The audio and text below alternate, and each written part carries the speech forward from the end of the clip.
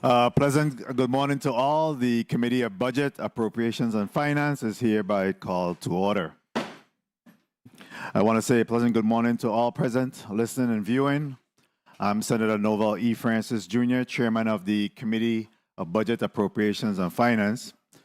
Today marks the start of the fiscal year 2027 budget hearing process with the budget overview. Over the next 3 months, the committee and members of the 36th legislature will receive testimony from government agencies as part of analyzing their current fiscal management challenges and successes, as well as their budgetary needs for the upcoming year. All of the information will be evaluated in the context of budget projections, the governor's recommendation, and against the realities of actual revenue collections. This process will conclude with the budget wrap-up, which will provide the last data needed for my colleagues and I to move into the budget markup process. This is not a process that anyone in this room takes lightly.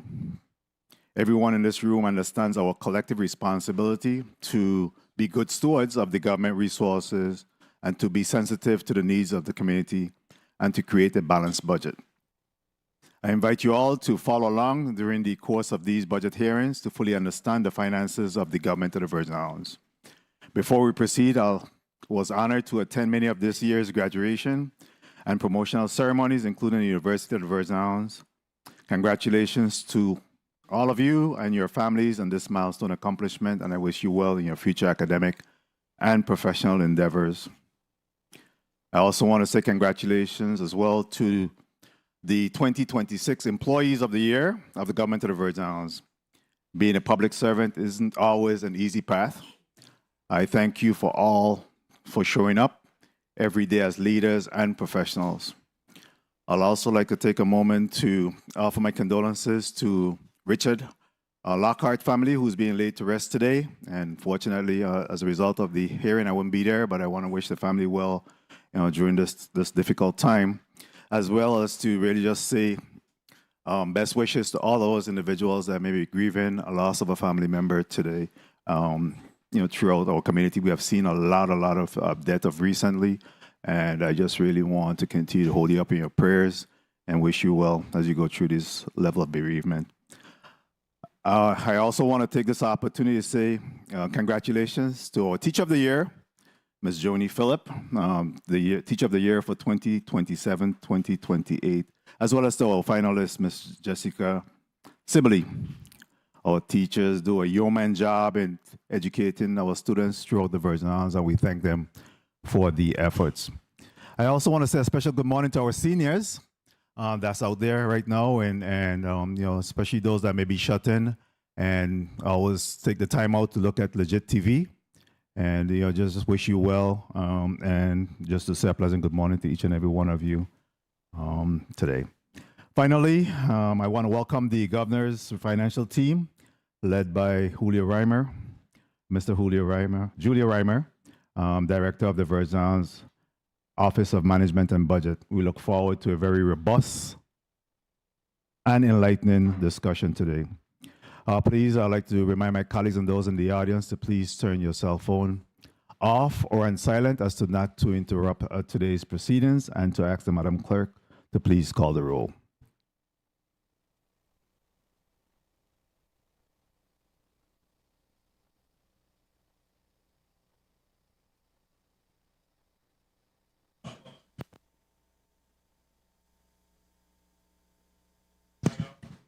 Senator Marvin A. Blyden. Senator Blyden, present. Senator Dwayne M. DeGraff. Senator DeGraff, absent. Senator Ray Fonseca. Here. Senator Fonseca, present. Senator Novel E. Francis Jr. Here. Senator Francis Jr., present. Senator Hubert L. Frederick. Present. Senator Frederick, present. Senator Maurice C. James. I am here. Senator James, present. Senator Kurt A. Vele. Senator Vele, absent. Mr. Chair, 5 present, 2 absent. Thank you very much, Madam Clerk. Any correspondence to be read into the record? Yes, Mr. Chair. Please proceed. Letter dated June 8, 2026. Honorable Novell E. Francis Jr., Chairman, Committee on Budget, Appropriation and Finance, 36 Legislature of the Virgin Islands, Capitol Building, Charlotte Amalie, St. Thomas, VI, 00804. Dear Chairman Francis, please be advised that I will be arriving late to the Committee of Budget, Appropriation and Finance meeting scheduled for today, June 8, 2026, due to a prior commitment. I apologize for any inconvenience this may cause and look forward to joining the meeting upon my arrival. Thank you for your understanding. Sincerely, Kurt A. Vele, Senator, 36 Legislature of the Virgin Islands. This ends the reading of today's correspondence, Mr. Chair. Thank you, Madam Clerk. We'll mark Senator Kurt Vele as excused and recognize him as soon as he gets here. At this time, I'd also like to recognize non-committee members. We have Senator Avery Lewis, as well as Senator Carla J. Joseph, and Senator Milton E. Potter. Good morning, Senators. Thank you for joining us here this morning, as well as Senator Angel Bolquez, or Senator at Large Angel Bolquez Jr. Madam Clerk, at this time, please read today's Block 1 into the agenda. Into the record, I'm sorry. Block 1, the Committee on Budget, Appropriations and Finance will meet on Monday, June 8, 2026, 10 a.m. in the Earle B. Ottley Legislative Hall on St. Thomas to receive testimony from the government's financial team on the Fiscal Year 2027 executive budget for the government of the U.S. Virgin Islands to include Fiscal Year 2026 budget appropriations versus revenue collections to date, total allotments to date and allotment reductions, projected revenues through September 30th, 2026, and proposed adjustments due to revenue shortfalls, if any, status of union negotiations, status of outstanding payments due to vendors for fiscal year 2026 and funding to semi-autonomous agencies, property taxes, line of credit, the Budget Stabilization Fund, cash on hand, federal drawdowns and status of federal grants to include FEMA, ARPA and CARES, status of government rental property and outstanding vendor payments from fiscal year 2026. Invited testifiers are Honorable Kevin McCurdy, Commissioner, VI Department of Finance, Mr. Julio Reimer, Director, Office of Management and Budget, Mr. Joel Lee, Director, VI Bureau of Internal Revenue, Mr. Brent Ladam, Tax Collector, Office of the Lieutenant Governor, Mr. Ludens Romney, Tax Assessor, Office of the Lieutenant Governor, Ms. Joss Springett, Esquire, Chief Negotiator, Office of Collective Bargaining, Ms. Cindy L. Richardson, Director, Division of Personnel, Ms. Adrienne Williams Octilin, Director, Office of Disaster Recovery, Mr. Nathan Simmons, Director of Finance and Administration, VI Public Finance Authority, Dr. Haldane Davis, Director, Bureau of Economic Research. Mr. Chair, that ends Block 1. Thank you very much, Madam Clerk. And at this time, we do have the Governor's financial team assembled here. We'll go to them real quickly to do a mic check, as well as a quick introduction. And we'll start off with Director Adrienne Williams Octilin. Good morning, Adrienne Williams Octilin, Director, Office of Disaster Recovery. Good morning. Good morning, Haldane Davies, Director, Bureau of Economic Research. Morning. Good bargaining. Morning. Good morning, Cindy Richardson, Director, Division of Personnel. Let's go back to Chief Negotiator. Good morning. Go ahead. Good morning, Josh Springer, Chief Negotiator, Office of Collective Bargaining. Good morning, Kevin McCurdy, Commissioner, Department of Finance. Morning. Good morning, Julia Reimer, Director, Office of Management and Budget. Morning. Good morning, Joel Lee, the Director of the Bureau of Internal Revenue. Morning. Good morning, Brent Laird, Tax Collector, Office of the Lieutenant Governor. Morning. Good morning, Lieutenant Romney, Tax Assessor, Office of the Lieutenant Governor. Good morning. At this time, Director Julia Reimer, you recognize for your testimony. Thank you. Good morning, Honorable Chairman Novelle E. Francis, distinguished senators. Let's try that again, please. Good morning.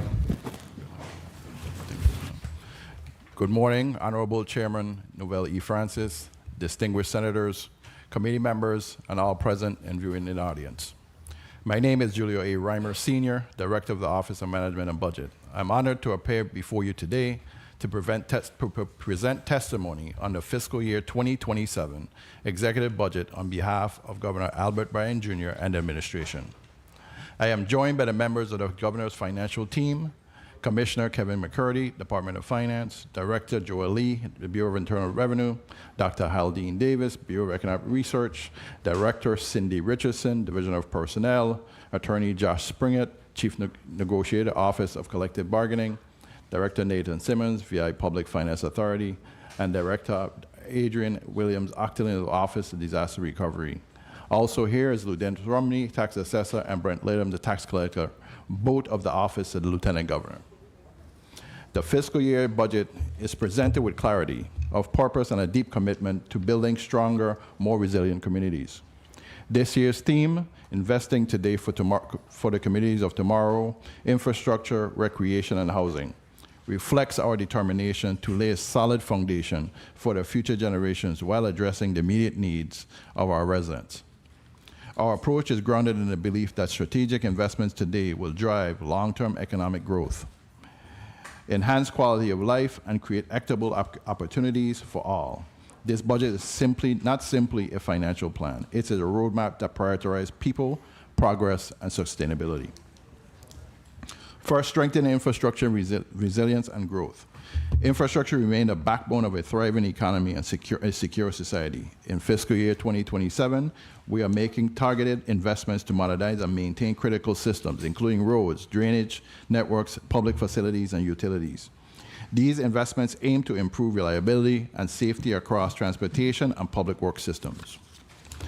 Enhance climate resilience in the face of increasing environmental challenges, support economic development by enabling efficient movement of goods and services. We recognize that well-maintained infrastructure is essential not only for the daily life, but also for attracting investment and fostering innovation. Therefore, a central pillar to the fiscal 2020 budget is a territory urgent and coordinated effort to execute critical infrastructure and disaster recovery projects at an unprecedented scale. The Virgin Islands currently has approximately $734 million in disaster recovery funding formally committed to major capital projects, including schools, reconstruction, road improvement, utility upgrades, and resilient projects for 2027. In addition, the territory has access to $700 million in community development block grant disaster recovery funding. These fundings are not reflected in current revenue forecasts, yet they require immediate and disciplined execution. The Virgin Islands Housing Finance Authority can approximately deploy about $50 to $100 million annually through stamp tax and CDBG-DR funds to advance housing and infrastructure development. Let me digress into protection of the stamp tax revenues. The stamp tax revenues must be protected. These funds are the financial backbones of a territory housing and development strategy. Any diversion will slow down housing production, delay infrastructure projects, and jeopardize the territory's ability to fully utilize over $700 million in recovery resources. Expanding recreational opportunities for healthier communities. Recreation is a vital component of community well-being. Our fiscal year 2027 budget allocates significant resources, upgrading parks, sports facilities, and public spaces, ensuring that they are accessible, safe, and inclusive. Our priorities include revitalizing community parks and waterfront areas, expanding youth sports and wellness programs, creating multi-use recreational spaces that encourage civic engagement, By investing in recreation, we are promoting healthier lifestyles, strengthening community connections, and enhancing the overall livability of our neighborhoods.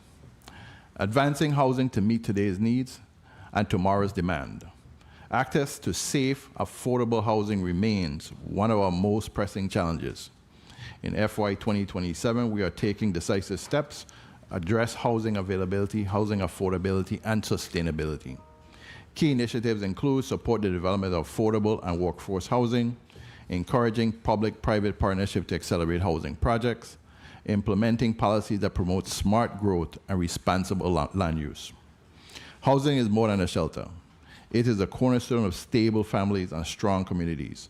Our investments aim to ensure that every resident has access to a place they can call home. And finally, fiscal responsibility and strategic investment. While advancing these priorities, we remain committed to prudent fiscal management. The fiscal year 2027 budget reflects a balanced approach that maximizes available resources, leverages external funding opportunities, and ensures accountability for every dollar spent. We continue to strengthen financial stewardship and transparency, align spending with measurable outcomes, invest in initiatives that deliver long-term value. The economic outlook for 2026 and 2027 is as follows. The economy of the United States Virgin Islands continues to recover with a modest growth driven by government spending, expanding tourism activity, and low employment. Overall, the economy remains fundamentally stable and supported primarily by strong visitor arrivals and sustained federal funding. Tourism performance remains a key contributor to economic stability. Visitor arrivals reached approximately 2.6 million in 2025, with a strong start to 2026, totaling 1.1 million visitors as of March 2026. Hotel occupancy rates stood at 67.9% in March, reflecting a continued demand within the hospitality sector.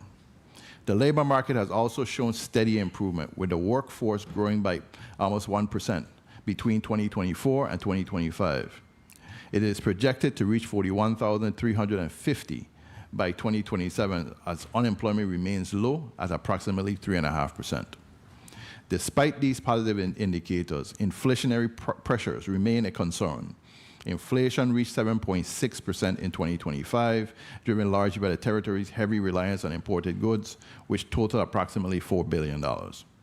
In response to steps to implement upward salary adjustments in both public and private sectors have helped offset the decline in resident purchasing power across the territory.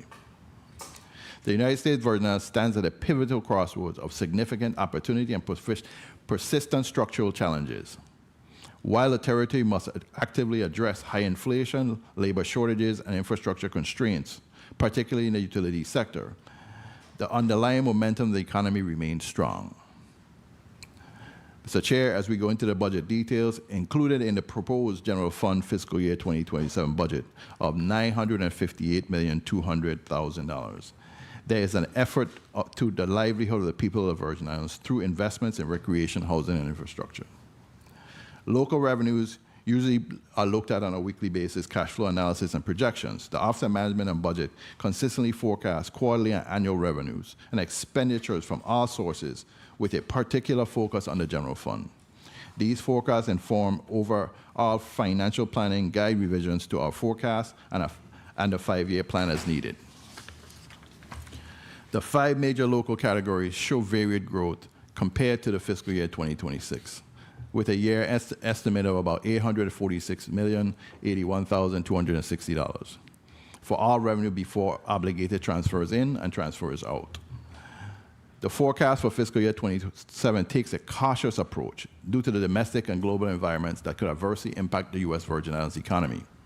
The current fiscal year 2027 budget takes into consideration the numerous capital projects underway in fiscal year 2026.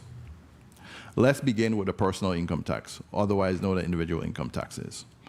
Collections indicate a projected increase of about 2% from fiscal year 2026, with a projection of $421.79 million compared to $427.95 million for the fiscal year of 2027. This is cautious projection is deemed prudent due to the global conflict as well as political developments that could significantly impact the U.S. U.S. territory of the Virgin Islands.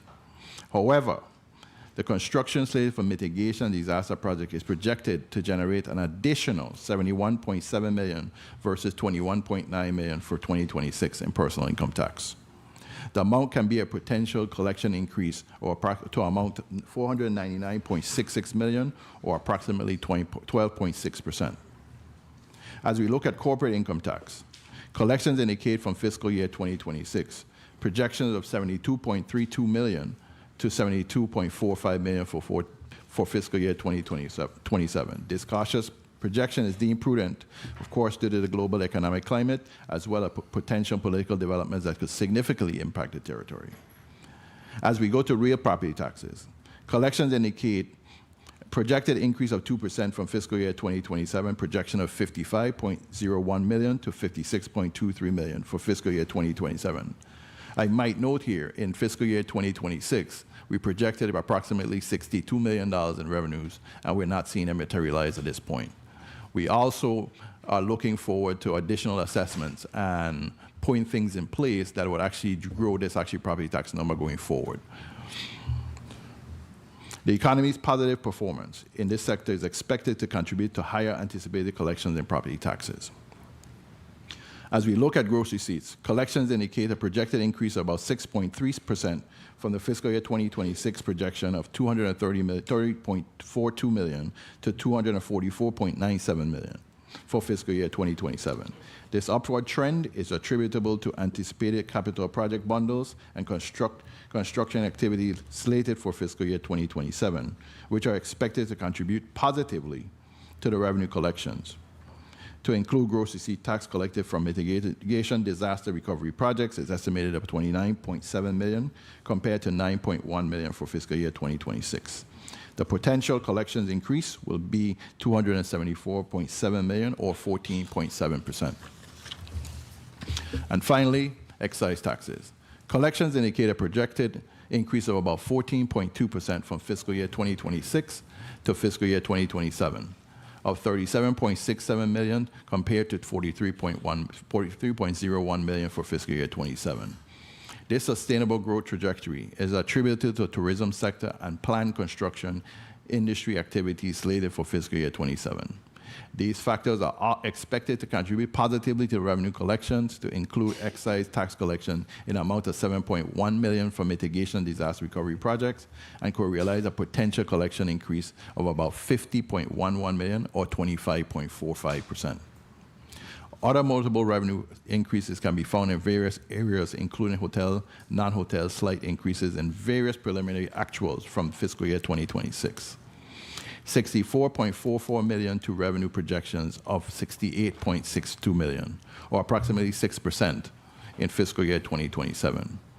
While hotel and non-hotel taxes are not part of the general fund, this growth shows stability for the tourism revolving fund. These funds are being tracked along with other local funds to provide an overall total revenue projection that aligns with proposed appropriations. Overall, the general fund revenues projections of about $848,819,915 for fiscal year 26 have increased to a projected $958,200,000 for fiscal year 2027. Additionally, while the general fund is projected to collect net revenue, the gross revenue collections are projected at $1,041,586,689. The proposed fiscal year budget from the government of the Virgin Islands includes expenditures totaling $1.64 billion. This includes appropriated and non-appropriated funds. Federal grants. The total federal grants funding projected available to the territory for fiscal year 2027 has decreased slightly to $20.6 billion. This amount is expected to decline due to the increased disaster funding spending in the territory as the years go by. The Office of Disaster Recovery anticipates that $733.9 million will be spent on disaster recovery projects throughout the territory in the fiscal year 2027. This will result in $36.7 million revenue by the way of gross receipt taxes and other forms of residual revenue. These projections were made on base with expected construction activity within private sectors. Some of the largest spending projects comprise of healthcare facilities, such as reconstruction of the Governor Wang F. Louis Hospital and Adana M. Christensen Health Center on St. Croix, and the Nude Hansen facilities on St. Thomas. Several schools are poised to enter construction, including the rebuild of the Charlotte Malley High School, the Central High School, and as well as modernization of the Bertha Seba Shelter and the St. Croix Educational Complex. Significant expenditures are also expected in infrastructure and utility sectors via the replacement of the Richmond Power Plant on St. Croix and the installation of temporary generation unit. The beginning stage of horizontal projects to replace underground power, water, and wastewater lines will also be realized in 2027. The implementation of the line of credit has been instrumental in allowing the territory to keep pace with the disaster. The ability to keep projects on track, facilitate the timely completion of many projects has been critical. The line of credit has also enabled the after disaster recovery to keep residential restoration projects under the Envision Tomorrow program moving as we approach the completion of 100 homes territory-wide and continue implementing Rebuild USVI's comprehensive bundled project strategy. Timely payments to vendors are one of ODR's top priorities. The needs remain for this utility and opportunity to increase the line to facilitate the advance of critical projects as we enter construction phase should be considered. In addition to disaster funding, there is $543.3 million of projected total represents non-disaster related federal funds available to the government of the Virgin Islands. This amount includes $20.6 billion from the Department of Interior Office of Insular Affairs. This continues to support. This support provides resources towards disaster recovery mitigation and overall improvement of the territory. And finally, let's go through the human capital side of the government. The total number of employees on the government of the Virgin Islands is 9,825. Currently, the central government's employee population consists of 5,550 individuals, which includes 2,829 employees on the island of St. Thomas, the district of St. Thomas St. John, and 2,721 employees in the St. Croix district. This group comprises of 1,350 unclassified employees and 4,099 classified employees, 40 part-time employees and 4 temporary employees, and 57 per diem employees. As of fiscal year 2026, the Division of Personnel has processed a total of 2,433 personnel actions, including 474 hires, of which 272 are new hires, 244 separation, and 805 salary changes.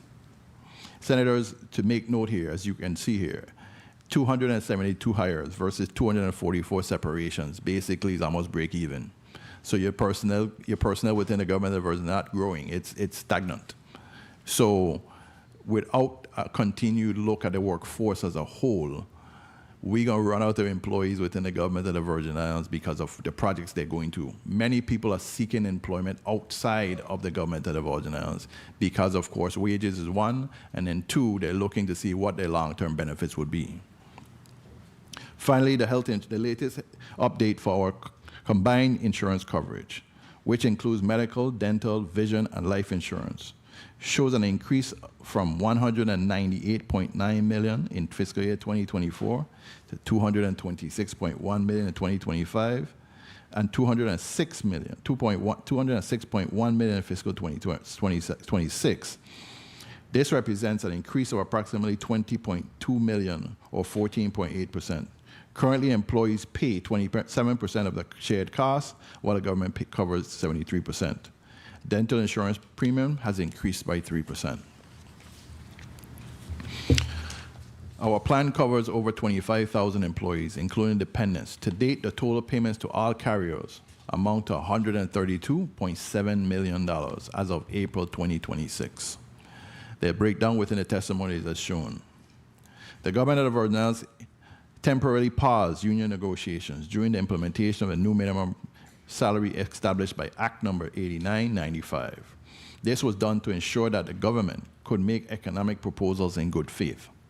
As we approach complete implementation of the new minimum salary, the Office of Collective Bargaining has resumed negotiations with our Virgin Islands labor unions and Virgin Islands workers unions. These unions represent non-supervisory employees at the Department of Public Works and Human Services, respectively.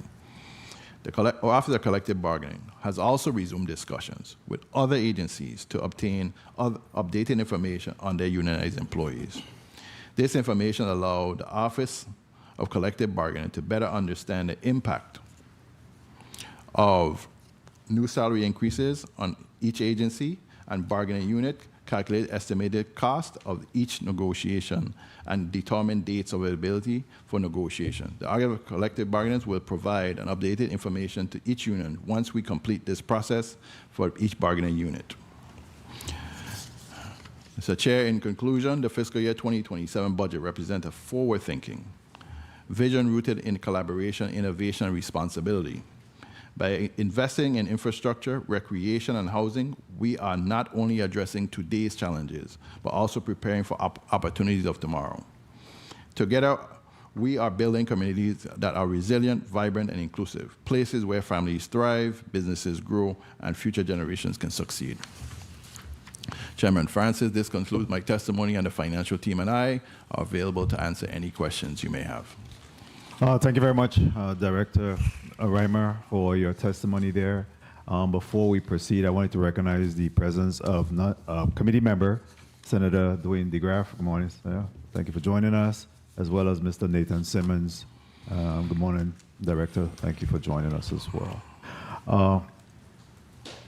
So describe this budget in one word. Sustainable. Sustainable. Very well.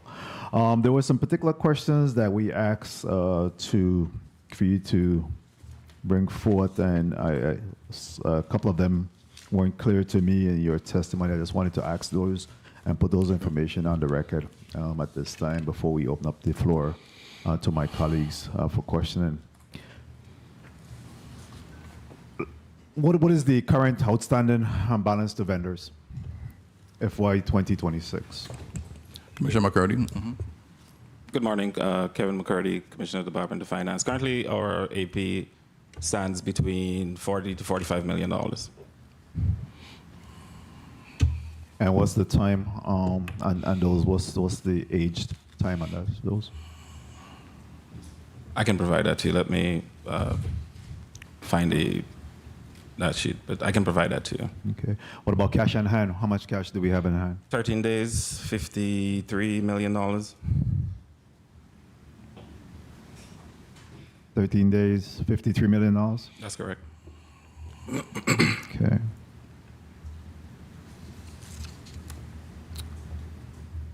Where do we currently stand in terms of our revenues coming in? As of, I guess, as of May 31st. So revenue year over year remains kind of flat compared to 2025. I believe so far we've collected about $560 million.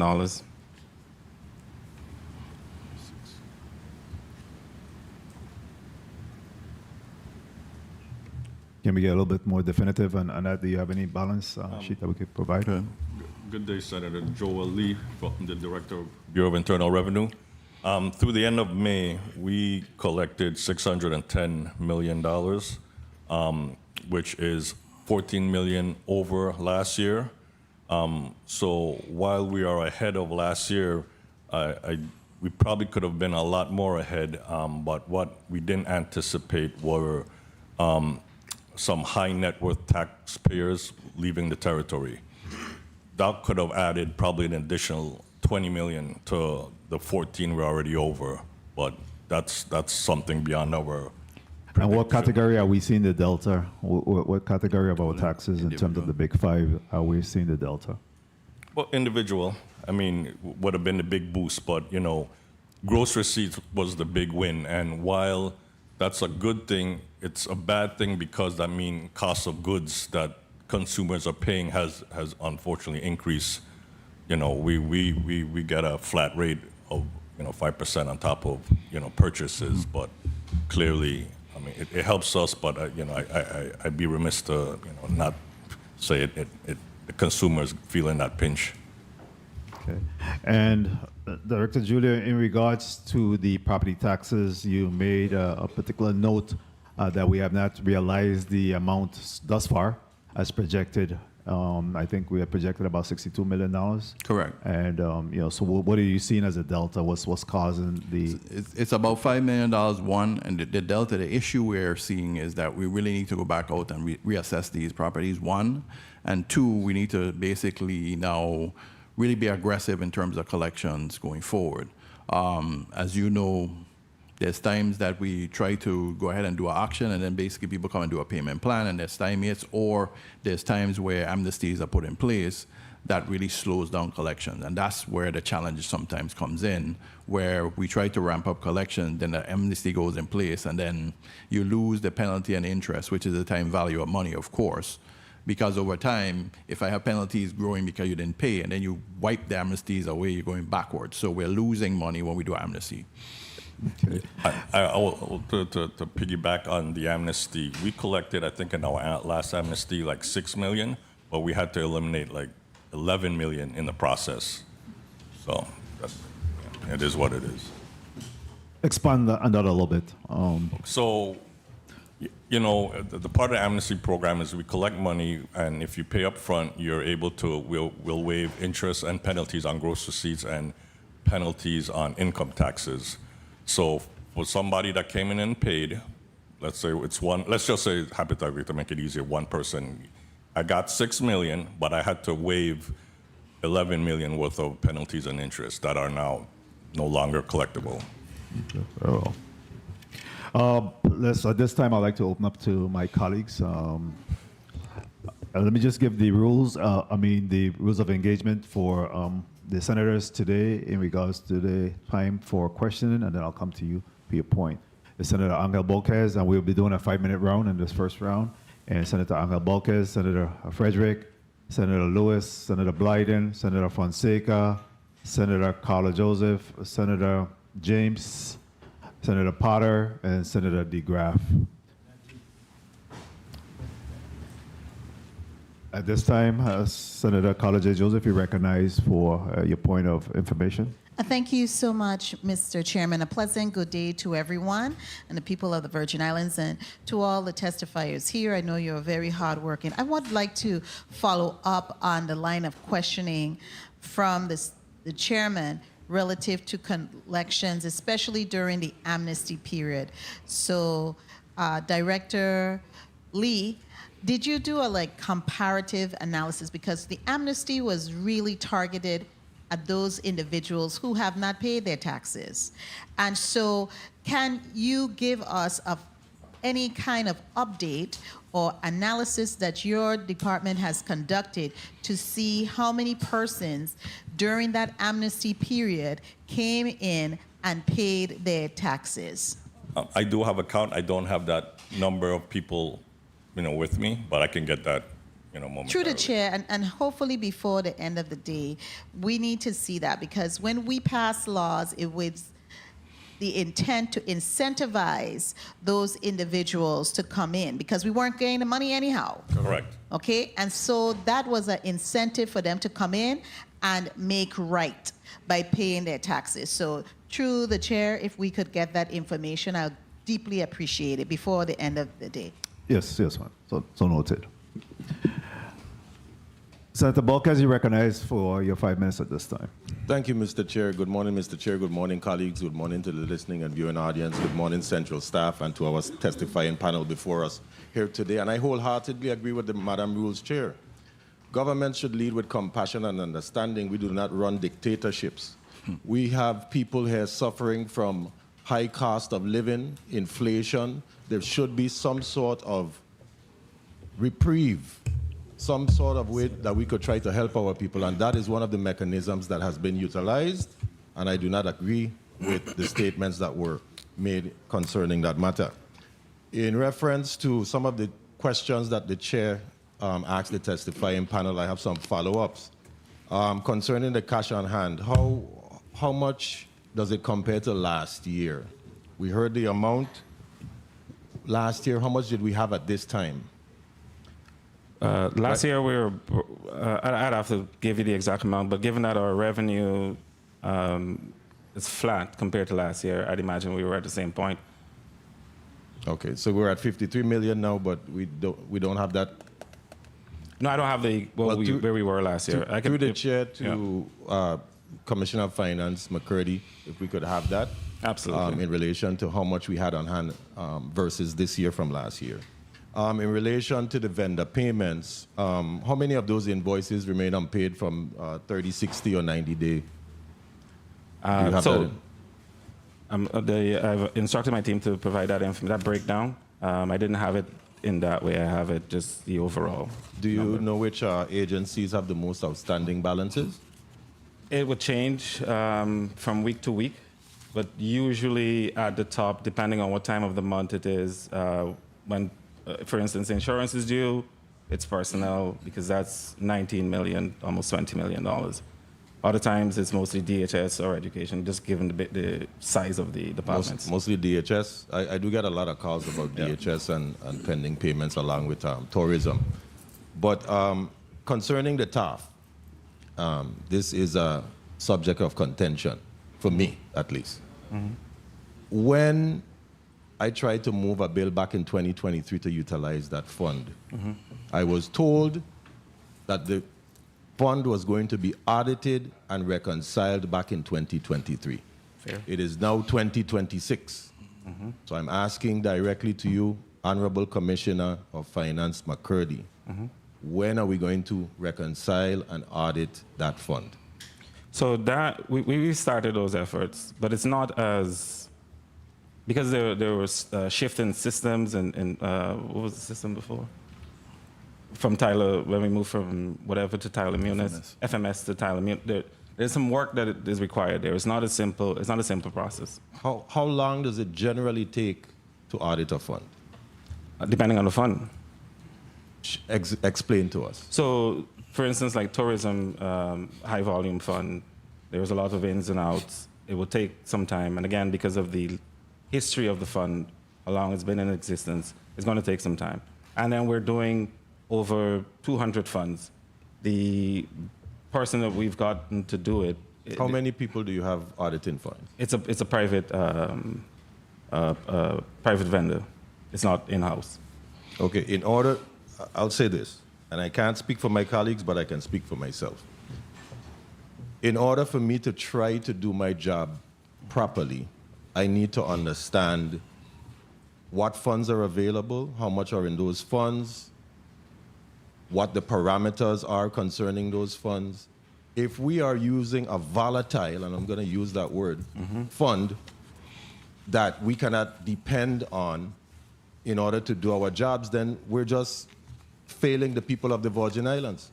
Mm-hmm. Now, I know that fund is in relation to tourism, right. and that is technically what brings in our GDP most of it. 1 minute. Mm-hmm. So I would assume that is one of the most important funds that we have available to us here in these Virgin Islands. I am pushing and I'm asking my colleagues to please join me in this effort. We need to push the Department of Finance to reconcile and audit that fund. It is far too long that this has taken place. All of the how should I put it? All of the just ruthless behavior concerning utilizing that fund needs to stop. 30 seconds. It really needs to stop. If we need to put parameters in place to protect the fund, all of this ruthless behavior needs to stop.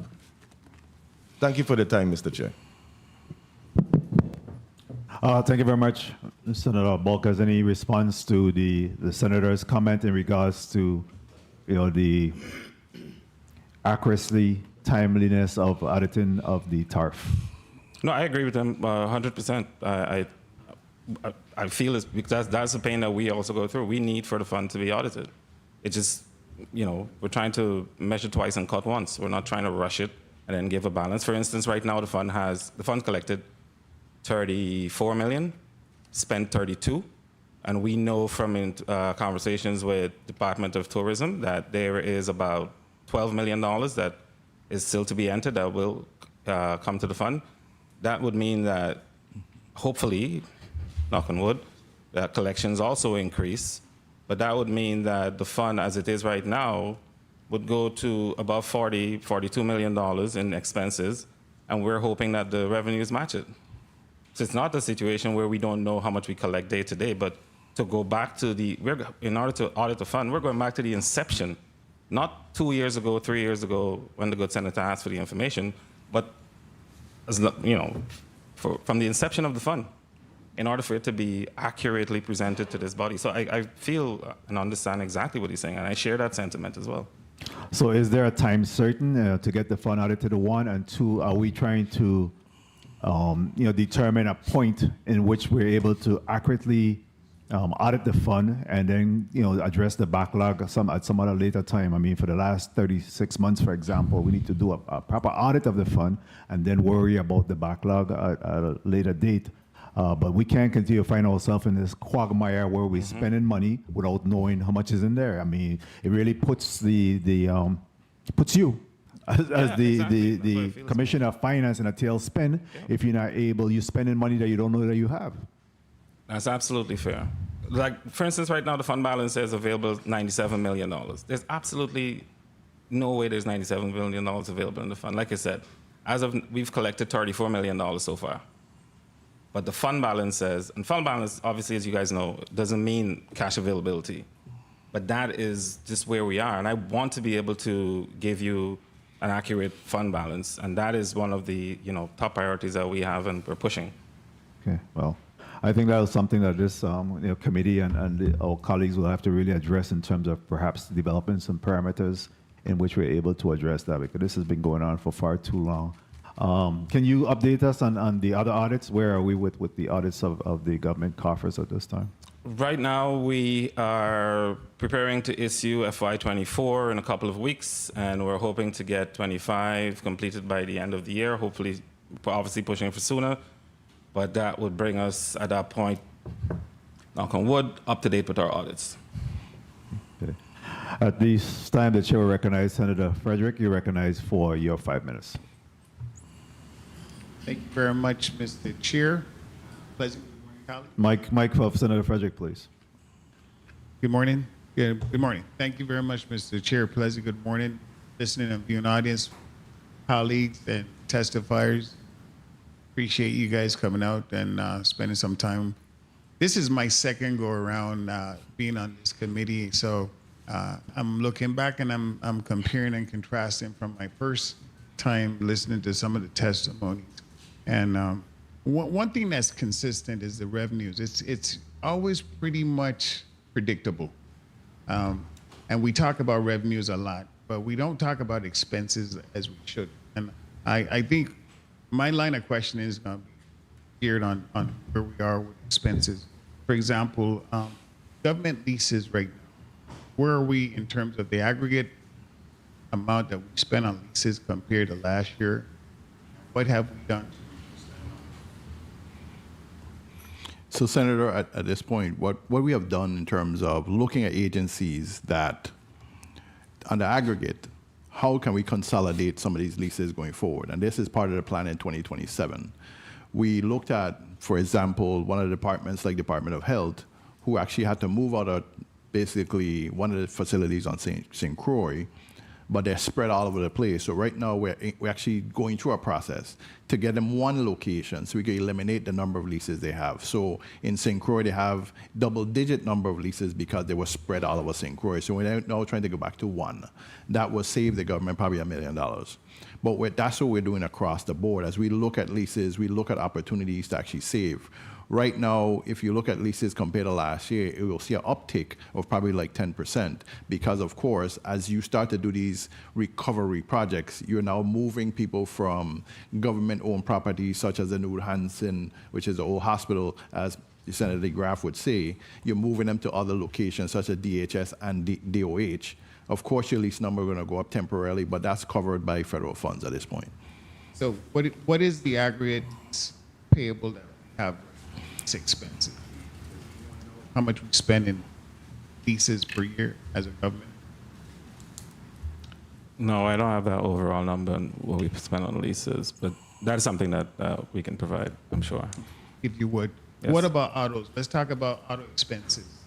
Compared to last year, what we spent on automobile expenses versus this year, where are we?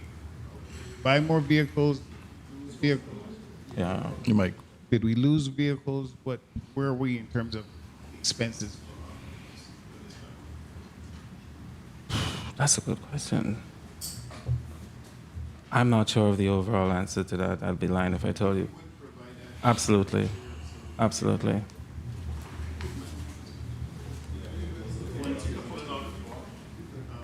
So that is my challenge. I'm trying to keep up with these expenses.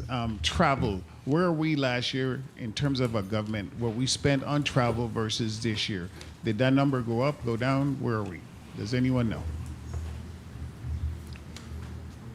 So we'd have to pull that out to see and do a comparison. I don't know that it's something that I look at the forest and not the trees. Yeah. So the overall numbers, what I focus on the individual, which obviously comprise of individual numbers, but we can pull that out and give it to you. So we talked about personnel expenses. We lost 200 plus, we gained 200 plus employees. So overall, with the increase in the minimum wage, where are we in that number for the cost for the government? Cost of the government, of course, went up approximately $6 to $9 million. Of course, you had union increases in there. Senator, to implement the 35,000 wasn't just a step to move them to 35. There were union raises that were in between that had to be implemented in order for us to say, hey, do you qualify for the 35,000? In some cases, the employee surpassed the 35,000, so was not eligible for the $35,000 increase. So did we meet all that requirement now? Is everyone being paid the 35,000 minimum? There's 10 people that are in the process of being completed right now. That's left.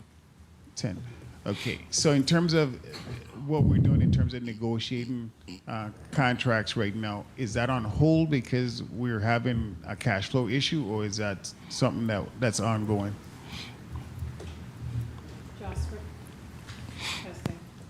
30 seconds.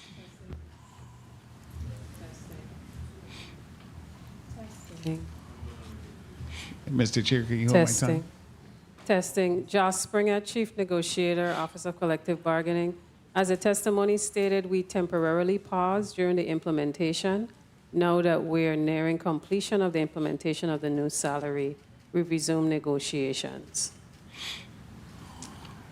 And last but not least, contracted services, another critical portion of our budget. How are we compared to last year to this year? Has that number gone up or down? And if so, why? Contracted services has gone up. Specifically, I can actually give you one instance where it's went up by approximately $2.5 million, which is behavioral health. So within this budget, of course, we looked across the board of all the contractual services that were necessary and make sure we funded them within this budget. So therefore, you'll see an increase on the professional service and contractual service side.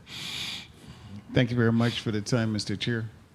Thank you very much, Senator Frederick. Real quickly, Director Julia, one of the Reimer, in regards to one of the line item that was sent to you is for us to do a status of our government rental and properties, because we really wanted to take a careful and look at the leases that we're having, and also to be able to do a contrast between general fund payment as well as FEMA payments.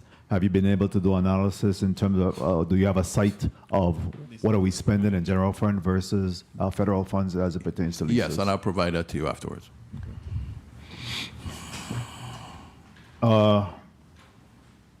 Travel, I would imagine is of great concern to you as well. I heard the question posed as to what's happening with travel. How are we tracking that? I think that we were a little bit weak in terms of our response to Senator Frederick in regards to what are we seeing with travels? What are we expending with travels? That should be something that we should have been able to draw out and discuss. Are you also obtaining that information so we could be properly responsive to that question? Yes. Okay. Good. At this time, the chair will recognize Senator Lewis. You're recognized for your 5 minutes. Thank you, Senator Francis. Good morning, colleagues. Good morning, testifiers. Morning to the people of the Virgin Islands. Director Springer. Keeping in line with the line of questioning we're just going down, in the testimony it said that you have, lack of a better word, you resume negotiation talks with the different bargaining units. How are we going with that? What is that looking like? Well, Josh Springer, Chief Negotiator, Office of Collective Bargaining, but we just resumed in May. So not too long ago, once we've gotten to about 90-something% implementation of the minimum salary.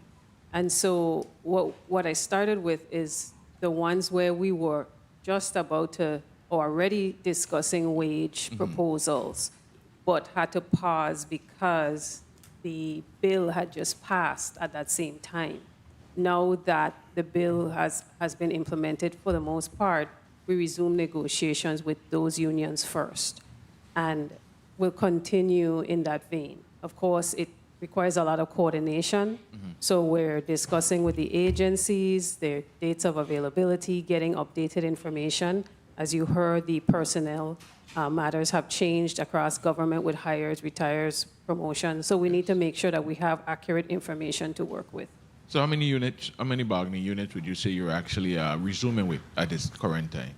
Well, so far we've only met with 2. Again, this started last month. So we started with our Virgin Islands Labor Union and VI Workers Union as 2.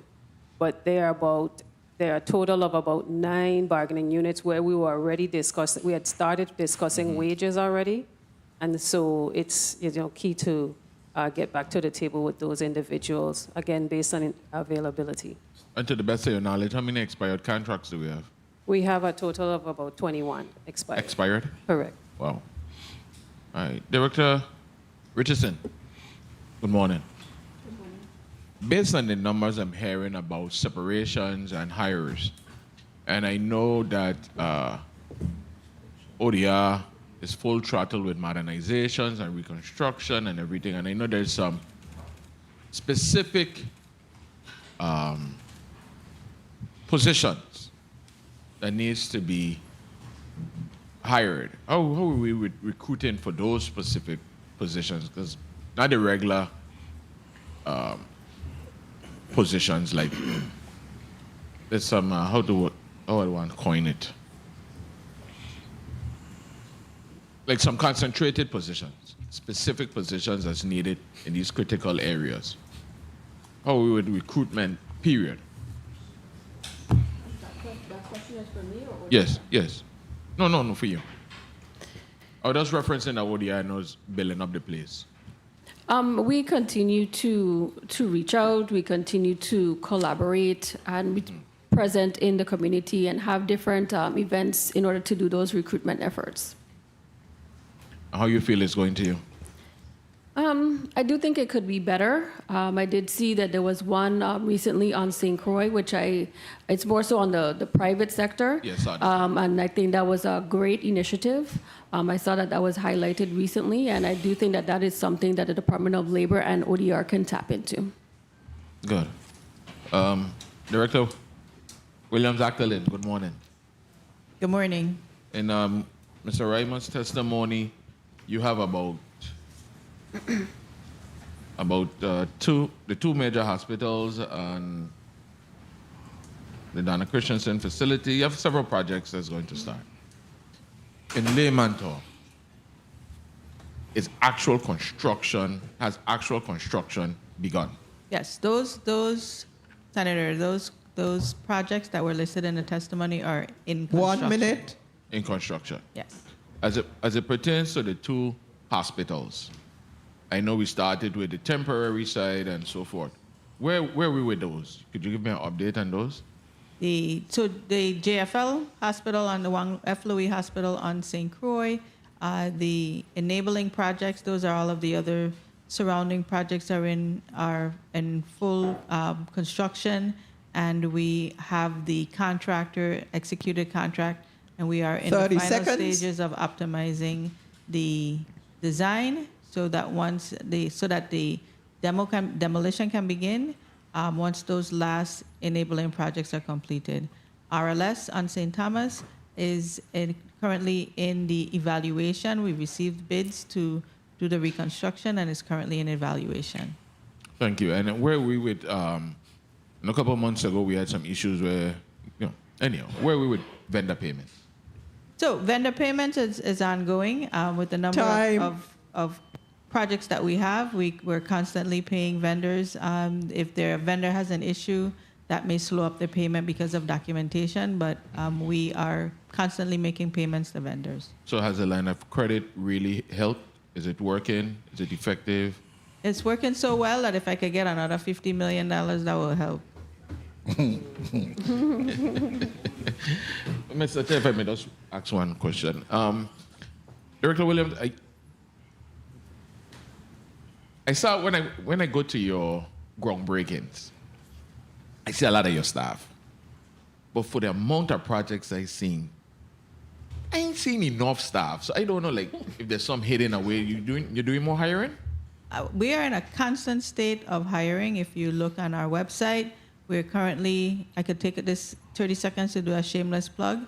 We are currently looking for project engineers, project managers, financial analysts, and finding people who have the requisite experience to process projects and manage projects at this level is difficult, but we have an internship offering to all with the preference for University of the Virgin Islands graduates and students. Currently, right now, we have construction manager students in our office that we're just providing. And if you apply, we've hired everybody who's applied because we want to give them the expertise, the experience at this point, but also so that they can build their expertise as we move forward. All of the experience that we need is not just from our entrance phase. Some of it, we really need some experienced individuals to be able to assist. Thank you for your response. I'll come back because I see some projects have begun, but I think it's taken quite a while for completion. I am the contractor, but I'll come back. Thank you very much, Senator Lewis, for your line of questions. Director Acklin, in respect to the line of credit, what's the amount you have in your line of credit at this time? I thought it was $200 million. So $100 million is for the disaster recovery.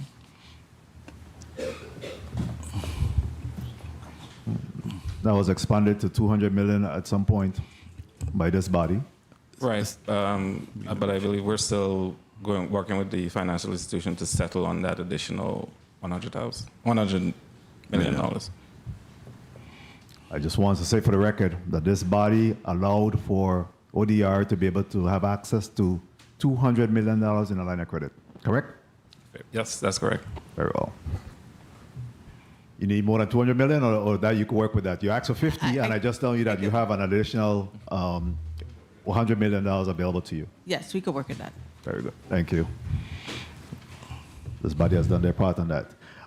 At this time, real quickly before I go to the next senator, which would be Senator Blyden, how are we extrapolating the disaster recovery gross receipt taxes? What is the mechanism that's used to make sure that we're separating that out so that we could have better, good auditing or accounting of that money? So Senator, of course, when the good director over there, she actually withholds the actual gross receipt. So based on when they actually make the payment, the gross receipt is withheld. So we actually know the accurate number. We know it as soon as she makes the payment because it's a net number that the contractor receives.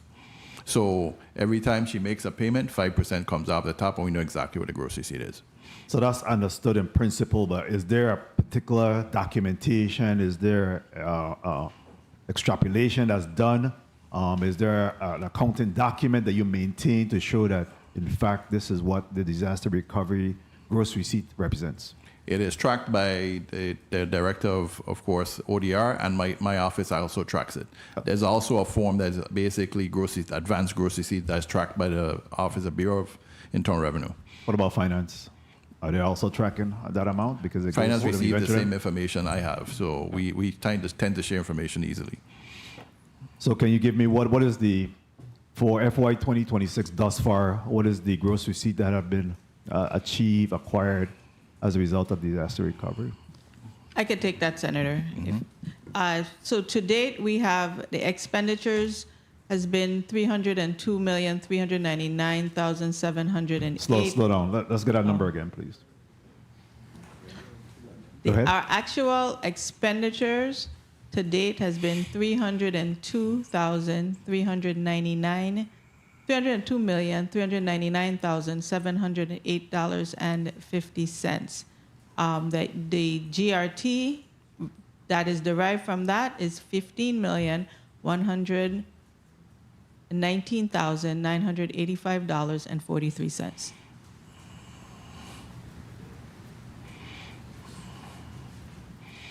Thank you. Well, I'll ask at a later date how we're using that money, but for now, because then that goes in the general fund? That's correct. That goes to the general fund. That's correct. Senator, to answer your question in regards to leases, annual leases for the government of the Virgin Islands that we pay out is $13.9 million. And in regards to leases that we actually lease to other individuals, we collect about $4.2 million. Of the $13 million, how much of that is FEMA versus general fund? Well, we'll clarify for that. We just got a high-level number. Because that is important, right? It is, absolutely, yeah, so absolutely. Yeah, so we need to, because a lot of these leases, especially for the Department of Health and others, they're actually being subsidized. They're actually paid for by FEMA monies. There's FEMA possible dollars. FEMA and federal grants that pay for some of these leases. So in some cases, it's split. So this is something we probably got to just reach out and just bring it back for you.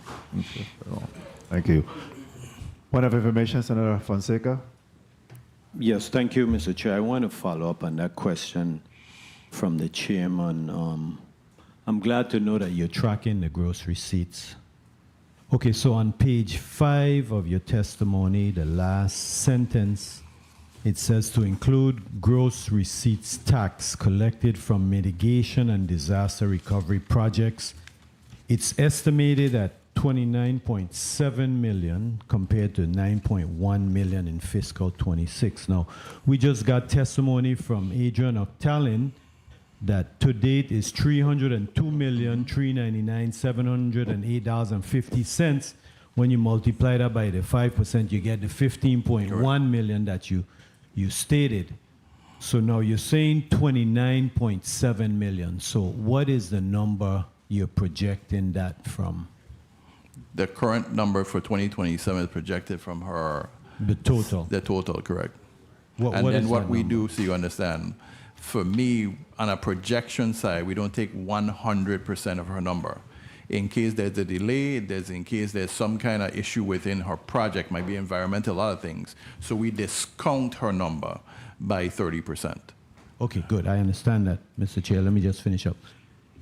Adrian, Mr. Octalin Williams gave us $302 million to date. Correct.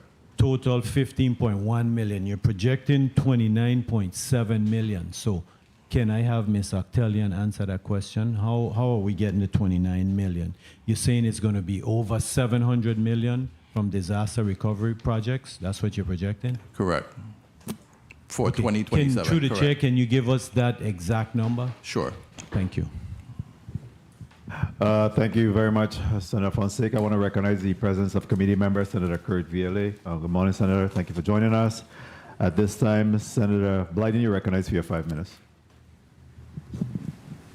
Thank you so much, Mr. Chair. Good morning to my colleagues, listening, viewing audiences, staff, central staff, and good morning to the governor's financial team, and thank you so much for your testimony. Mr. Ryman, you spoke in your testimony about us being at a pivotal crossroad of significant opportunity and persistent structural challenges. Can you tell me briefly what are those structural challenges you're speaking to, and how can we correct them moving forward? Truly, we have to understand what the actual cost of government and how we're going to run the government going forward.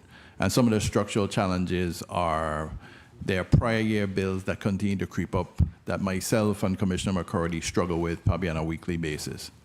During this fiscal year, we've spent over $100+ million on prior year bills that just continue to creep in. So what we have done as a collective unit is actually, since we have the CFO authority, we are basically now getting to the point where we go into agencies and try to understand what truly it takes to run your agency. And in doing so, that would fix it going forward. But then we also need to address what's in the past. And that's what the struggle of the structural issues are. Because here it is, when you go into certain agencies, you might find 12, 15, $20 million worth of bills that has not been submitted to myself or the Commissioner of Finance. And that creates the havoc that we try to understand, well, how does that affect cash flow? And how do we now get a vendor paid that has not been paid in maybe a year, maybe 2 years? So that's the struggles we have on the structural side. Okay, very well. Let me ask you, in respect to the protection of the tax revenues. And I know you're on the board of HFA, correct? That's correct. Okay, you spoke to the funds which are the financial backbone of the territory's housing and development strategy. And any diversion will slow housing production, delay infrastructure projects, and jeopardize the territory's ability to fully utilize over $700 million in recovery resources. So let me ask you, because you spoke also to us deploying approximately $50 to $100 million annually to the stamp tax and CDBG-DR funds to advance housing and infrastructure development. Let me ask you then, in that respect, how much stamp tax have the authority gotten, say, over the last 2 years, and how much is outstanding, and what the reason for that? We've paid recently, this year actually, $5 million. We have outstanding about, it's in the 20s, 27 million, I believe. 27 million outstanding. Yep. And the reason for that outstanding balance is it's just a reflection of our financial condition. We depend a lot on, the general fund depends a lot for operations on all revenue sources, and when we get to the end of the year, we just don't have that money to transfer. So we divert, or we just don't have it? No, we some just don't have cases. it. So part of what happens is, I think it's 50%, I can't remember the name of the act right now. Money goes to Recorder of Deeds and HFA. I believe it's 50% is supposed to go to HFA. For several years that there was a balance. We've attempted to pay down the balance, but we just haven't been able to do it. Okay, very well. Let me go to the other areas in respect to the budget. And of course, Director Reimer spoke to some of the other challenges we have, and despite that, you said, we still, basically, I forgot your words, we're still looking optimistic in terms of moving forward, correct? That's correct. And we don't see ourselves in a hole. You spoke about our tourism sector and how strong it is in terms of personal income tax, etc. And also you spoke in terms of the recovery dollars with all these projects that's moving forward. I want to speak to one thing, though, that we have not touched, which I think affect all of the projects and us actually bringing in more revenues. DPR and pipeline in terms of how fast we move those projects forward, and in respect to many issues to include environmental and other sectors with that department that, in my opinion, actually affects many of what we're talking about here today. And 30 seconds. In that regards, what we can do as a legislature in terms of assuring and shoring up that department to assure that it does not hamper any of the developments moving forward. What's your take on that? That's just my opinion. So, Senator, as everybody in this room could attest to, especially my colleagues, the workforce now is gotten to a pivotal point where we're now starting to steal employees from each other. It's not that they're available out there for us to actually go and grab somebody else. Yes, we have the program that actually put GVI fellows in place, which is a great program. But it's surely not enough for us to, in terms to attract talent. We just fighting. There's times where I'm stealing an employee from the Department of Finance, but then the Bureau of Internal Revenue steals the employee from me. So this is how it goes. That's what happens. You got times where, sorry to say, ODR comes along and steals your employee, but there's a need, and that's the challenge. So the employee really is at a position of strength, and the employer is at a position of weakness because talent is very, very slim. Agree, and thank you for your honesty. And I must say, I'm in closing, Mr. Chair. I attended a graduation party yesterday, and 12 young men, 12 young Virgin Islanders, all honor students, and they actually stated exactly where they're going to college and what their major is going to be, and every single one of them were in this field. And I was so impressed because it's like, we need a talent, and right now it's a need desperately. And I'm happy to see many of the young men around here actually going into the field of electrical engineering, mechanical engineering, etc., that they can assist us in our recovery. But again, I want to thank you for your response, and thank you so much, Mr. Chair, for the time.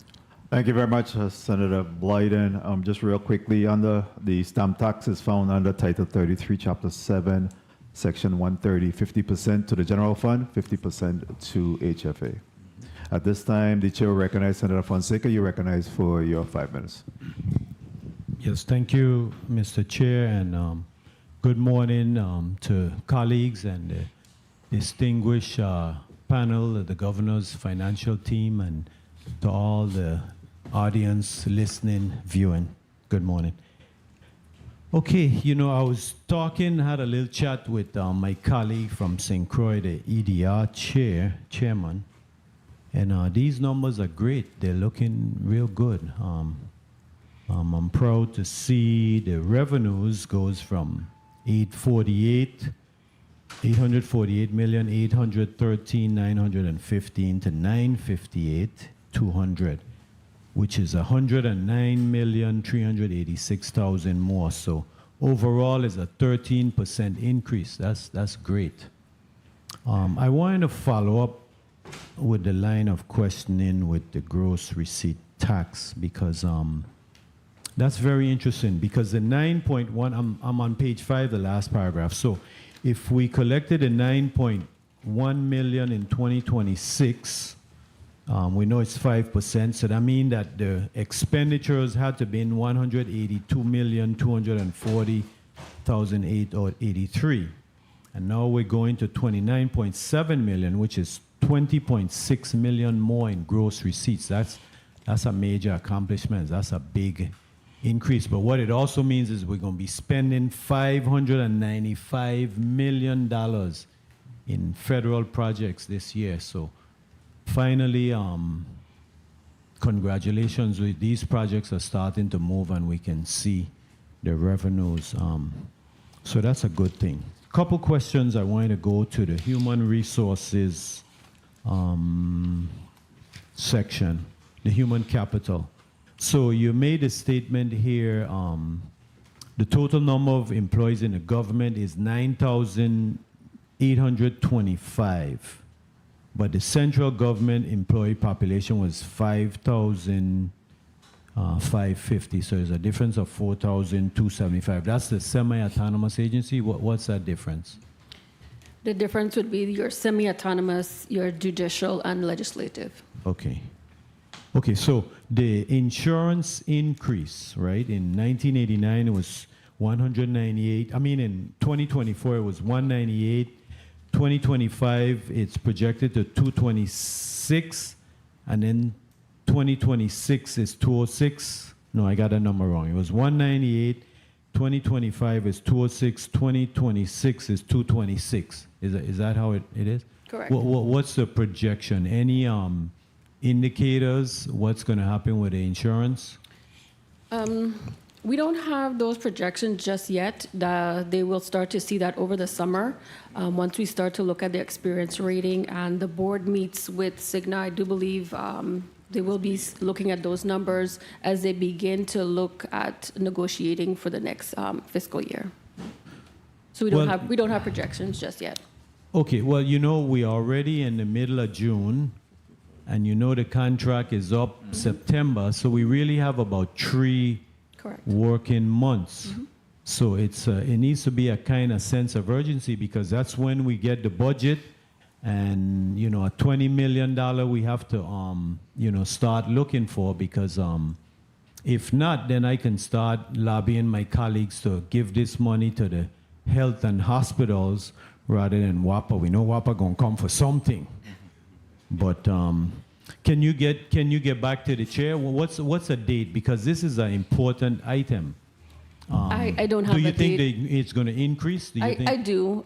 With some of the projections that we saw, even when we were looking last 1 year, minute. they are projecting that there will be an increase.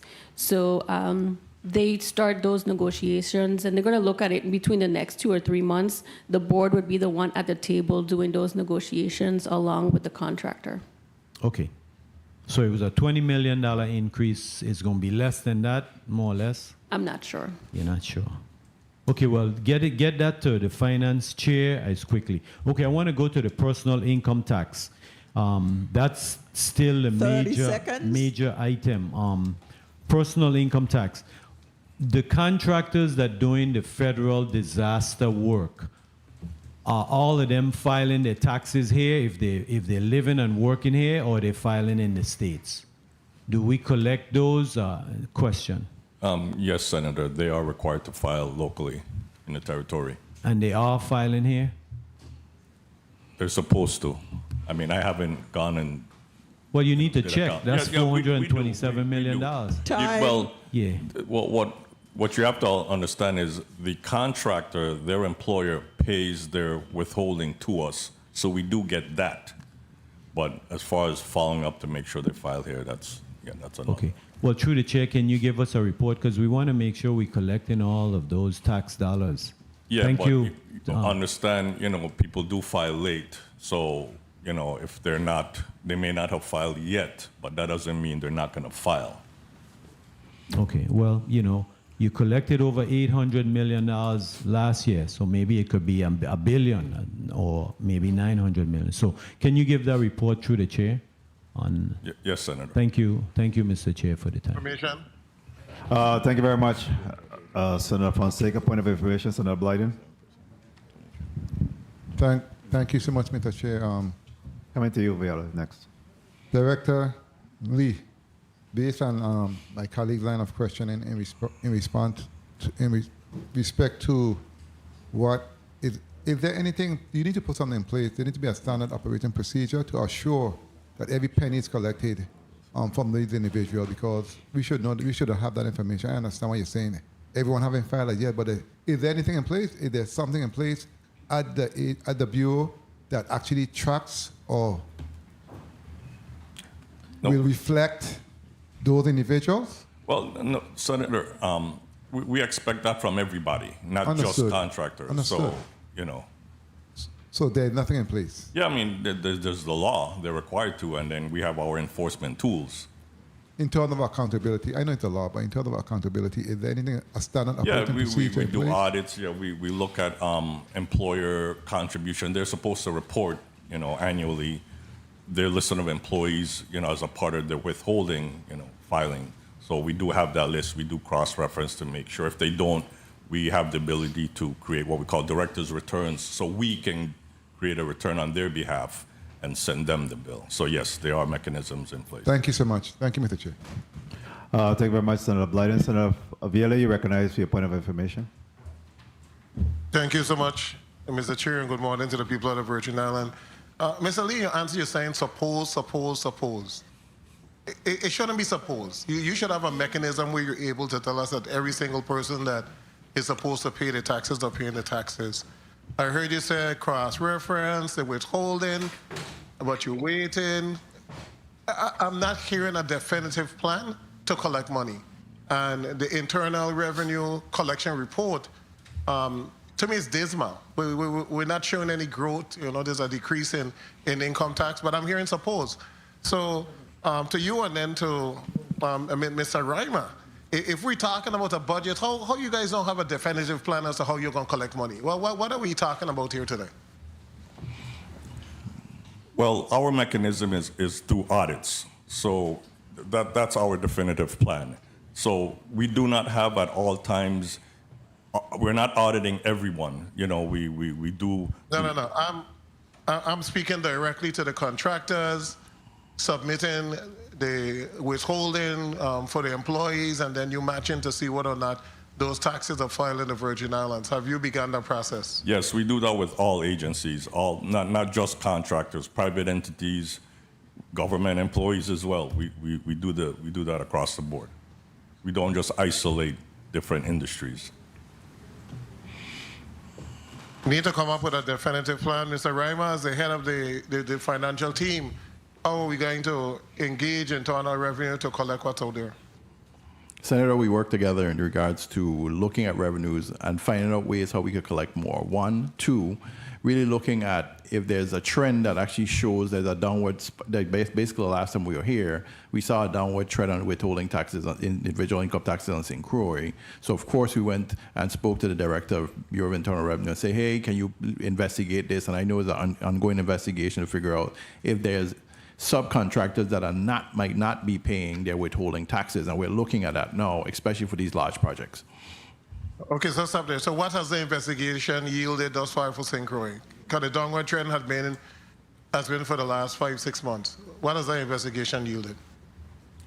Thus far, we did see a decrease of employees in the territory, on St. Croix, through the closing of some major retailers. But as if anyone on St. Croix knows, we do see some developments to reopen, that industry again. So I expect that will pick back up. So hold right there. Now done now, Mr. Chair. So Mr. Davies is there.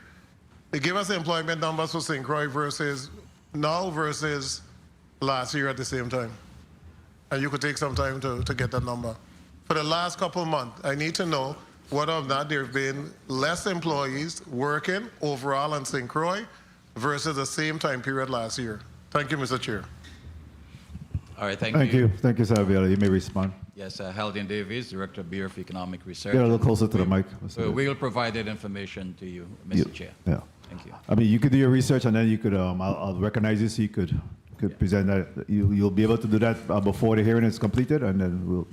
Yeah, that is the goal. Yes, very well. Thank you. Real quick, before we go to Senator Joseph, who is next up to bat, I wanted to ask you,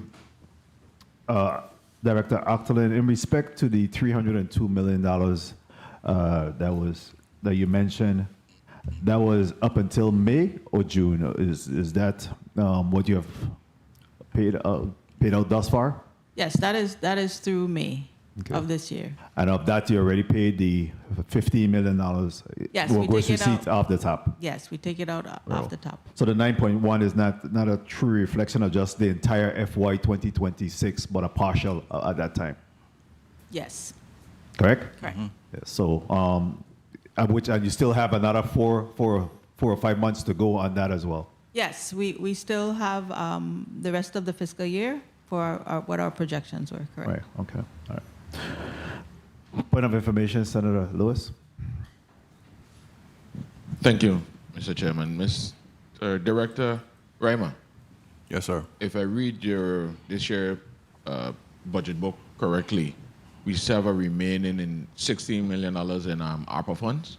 Correct. And do we have an expiration date to get all of those money spent? December 31st, 2026. Are we optimistic that we're going to get it accomplished? We're going to spend those monies. Most of those monies is actually road projects that are underway. Like which island? Both. Both St. Thomas and Croix. You don't know which projects particularly? Particularly, I'll have to pull the list, but it's about $9 million in projects. All right, thank you. Point of information. Director Reimer, in regards to this $9.1 million, I know that my colleague, you mentioned that several times. Is that for FY 2026 or actually FY 2020? A portion of time in 2026, correct. All right. So to answer another question you asked earlier, the breakdown in terms of leases, the government of the Virgin Islands as follows. What we pay from the general funds is about 57% of the $13.9 million. And our federal funds pay about 25.5, and special funds pay about 19.5, which is the total. That number. General versus federal, as well as special. Correct. Okay. And that number will continue to change as we go along, as these bigger entities are moving out to do their major projects. Okay. So that number is probably going to get closer to probably 50-50. Very well. Senator Viola, you recognize? Thank you so much. Mr. Reimer, when the question was asked about the ARPA funding, the last budget cycle, you said the expiration was December 2025. I think there was some 40 million at that time. Now you're saying the expiration is December of 2026, and the 9.1 is obligated. Specifically, we would need to know what are those obligations and how has the date changed? Because that question was asked before. So what are the specific applications for that 9.1? Why is it such a secret? I think from last year we've been trying to find out exactly how those monies are being spent and how, if you have 16 million left, how was the 24 million spent? Because it was 40 before. Okay, so Senator, go backwards to answer your questions in reverse. So you're talking about the obligation period was the end of 2025, which means all the funds had to be obligated by that time. We have until the end of 2026 to expend all the money at that period of time. So you had to be obligated by the end of 2025, but expend by the end of 2026. That's the difference. In regards to the additional $24 million of variant projects that are actually ongoing, that was already ongoing before, you had road projects, you had a project with cistern project with agriculture. There's many projects. I could provide you the list. I really want to know specifically how that 40 million is spent. I don't want to hear road project, cistern cover. It might be 30 million spent on St. Croix. I want to know specifically. I can give you, to the chair, I can give you the one at a time. Yeah. I'll provide you the full list of all the projects. That's easy to provide. Okay, before today's meeting is over. Yes. Thank you. Thank you. At this time, the chair would like to recognize Senator Carla J. Joseph. You recognize for your 5 minutes. Thank you so much, Mr. Chairman. A pleasant good day to my colleagues and, of course, the people of the Virgin Islands and all the testifiers here.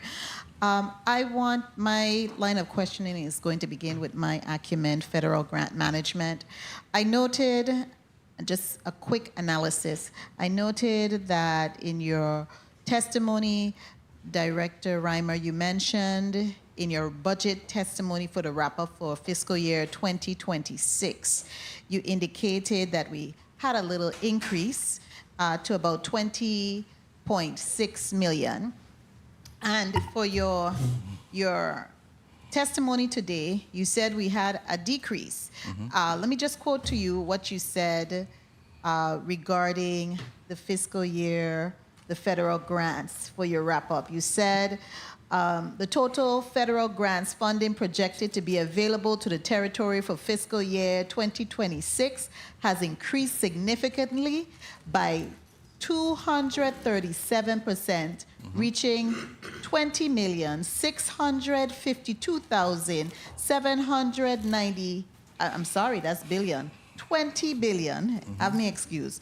20,652,795,692.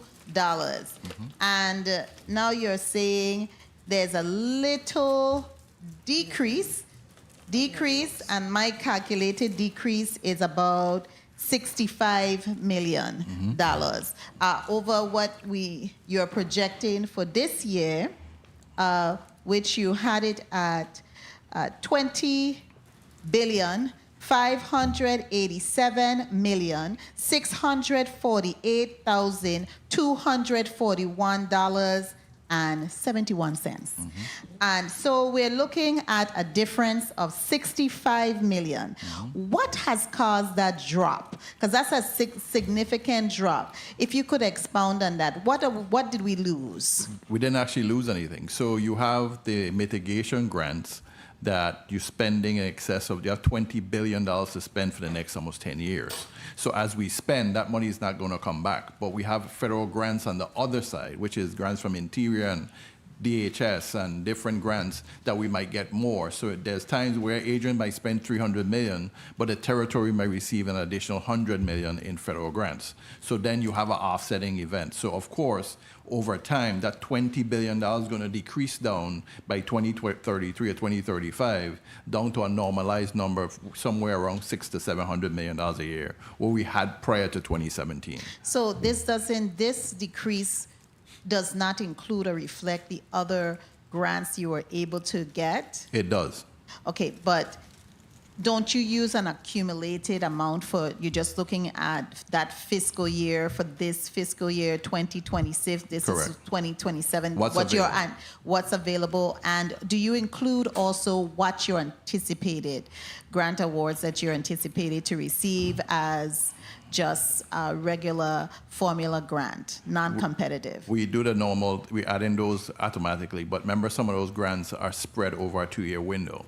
So Right. of course, what's available, we put in a number what's available. In other cases, we won't include grants that we have not received our official award letter. Okay, so I know you may have it in the budget book. I definitely would need to see the line item of all of the grants we have that we have right now, and also all of the grants that we are anticipated to receive based on just your usual formula grants, not the competitive ones, because competitive grants are not a surety for you to receive. Senator, we could provide you with a spreadsheet with all grants. Yes, that would be perfect for me. Now, I wanted to also go to this line of credit because I'm troubled. You only had on page 8, you only had a little paragraph here with this line of credit. And this body is the reason why you have a line of credit. We have nothing, Director, with the expenditure, Director Octolin and Director Reimer and Commissioner McCurdy, nothing here giving us any numbers on this line of credit. How much have it been expended? How is the funding being reconciled? Where we are in 30 seconds. Any type of expenses that are in the queue, are the agency timely reconciling it based on the FEMA or other disaster recovery funding? Where are we with that? That's my question, because we're not getting any type of numbers here. In your budget wrap up from the previous year, fiscal year, we did have some numbers. And so I am troubled that even when my good friend, Mr. Chairman, my good friend, Director Williams Octolin says that she needs some more. How are we going to give you more? And this is a time for you to sell it when you already have based on what the chairman said, $200 million. So kindly indicate for us how much money has been expended to date. And there's two parts of it. Remember, we had the vendor payments and how much is available in the line of credit for the vendor payments portion, and then the disaster recovery portion. Let's start with you first, Commissioner McCurdy. Thank you so much. So for the working capital, we have available $30 million. We've expended 19. With that number obviously goes up and down depending on our needs. For the disaster-related line, that number also goes up and down. I think the last time we checked, it was $87 million. That's outstanding.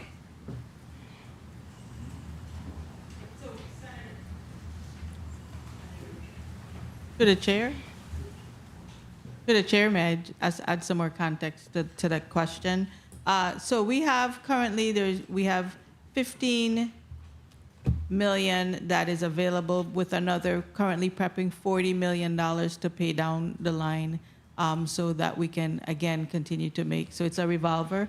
To date, we have drawn 81 million and have repaid 195 million. So it has been used to be able to pay our contractors across a myriad of projects.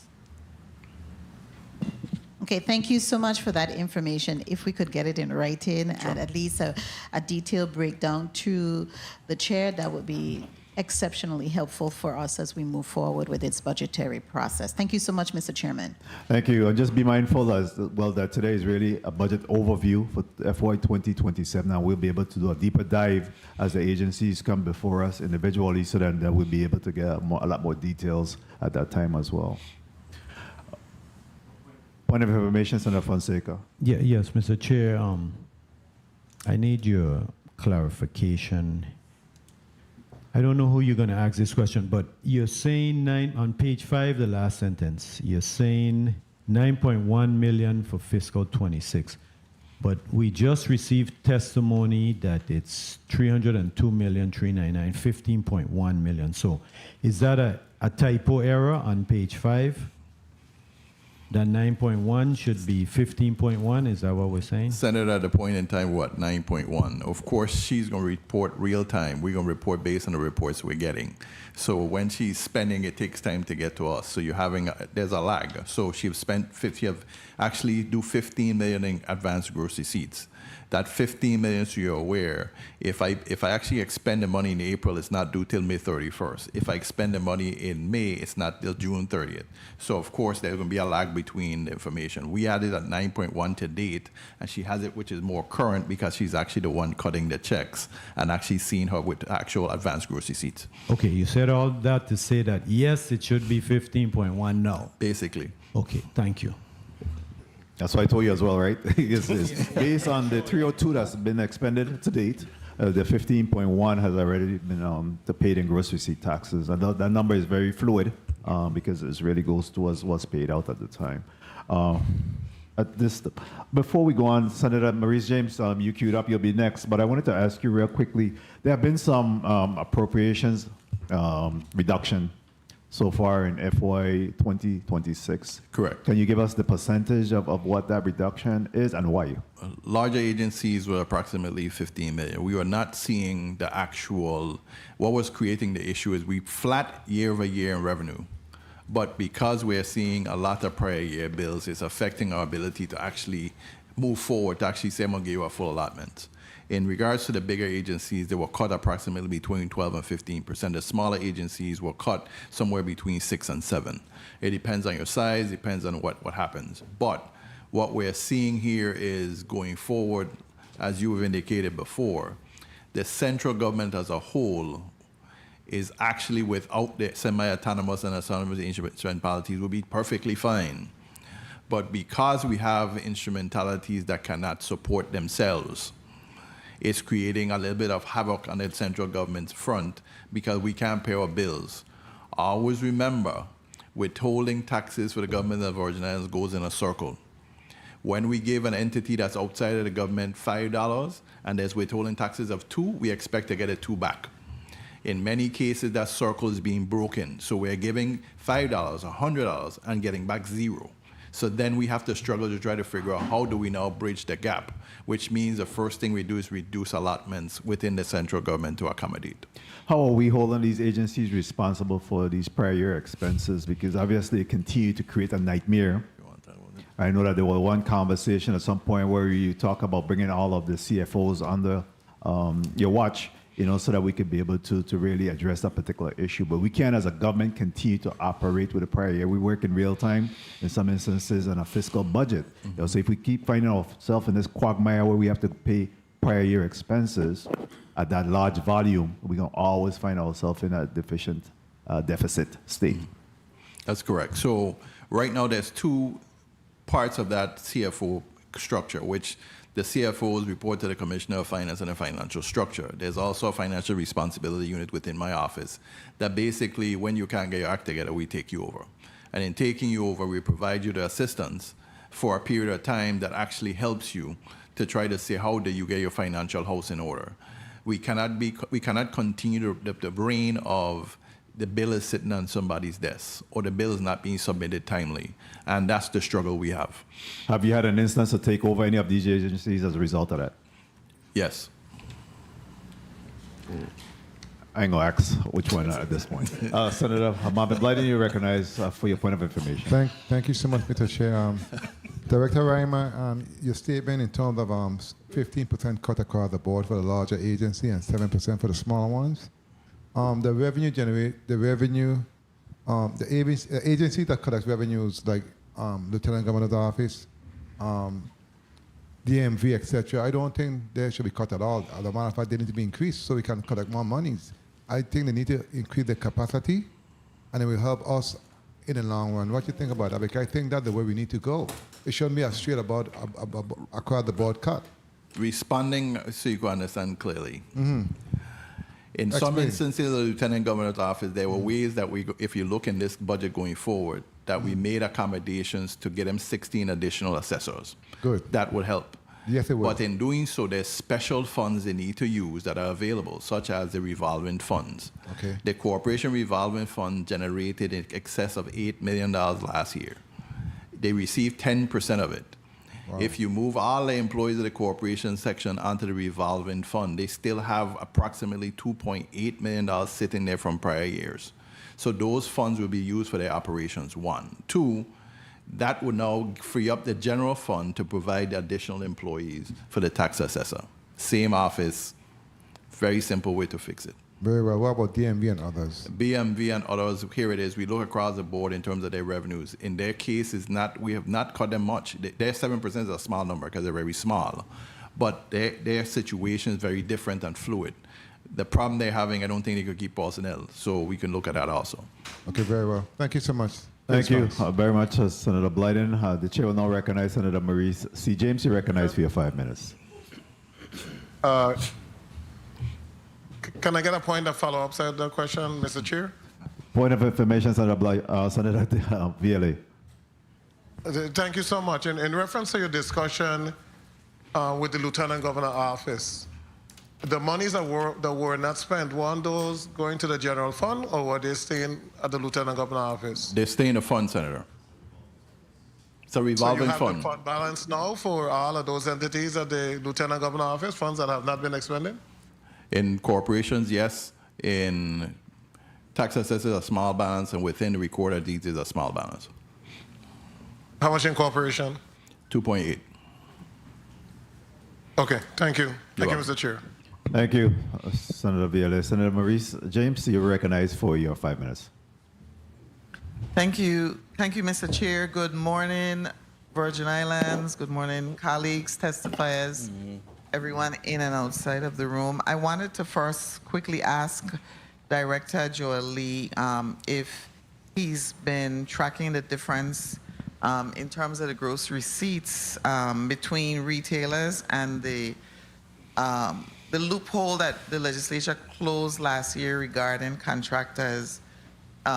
Would he be able to tell us what that legislation has produced in terms of receipts, and does he track the difference between the different payers? Good day, Senator. I do, but that's I have more of a yearly look at that, so I can get that for you. Do I track it monthly? I don't, but I can definitely get that for you so you have an idea. And as far as the legislature that you were referring to that was passed, I can also get that information to you as far as what difference it made to the overall scheme of things. Thank you. I'd like to get that through the chair, please, Mr. Chairman. Of course, I'm going to go to real property tax. And I believe Mr. Rima said you're going to be hiring, or you have hired 16 new tax assessors.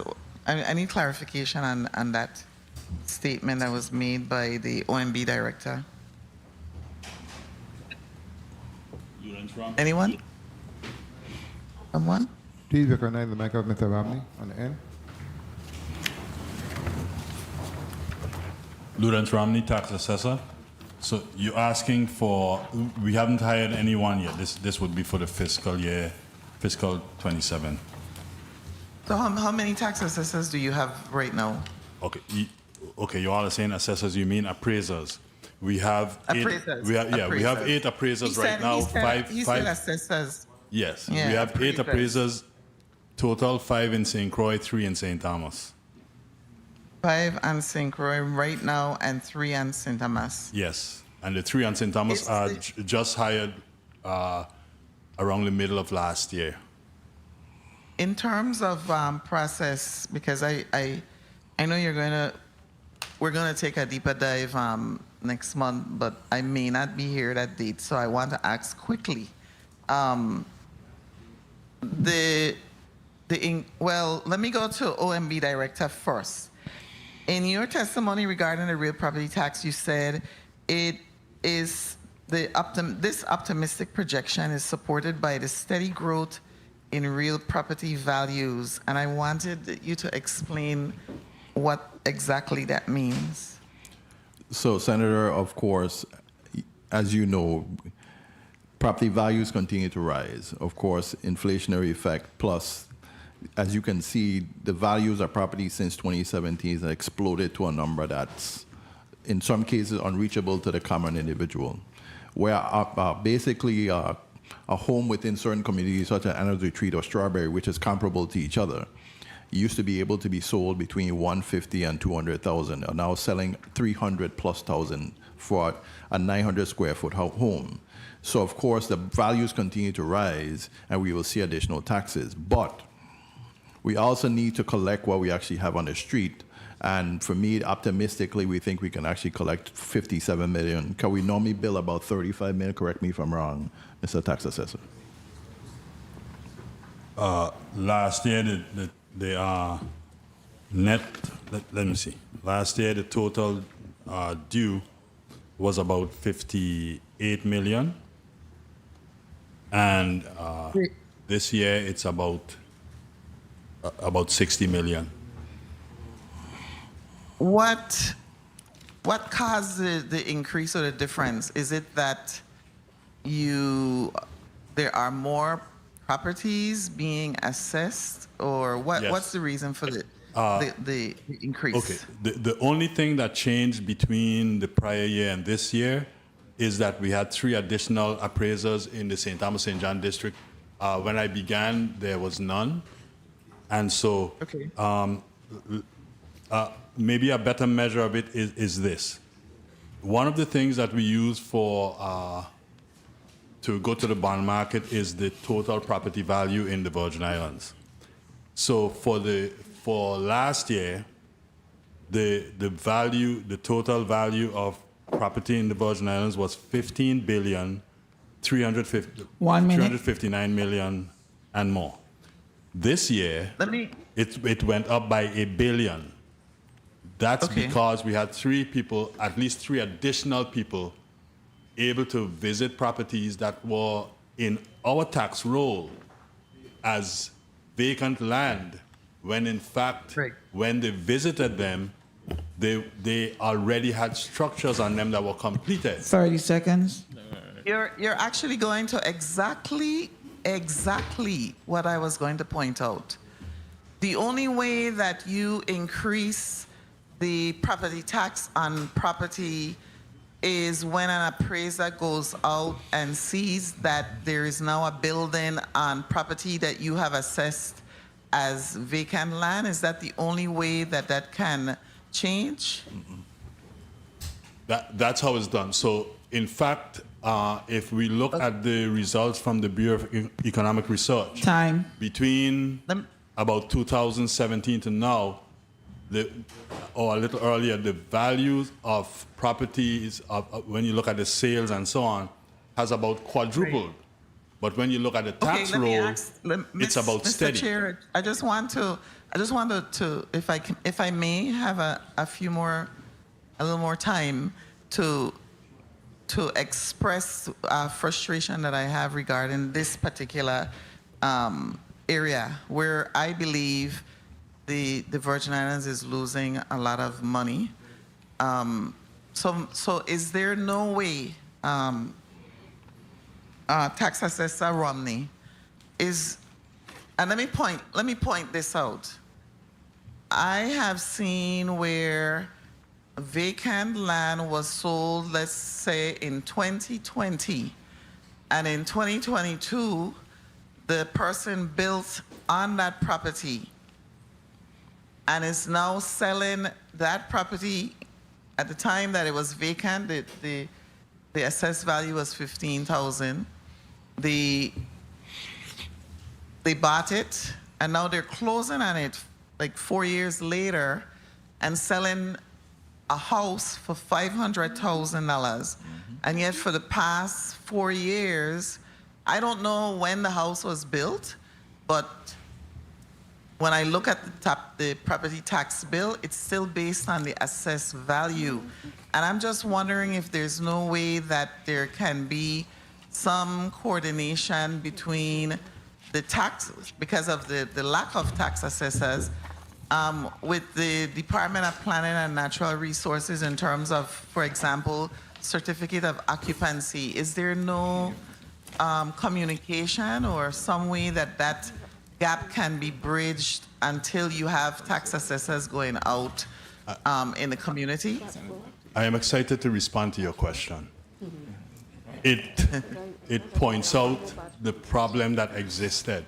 So the tax assessor's office is understaffed, not just in terms of appraisers. When the appraisers go out and visit the properties and capture the data that represents the value of the land, you also need the folks within the office to be able to enter that data to update the system so that that property is properly valued. So that's one of the situations that was going on. But no need to worry. Part of the law as it relates to the tax assessor is this. There are two portions of the law. I can't cite them right exactly which one it is, but you can go to Title 33. And so the tax assessor has the ability to go back any number of years and value the property and charge the taxes based on what the value was at that point in time moving forward at any time. And you're charging the person who Whoever owned the was the property owner of record at the time is the one At that the pays the time. taxes for that, yes. if you can find them. Well, the You know what I'm taxes saying? the taxes go A with lot the of property. people- a lot of people leave the territory in situations like this. The taxes So have go you with had- the taxes have go you with had the a property. problem? Sorry, Senator. Are you always able to go back and get, this is my final question, I don't want to. Are you always able to go back and collect that money, recoup those funds? At times we use our discretion and may go back only to a certain point in time. We're losing a lot of money. I just want to. But to much of it is emphasize that. recoverable. The other Yeah, question you excuse me? asked, if I may respond, the other question you asked was with DPNR. Every month we receive a listing from DPNR as to building permits and occupancy permits.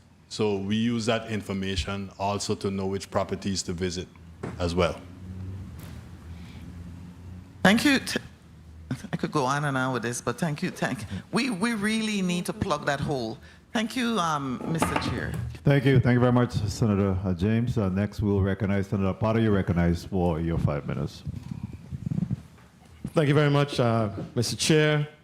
Good morning. It's still morning. Good morning, colleagues. Good morning to the people of the Virgin Islands, and a special good morning to you, Director Reimer, and the esteemed members of the government's financial team. Morning. Director Reimer, I wanted to start with asking you a question. I mean, you describe FY 2027 as an urgent and coordinated effort to execute critical infrastructure and disaster recovery projects at an unprecedented scale, with about $734 million formally committed for schools, roads, utilities, and other resilience work, plus access to roughly $700 million in CDBG DR funds. Is it possible for you to quickly walk us through the specific execution targets that you're using for FY 2027 by quarter, so that we can understand how much of that combined pipeline you're realistically expected to expend within the fiscal year? So, Senator, to make it simple, $733.9 million is expected to be spent. What we do from the Office of Management and Budget is discount that number, and we use 70% of the number to drive what we think the revenue projection should be. There's many factors that can happen during that period of time. There might be delays, there might be environmental issues, there might be other things. So that's how we drive our numbers going forward. Some projects ramp up where it might be 30% of that project might happen in the first quarter. In other cases, we look at a Gantt chart to determine how it actually flows. I could provide that to you to say, well, here it is. Charlotte Marley has been demolished. It's ready to now be rebuilt. You have JFL, which have demolition first, and then construction after. So there's things like that will ebbs and flows within that 733 million that actually come into place at different times of the year. So you have like a written, just so I can understand how you chart, operate. yeah, a chart that actually shows yes. where it goes. Yeah. Like show where potential spending. we are exactly. Correct. And the timelines and the stages of completion. Correct. Okay. Can you share that with us? Sure. Okay. Thank you. Thank you. And you note that FY 2027 will begin seeing stages of the horizontal projects to replace the underground power, water, wastewater lines, along with the drainage work that we're going to be doing also. Does OMB have a role to play in ensuring that there's a level of coordination among like WAPA, DPNR, Waste Management Authority, VIDE? And I'm asking because there's a financial component to it, just to make sure that we don't have repeated change orders and the like. Senator, that will be handled by the Super PMO. Our only role between myself and the Commissioner of Finance is to make sure the line of credit is available, to make sure the funds are getting reimbursed, so that the funds continue to flow until the reimbursement comes. So that's our portion of it right there. We actually monitor the projects from my end to check to see if they're on target with their forecast. But when it comes to the actual projects themselves, that will be driven by the Super PMO, which is through ODR. So that's exclusively handled by the Super PMO office? Mm-hmm. Okay.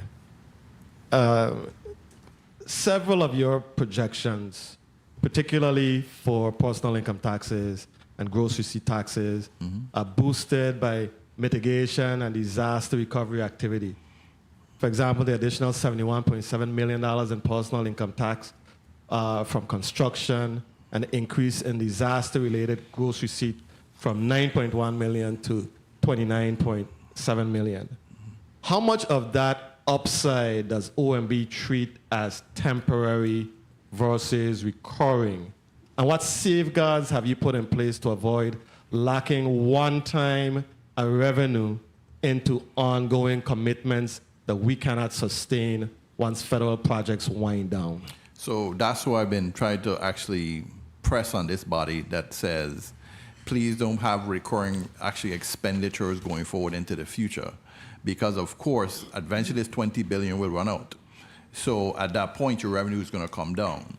This is why we're at a pivotal time at this point. We need to understand when we get revenues to that level, we can't continue to negotiate wages, higher wages every year, every single year. It's not sustainable. We need to figure out what is our next revenue source from these projects to determine how we move forward. And the key component in revenue sources going forward is housing. Just understand housing drives the economy in everywhere. So for every $1 in the economy spent on housing is $4 more you get in the economy. So therefore, what you really want to do is focus on the housing component, which means using the stamp tax which it's needed for, to drive the infrastructure, then to use the $700 million. Understand this, the $700 million once loaned out, even at 1%, to prospective homeowners for 30 years. It's going to generate money forever. $700 million at 1% forever. It's 30 years. If you multiply the number, you said 4%. 4% times 3.5 of $700 million is $2.2 billion. And that's money you're going to continue revolving over and over because it becomes program income. That is why we're trying to push housing and get the money spent from the Virgin Islands Housing Finance Authority at this point. Point well taken. I wanted to ask you about, we're going to be expending 20-point-something billion dollars, more than upwards of $20 billion. In your financial forecasting, in your planning, how, I mean, we're going to be building new shiny buildings. How much of what we are doing, how much are we focusing on the maintenance and operations part? Because I know our emphasis is on getting the structures built right now. But I know one thing that we don't do well as a territory historically is factor in the maintenance costs, the operating costs, which is going to be on us. So have those types of discussions been ongoing? 30 seconds. How does it factor into these numbers as we move forward with this budget? So within this budget, because they're new shiny buildings, you have no maintenance as yet. And as these structures are built, we have to make sure we put aside maintenance funds for these buildings during and after when they're built. Myself and the commissioner have the discussion all the time that here it is, we're going to spend $20 billion in shiny new projects. How do you maintain them going forward? How do you do that? On the water side, for example, for WAPA, there must be a base charge on the water system. Right now, there's none. If you don't do that, you put in a shiny new structure 50 years from now, you're going to have the same problem you had 50 years before. So these are the simple things that we need to actually look at. Yes, the community might say, hey, I'm paying another charge of $3, but the point is, in the long run, they have a better system. So the question is, when do those discussions take place? Do we wait until the structures are built? Because like a car, you have a brand new car, and that car is, for that first year or so, it just about runs itself. You don't have to, you should change the oil. You should do the basic maintenance costs, because if you don't, at some point in time, the chicken will come home to roost. And consistently in our history, the chickens have come home to roost, but we still somehow don't have a strategic plan in place to ensure that there are safeguards in place so that when the buildings are erected, that they last and they work efficiently. That's my concern. How do we ensure that Director Ackerman? Adrienne Williams, Actolin, Director, Office of Disaster Recovery. Senator, excellent question. There's a transition period from construction to maintenance, and it is a very valid point.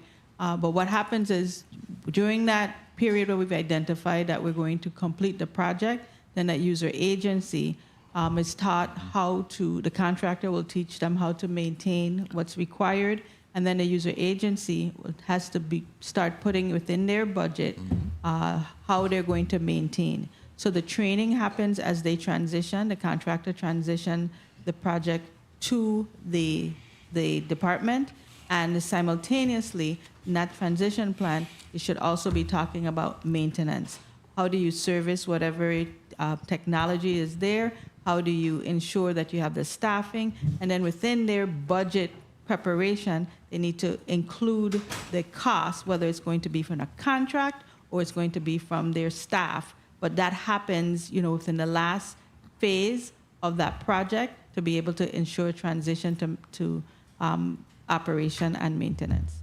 Thank you for your response. Thank you for your flexibility, Mr. Chair. Thank you very much, Senator Potter, for your line of questions.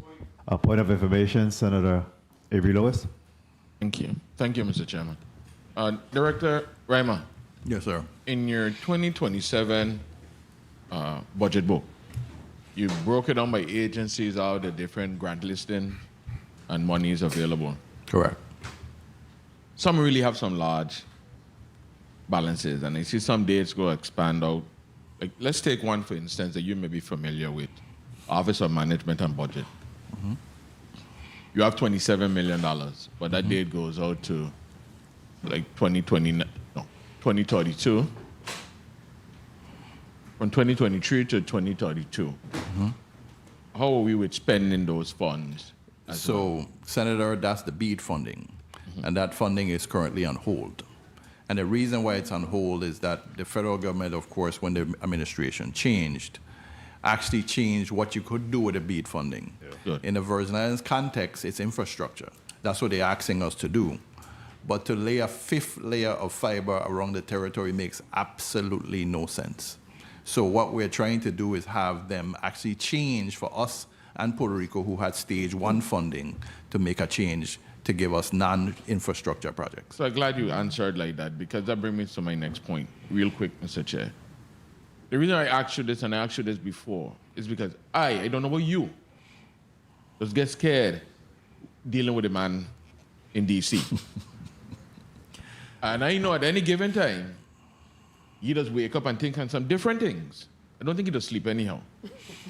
And I'm afraid that we lose a lot of the federal money. So I know you told us about a plan moving forward to make sure these funds are expedited, and expended. Where are we with that? Because I don't want us to lose the federal money and then we have to be hesitating how we're going to find local dollars to deal with. Every federal grant is required a spending plan. And from my office, which has a compliance unit, actually pushes department and agencies to spend according to their plan. And if they're behind, find out why. And that's what we do on a monthly basis with every agency within the government that have federal grants. And do you feel that's effective? It's like yes. Something else has to be put in my place? team is very aggressive. Okay. But they're going to wait till next year to hear what you tell me. God's willing. Thank you. Thank you very much, Senator Lewis. We all nervous and scared, right? Don't worry, we'll be okay. We'll be okay. Senator Frederick, you recognized for your point of information. Please recognize the mic of Senator Frederick. He's relocated. Thank you. Thank you very much, Mr. Chair. I was hoping to get a better mic. Just in reference to retro payments, what is the position right now? Did we allocate a certain portion to pay in retro this year with this budget?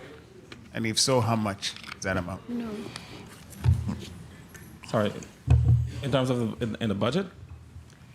No retro. No, I don't think there's any retro in the budget, but we do have, is that survivors payment? Yeah, we do currently have survivor payments in process. There was 1, 2, 3 batches sent, impacting at least 679 individuals. There's another one that was received by Finance, batch 4, that they're currently reviewing in about the total amount of maybe, I think it's 230,000, which will impact 140 individuals. We do have one smaller batch after that of 180,000, but we're just still waiting and verifying documentation from the claimants. Thank you very much for that response. Thank you very much, Mr. Chair. Thank you very much. Before we go to Senator DeGraff, real quickly, I don't know if this question is for Mr. Nathan Simmons, but I wanted to get a status of where we at with the rum cover over projections. What are we seeing or projecting for rum cover over?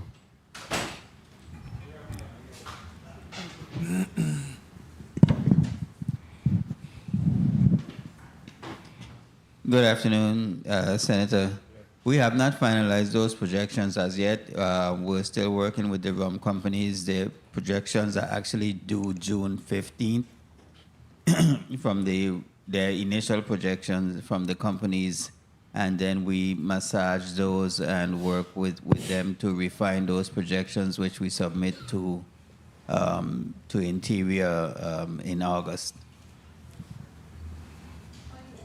Any early indications in terms of where we at? Any trending that we believe is favorable, unfavorable? What are we, without getting, I guess, the official numbers, what are we seeing there? Too early? I don't want to speculate on where the rum companies are because they're hands-on. They're the ones doing the production and the shipping. But based on our review of industry and rum consumption, we expect that it remains fairly flat. Very well. Thank you. Point of information, Senator Joseph. Carla Joseph, that is. Thank you so much, Mr. Chairman. I wanted to ask a question of Director Reimer. Yes, ma'am. On page 9, the second to last paragraph where you talk about you still have 30 employees whose agencies are in the process of implementing the 35 $1,000 increases. And I know you have successfully implemented that structure now where you have the CFOs from each agency reporting to you so you could manage the expenditure and collections. Tell us which agencies are derelict in not bringing all of their employees to the $35,000. Either you So or the there's- director of There's personnel. approximately now 10, because 10? that's updated from late Friday, it was now 10. 10? And of the 10, 7 I think is DPNR, correct? Correct. 7 is DPNR. Correct. And the 3? 1, 4 I think is where? The others are Lieutenant Governor's office. Okay, Lieutenant Governor's office will have all the money. That is very concerning to me. I'm happy at least that the Department of Human Services isn't one of those areas because that was one of the ones They've we're completed pushing. theirs. They've completed theirs. They have yes. fulfilled everything. Correct. Excellent. Thank you so much, Mr. Chairman, for the time. Thank you very much. Point of information. Thank you very much. Point of information, Senator Fonseca, then we come into Senator Viale. Yes, thank you, Mr. Chair. To Mr. Nathan Simmons, the PFA, do you have the total outstanding bonds of the GVI, specifically the PFA and all the subsidiaries? I don't have that information right here, but that was provided to you in the budget book, I believe. We It's on provided it your page. to OMB, and it's in the budget book. Okay. The budget book is about 700 pages. Can you tell me what, but 790 pages? Mr. Ryman may be able to tell you where I Can you tell me which particular page that's on? The No PFA? problem. I'll look and tell you exactly which page. Okay. Well, real quickly, do you have the outstanding bonds for WAPA or only WAPA has that? We don't have the instrumentalities bonding numbers. Okay. Thank you. Thank you, Mr. Chair. Thank you, Senator Fonseca. Senator Viale, you recognize your point of information? Thank you, Mr. Chair. Mr. Simmons, you don't get monthly reports as to the rum cup over? I thought there was a monthly log as to how much is actually produced and shipped. We receive reports from the Department of Licensing and Consumer Affairs in terms of what's shipped. And we do receive reports from TTB as to what was cleared and taxes paid and collected. But the TTB reports have been very slow in coming. As a matter of fact, we still haven't received, I believe it's the April report. So, we have to actually work with them and the rum companies sometimes to try to get the information updated. Okay, but in reference to what you have received already and doing a comparison month over month for the last year, calendar year, are you seeing the same numbers or are you seeing an increase? Well, the shipments from the rum companies, as I said, have remained fairly the same. It's been fairly flat. But remember now that shipment does not always correlate to sales. So while they may ship stuff to the United States, some of that may be held in aging, and so it's not sold for quite a period of time while it's aged. So the TTB reports are the ones that really drive in terms of projections for the coming years, and those reports have been very slow, especially with the change in administration and with the downsizing of some of Treasury folks, and they've had especially high turnover in that area. So we've been at a severe disadvantage with getting those reports. Yeah, thank you, Mr. Chair. Thank you. At this time, the chair recognizes Senator DeGraff. You recognize for your 5 minutes. Thank you, Mr. Chair. Good morning, colleagues. Good morning, testifiers, all of you listening and public. You know I disagree with freezing wage negotiations while you fix something else. They could have gone through. They could have gone ahead and negotiated and then leave us know. The 2027 budget have anything in it going forward for, now you're talking about restarting wage agreements and negotiations. Is there money in the budget for that? $5 million. Only 5? Yes. How you came to that number? That's all we could afford, sir. Right, but you freeze from before. You shouldn't have freeze from before. So we could know that. We're going to cover a whole bunch of things. So negotiations could have happened. Having people not receive, to hear 10 people or 10 agencies or whatever, people have not got their money is unacceptable. We passed that last year budget. We started this process here. We passed last year budget. Now people still waiting to collect their money. Unacceptable. It's only 35,000. Unacceptable. It's not fair.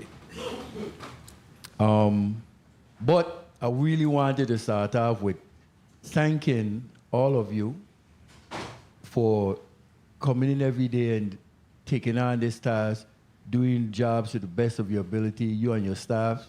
I appreciate the work you have done. Even though we may not agree on everything, I appreciate the work that you have done. I've been in the government long, so it's to thank the little man at the bottom and then the people at the top to also thank you because you get them to work. So thank you for all you have done. Now, let's start sharing blows. The legislature, how much is the budget for, what was the number for the legislature budget for 27? I didn't see it. I think it's like 24 million. Like 24? That's what it was in 26. 24.5. 24.5. Yeah. That means it gone down. I Senator, I cut the legislature budget. Senator, as you well know, you passed the bill whatever number you want to be.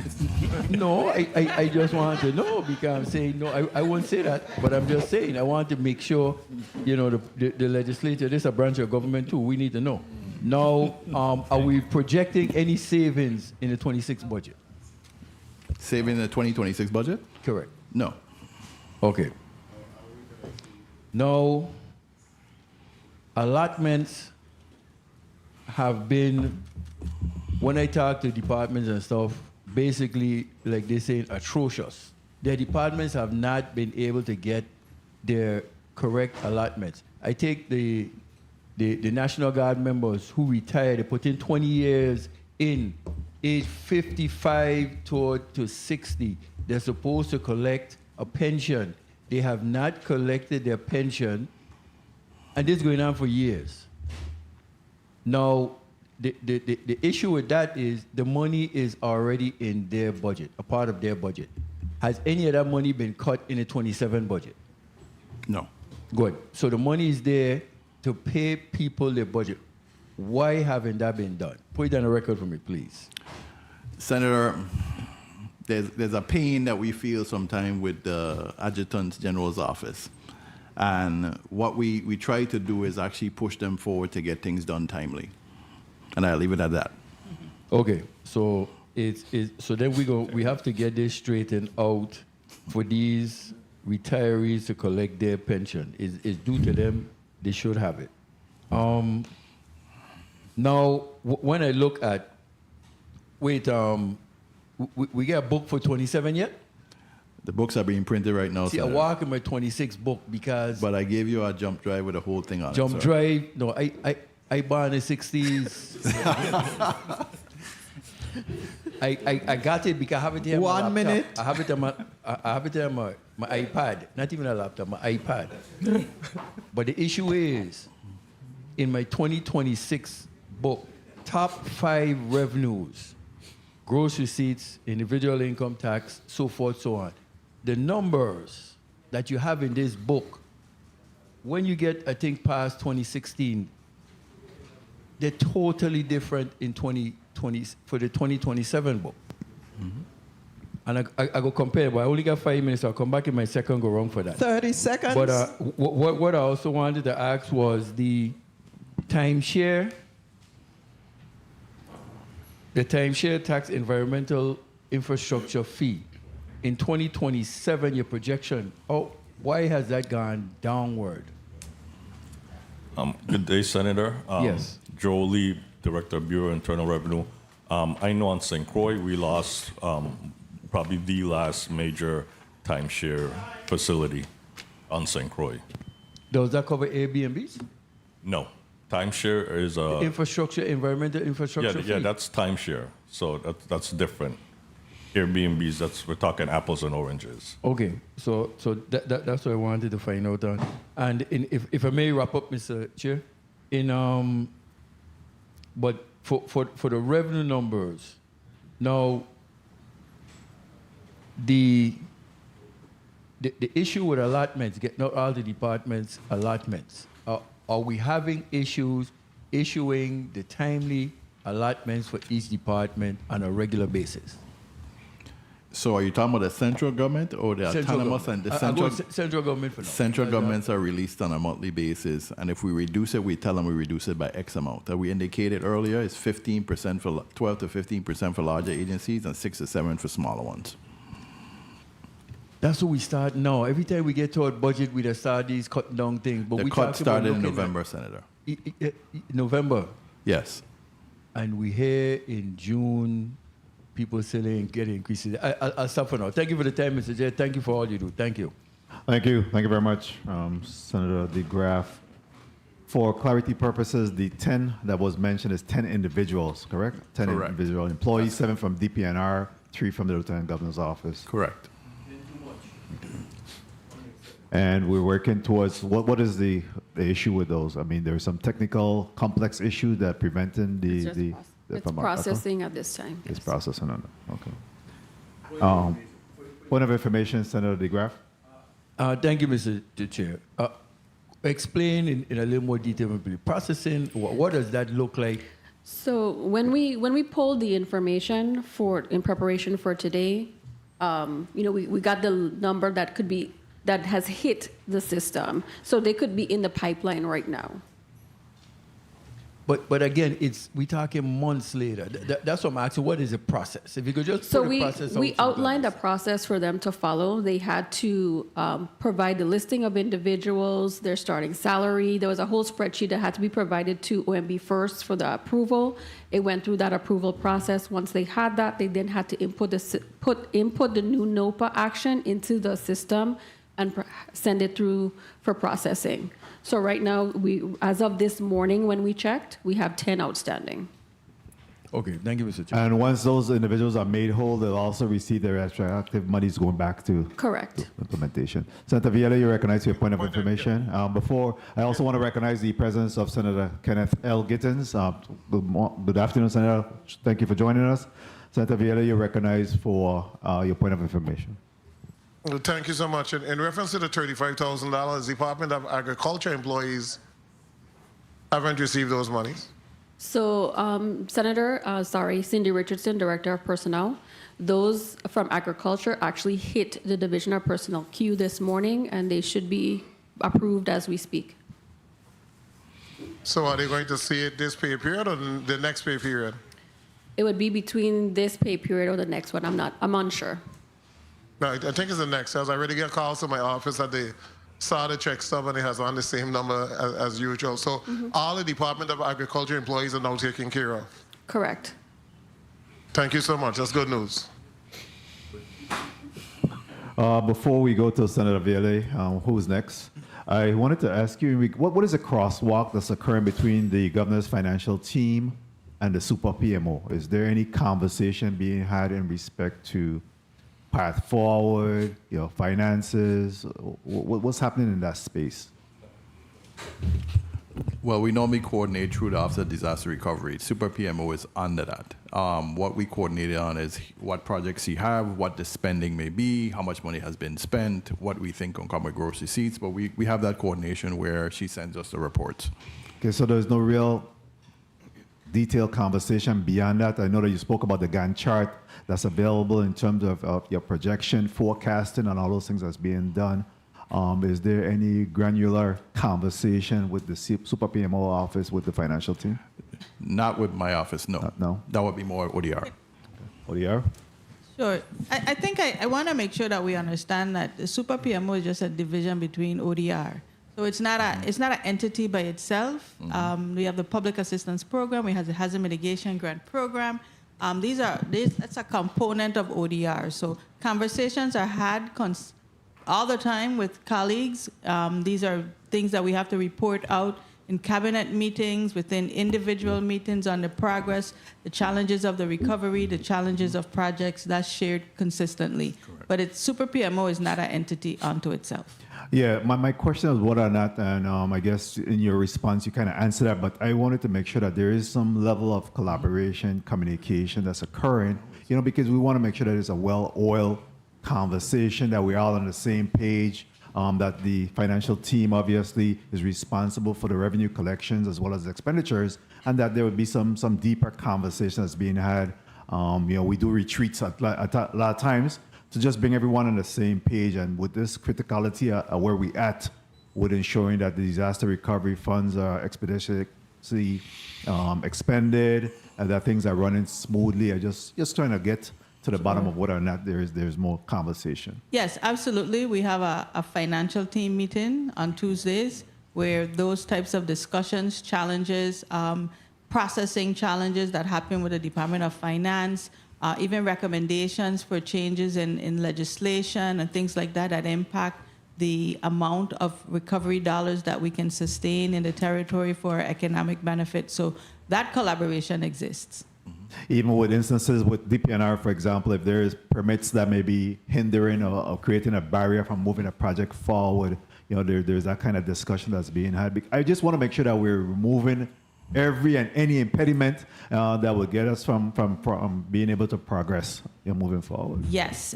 If the departments, we understand that there are gaps, we lobby with the department for additional staffing, all of that. That type of comprehensive conversation exists. Very well, thank you. What about federal drawdowns? Where are we with the federal drawdowns? Are we up to date on that? Are we lagging behind? What's happening in that space? Federal drawdowns to date, receivables is about, I'll give you the exact number.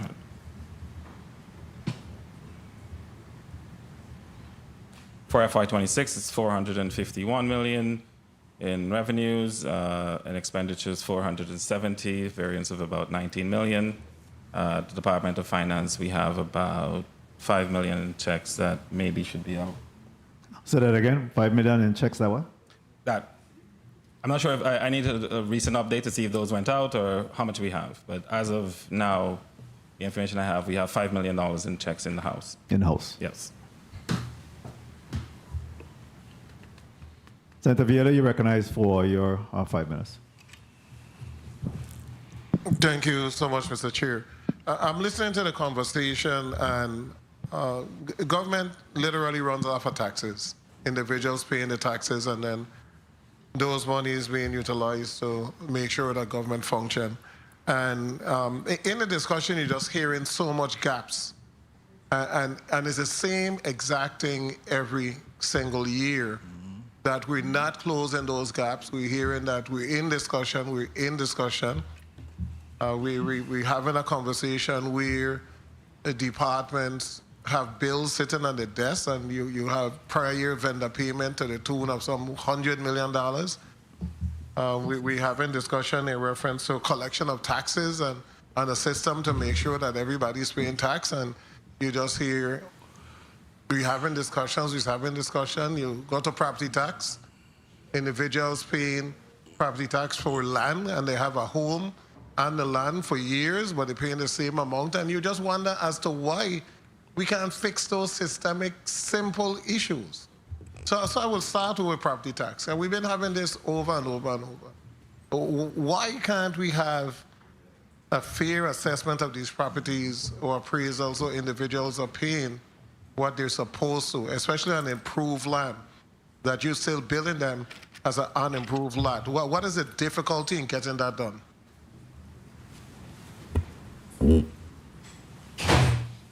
Lawrence Romney, tax assessor.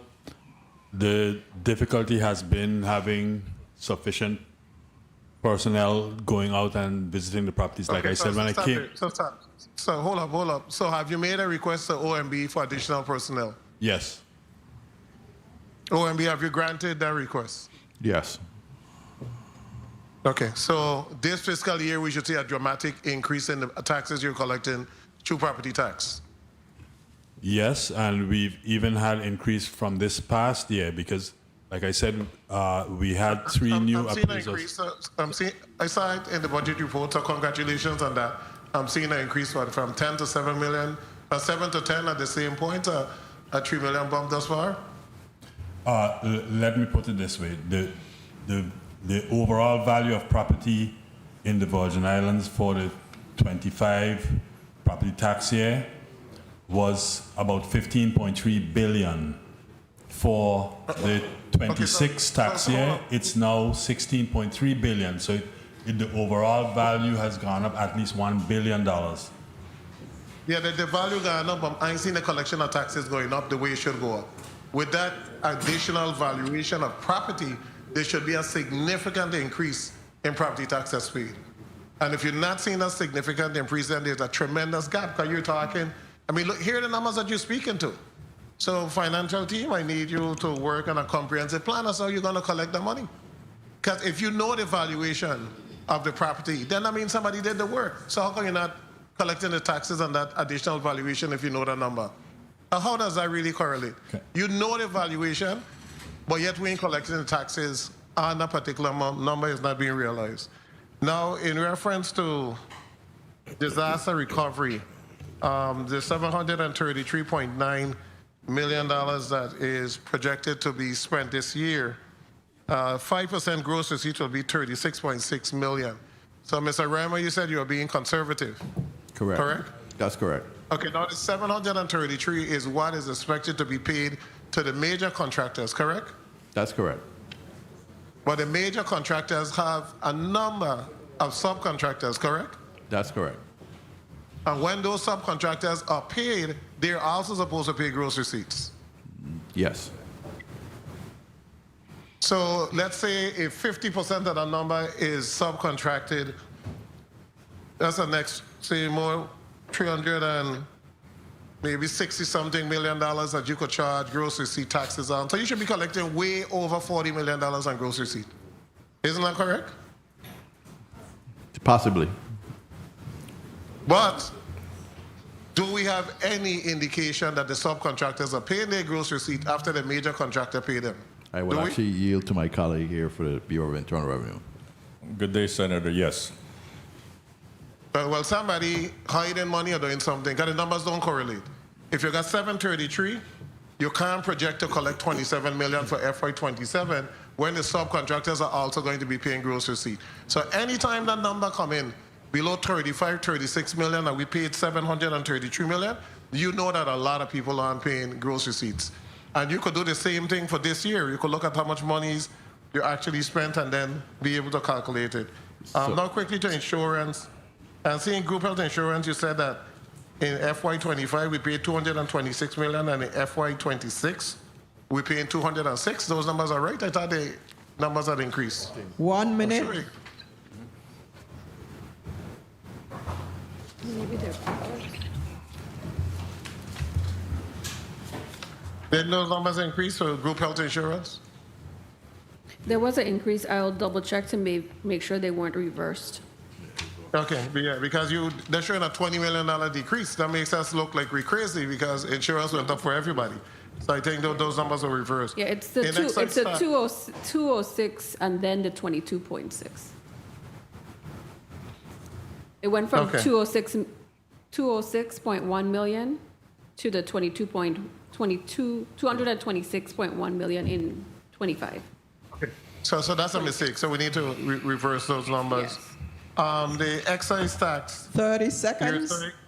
You're saying that with the monies from disaster recovery, et cetera, you might collect $50.1 million, which would be almost a 33% increase on what you're collecting this year, because you're collecting 37.67 this year. But I think when I calculate, it's going to be like 38 point something. Correct. You're saying that you expect to increase by some 33%? Yes, a lot of the supplies have to be imported because we don't have them here, so you only get excise tax on it.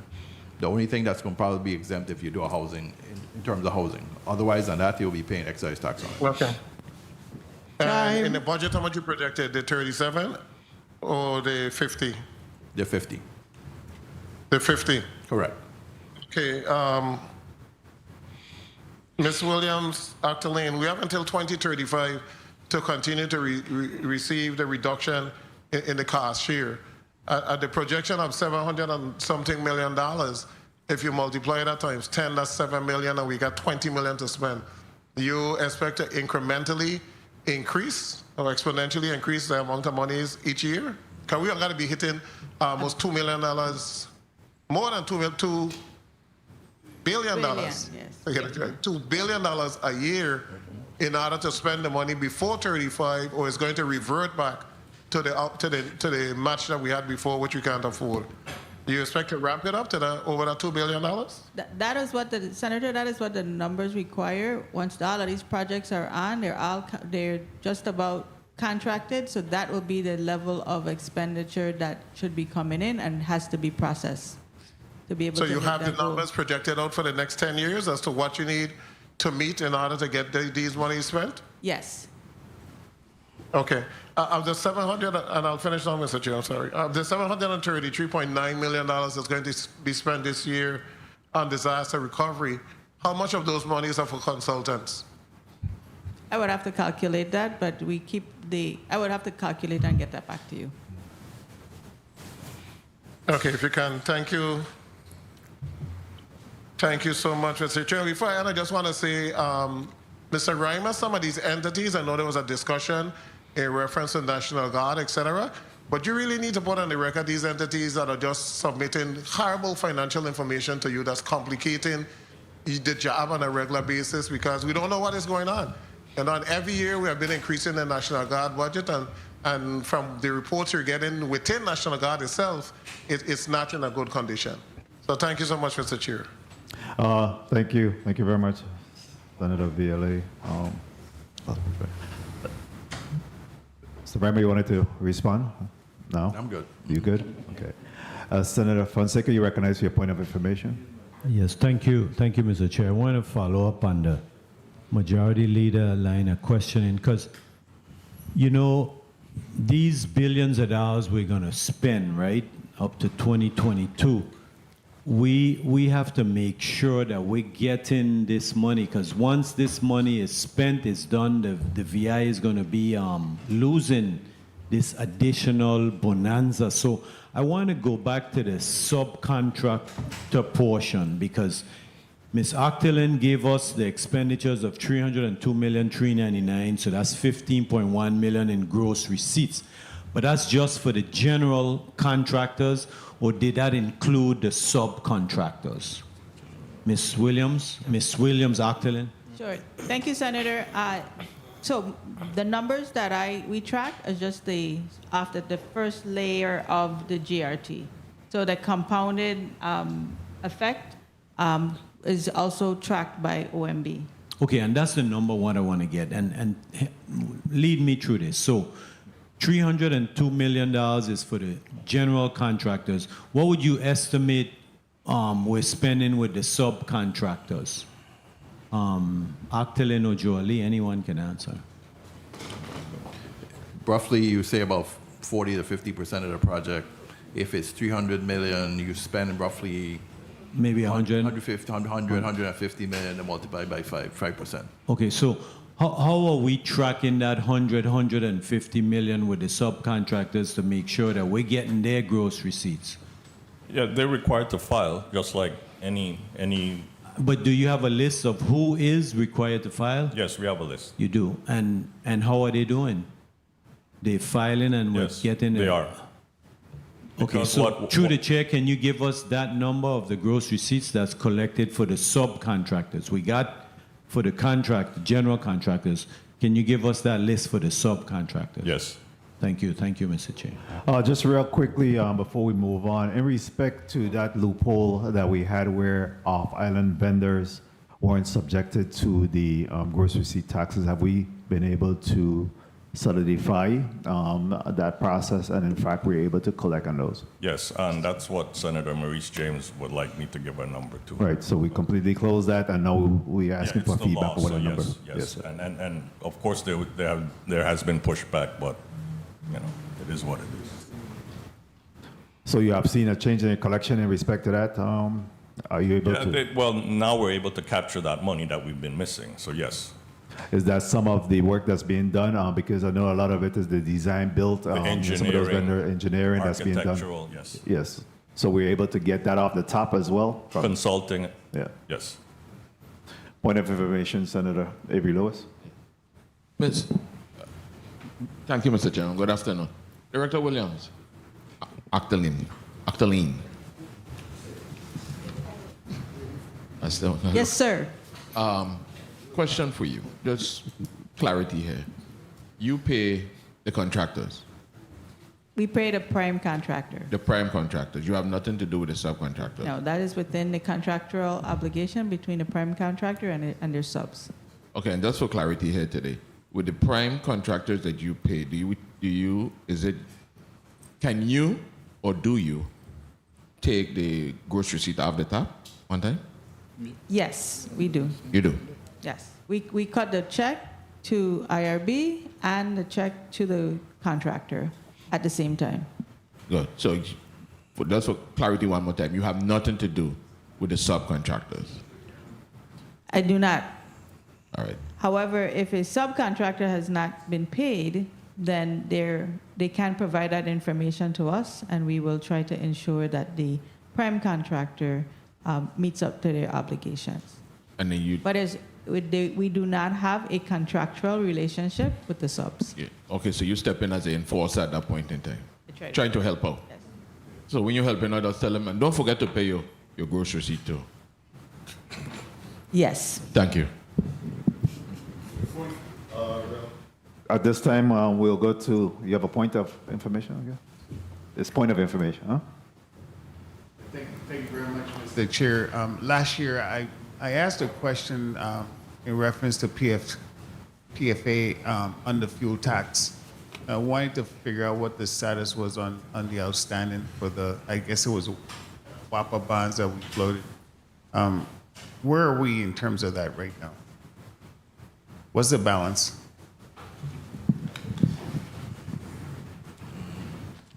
Senator, the fuel tax, I believe, goes to WAPA to service their bonds, but PFA is not involved. Okay. Thank you very much, Mr. Chair. Thank you. At this time, the chair will recognize Senator Kenneth Gittins. You're recognized for your 5 minutes. Thank you, Mr. Chair, and good afternoon to all.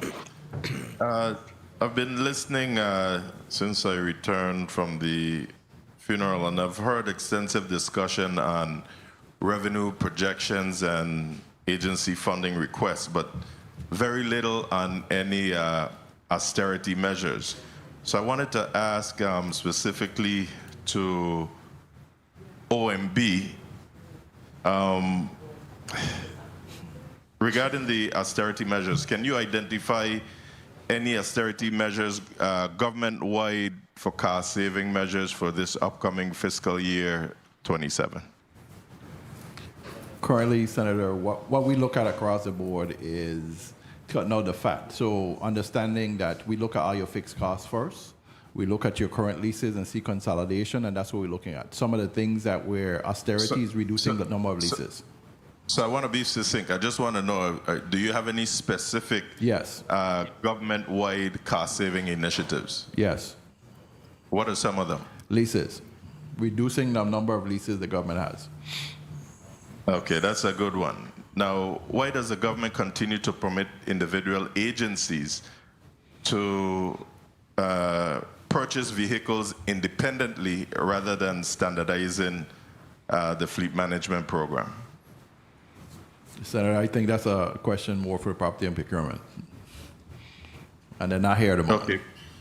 But from your standpoint, I mean, have anything been put in place as an austerity measure to this regard? There's a discussion been had between myself, the Commissioner of Finance, and certain agencies that looked at how many vehicles some agencies have and what their true need they have in terms of vehicles, and if they have excess, we plan to transfer them back to property and procurement to put them in a pool. We also look at fuel consumption, and we're looking at versus a coupon versus a fuel card. In certain instances, you have a coupon on St. Croix and the fuel cards on St. Thomas, and we see excessive use, so we're working on that to get that solved. So your office is conducting these assessments or analysis on the savings that could be achieved? That's correct, Senator, because we have oversight of all the CFOs. All right, and lastly on that vein, what about fuel reduction plan? Is there one in place? That's what I just indicated. So the fuel reduction plan is based on how many vehicles is truly needed per agency. In some cases, we're seeing excesses. Okay, and lastly for you, has your office been able to evaluate whether certain boards or commissions and semi-autonomous agencies could continue to justify their administrative costs? And if so, which of these agencies have been identified to be potentially consolidated? Senator, that's an ongoing discussion, and right now, to reveal it to the public is not something I want to do right now. Okay, that's fine, because I'm going to be revealing it throughout this process, because I have at least 2 to 3 of them that needs to be dissolved. Commissioner of Finance, good afternoon. How are you? Good afternoon. I'm doing well.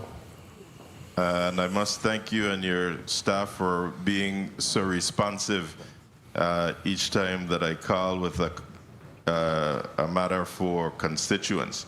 Now, many revenue collecting offices cease operating or accepting monies by 3 o'clock in the afternoon when the department actually opens until 5. Are we looking at this, or have your department been able to do an assessment or to analyze how much revenue may be lost due to the cutoff of 3 p.m. rather than collecting up until 5? 1 minute. We have not, Senator, and thank you for bringing that to my attention. Do you have specific departments that are quote unquote guilty of this practice so that we can? Most, if not all, of your revenue generating agencies. I have 2 of them here. Well, good day, Senator. This is Jolie. Yes, there was a point in time where that truly was the case, but we have now 30 seconds. What created this situation is that folks need to balance by the end of the day. So what we decided to do was collect, but we will reflect those collections on the following day. So they would not be included in that balance for that particular day. But you are right, that was a situation that I became aware of, and I solved it in my agency for sure. But thank you. That's just your one agency. What time you close off? And time was called, but can I, not at this time ask, but can I beg for some leniency here, Mr. Chairman? You may proceed, Senator. Thank you. At what time is your cutoff now, Director? 5. 5. Okay, excellent. Hopefully the other agencies can follow suit. Now, what percentage of government revenues are currently collected electronically versus in person? Now, what steps are being taken to ensure taxpayers can actually make payments online 24 hours a day, 7 days a week? So, excellent question. So part of what I know for IRB, because we're in constant conversation, they accept all forms of payments. But I know that Director Reimer and I are in discussions with a vendor to allow for the collection of revenue, all revenues from government, for government at one central repository. It's still something that we're working through. We're not quite there yet. All right, with you, does the Bureau currently allow businesses and taxpayers to make all tax deposits and payments electronically? Not all. Gross receipts and individual income and excise. So in an era where banking transactions occur 24 hours a day, why has the government not fully modernized its tax collection systems to maximize convenience and increase collections or compliance?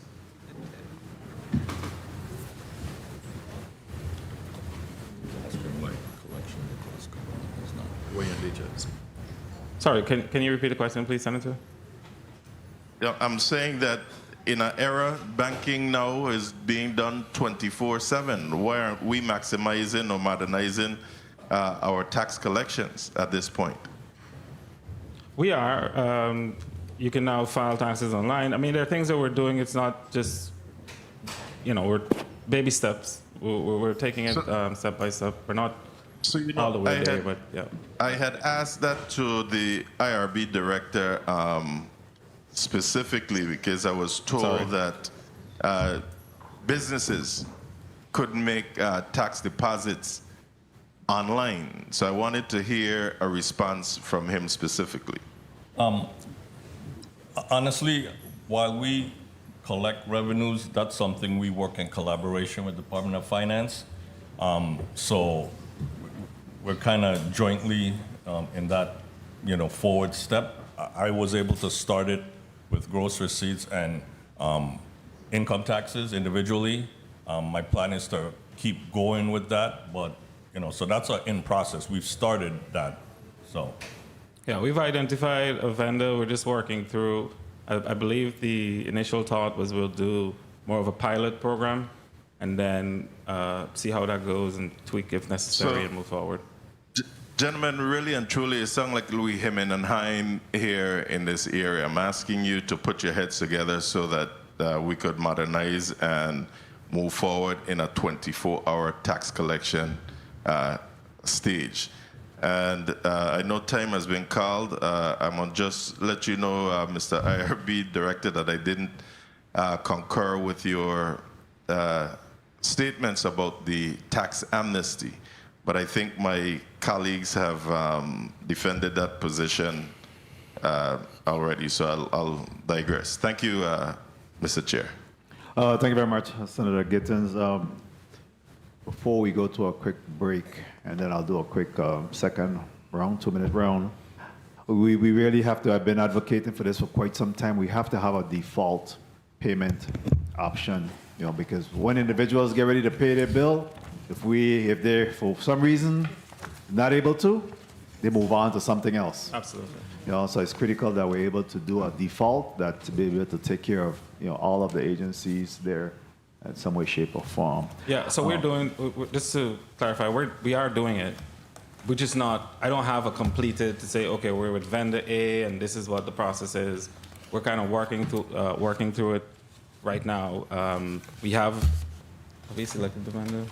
We haven't selected the vendors yet, but we're working through presentations from several folks and we're also expanding not just where you can pay, but the type of payment that you can use. Right. PayPal, whatever. We're trying to make it a little more but we just haven't selected the vendors yet.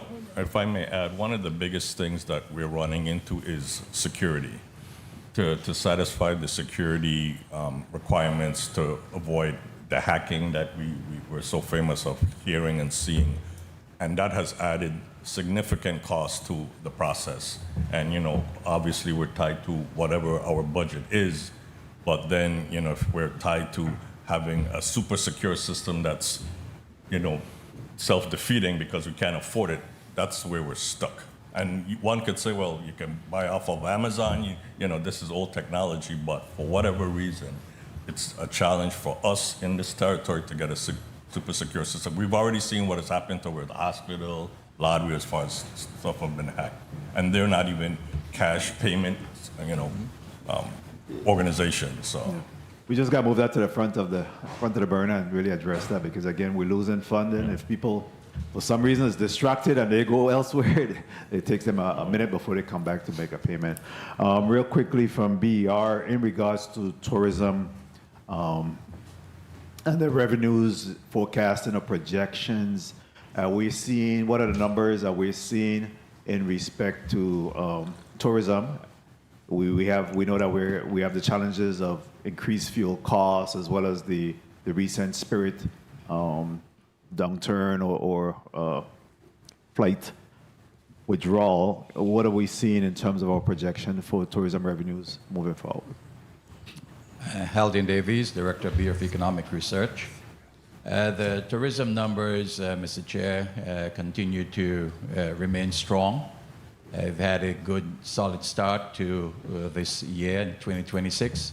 And from what we see, those will continue to grow and move forward. So hopefully, in this year, we'll be able to move from about 2.6 million visitors to about close to 2.7, and allow that to continue to fuel the economy. And with respect to the question that was asked earlier by Senator Villiers, yes, across the territory, we have seen some increases in our unemployment numbers. On St. Thomas, from 3.1% to 3.2%, it's not that significant. And then on St. Croix, from 4 to 4.2%. And those are numbers that we received from the Department of Labor, and those go back to November of 2025. As soon as we receive the updated numbers, those will appear on our website as well. Okay, and what do you attribute that to? I know we had the closure of, what's that store, Kmart. That's one of the areas that you're seeing the decline in that, or are we seeing other industries that's as well that's being closed? Well, you see it generally across the board. Yes, if those areas stand out, that's more apparent to everyone. But with employment, things are up and down from time to time, and as a result, those adjustments are there. And those numbers change from month to month. So some months they're up, some months they're down. So the numbers we give at the end would be the average for the entire year. Okay, and I know that we continue to champion the fact that we need at most 5,000 employees to do some of our disaster recovery work. I know that there were a recent conference where there was a job fair, where we heard reports of hundreds of individuals that appear at that job fair. So there is an interest there. How are we as a government trying to close the loop to make sure that some of our local individuals are actually get a seat at the table in regards to some of these available jobs? Well, I will yield to other colleagues more on that, ODR. But with respect to the BER, when we look at the numbers over the years with respect to workforce, there was a 0.8% growth from 2024 to 2025. What's that number again? 0.4, you said? 0.8%. 0.8. Yeah. 0.8% growth. And by 2027, we should see about 41,350 persons within the workforce. And within the workforce, it's men in the workforce account for 48.6%, and women 51.4% at the 2025 numbers. Okay. Well, thank you. Dr. Afternoon, you want to weigh in on these job fair and making sure that our those individuals that's interested. With the amount of work that we have going through here, we should not have any unemployment. I think that we should definitely be able to make available to anyone that wants a job some way that they could fit in somewhere along the scheme of things. I know that there's want ads at Wendy's, at McDonald's, everywhere you go. Even some of these, some of the major contractors, asking for laborers as well. There should be an option for us to be able to hire up every single person that wants a job in the Virgin Islands. I think the operative word is making sure that they want a job. The Department of Labor works very closely with us and the contractors on providing the job fairs, opportunities, not only for contract, to identify the training opportunities and certifications. The University of the Virgin Islands responded to our call, and they've added construction management and a lot of other data sciences certifications, as well as classes, so that the current students can begin to be prepared for the opportunities ahead. That is constant, but with unemployment down to, I believe it's 3%, we do not have a lot of people who are looking for a job, but there are a lot of people who are looking for better jobs. And we want to make sure that we're training them, working to ensure that we can get them trained up so that they can accept some of these entry-level positions and elevate up as we move on. Senator Viale, thank you for that. Senator Viale, you had a point of information? Yes, I did. And as the director spoke, I had the next one. You said UVI responded to your call. It's the legislature that demanded that UVI start a construction management and funded that particular scope of study so that individuals can be able to get that degree. In reference, Mr. Davies, you said that there was an increase in workers in St. Croix. I'm trying to get numbers. You said 4.0 to 4.4. That was what was that? What were you referring to? Increase or decrease or what? That was the increase in the unemployment numbers. Okay, Right. but did you get the actual numbers? The actual numbers, let me go back here. The actual numbers on St. Croix would be an average 16,652, and on St. Thomas, 24,170. No, and at this point last year, what was St. Croix? That's what I was asking. Yes, so the numbers that I gave are for 2025. If you want to go back to 2024. No, I want to go to this year. That's the 2025. I want to know what's this year. We don't have those up-to-date numbers as yet. We are waiting that information from the Department of Labor. So then you can't do any comparison. Well, for the specific period, correct. We're discussing the severe decrease in income tax on St. Croix. And we're trying to find out what are the factors. Have you any analysis, any data to make a determination as to whether or not the numbers have decreased from last year to this year? The numbers that we have received from the Department of Labor. Just a yes or no. We do not have that as yet. From, we do not have that as yet. So you need to get it. That's why we don't. That's why we never able to truly analyze anything, because we always a year or 2 years behind. We cannot continue to have these entities function a year or 2 years behind when we're trying to do financial forecasting. It can't work. It's the same thing every year. You're supposed to be getting up-to-date numbers every single month so that we're able to project or know exactly what type of revenues we're going to realize. Yeah, we usually get those numbers regularly, Senator. I think when the government Thank you closed... so much. Thank you, Mr. Davies. Right. Fees and permits quickly. You gone from $9 million I was looking at the report, $9 million. I think it was at 25 to projecting $6.7 million now. So we have more projects online, but we're collecting less monies in fees and permits.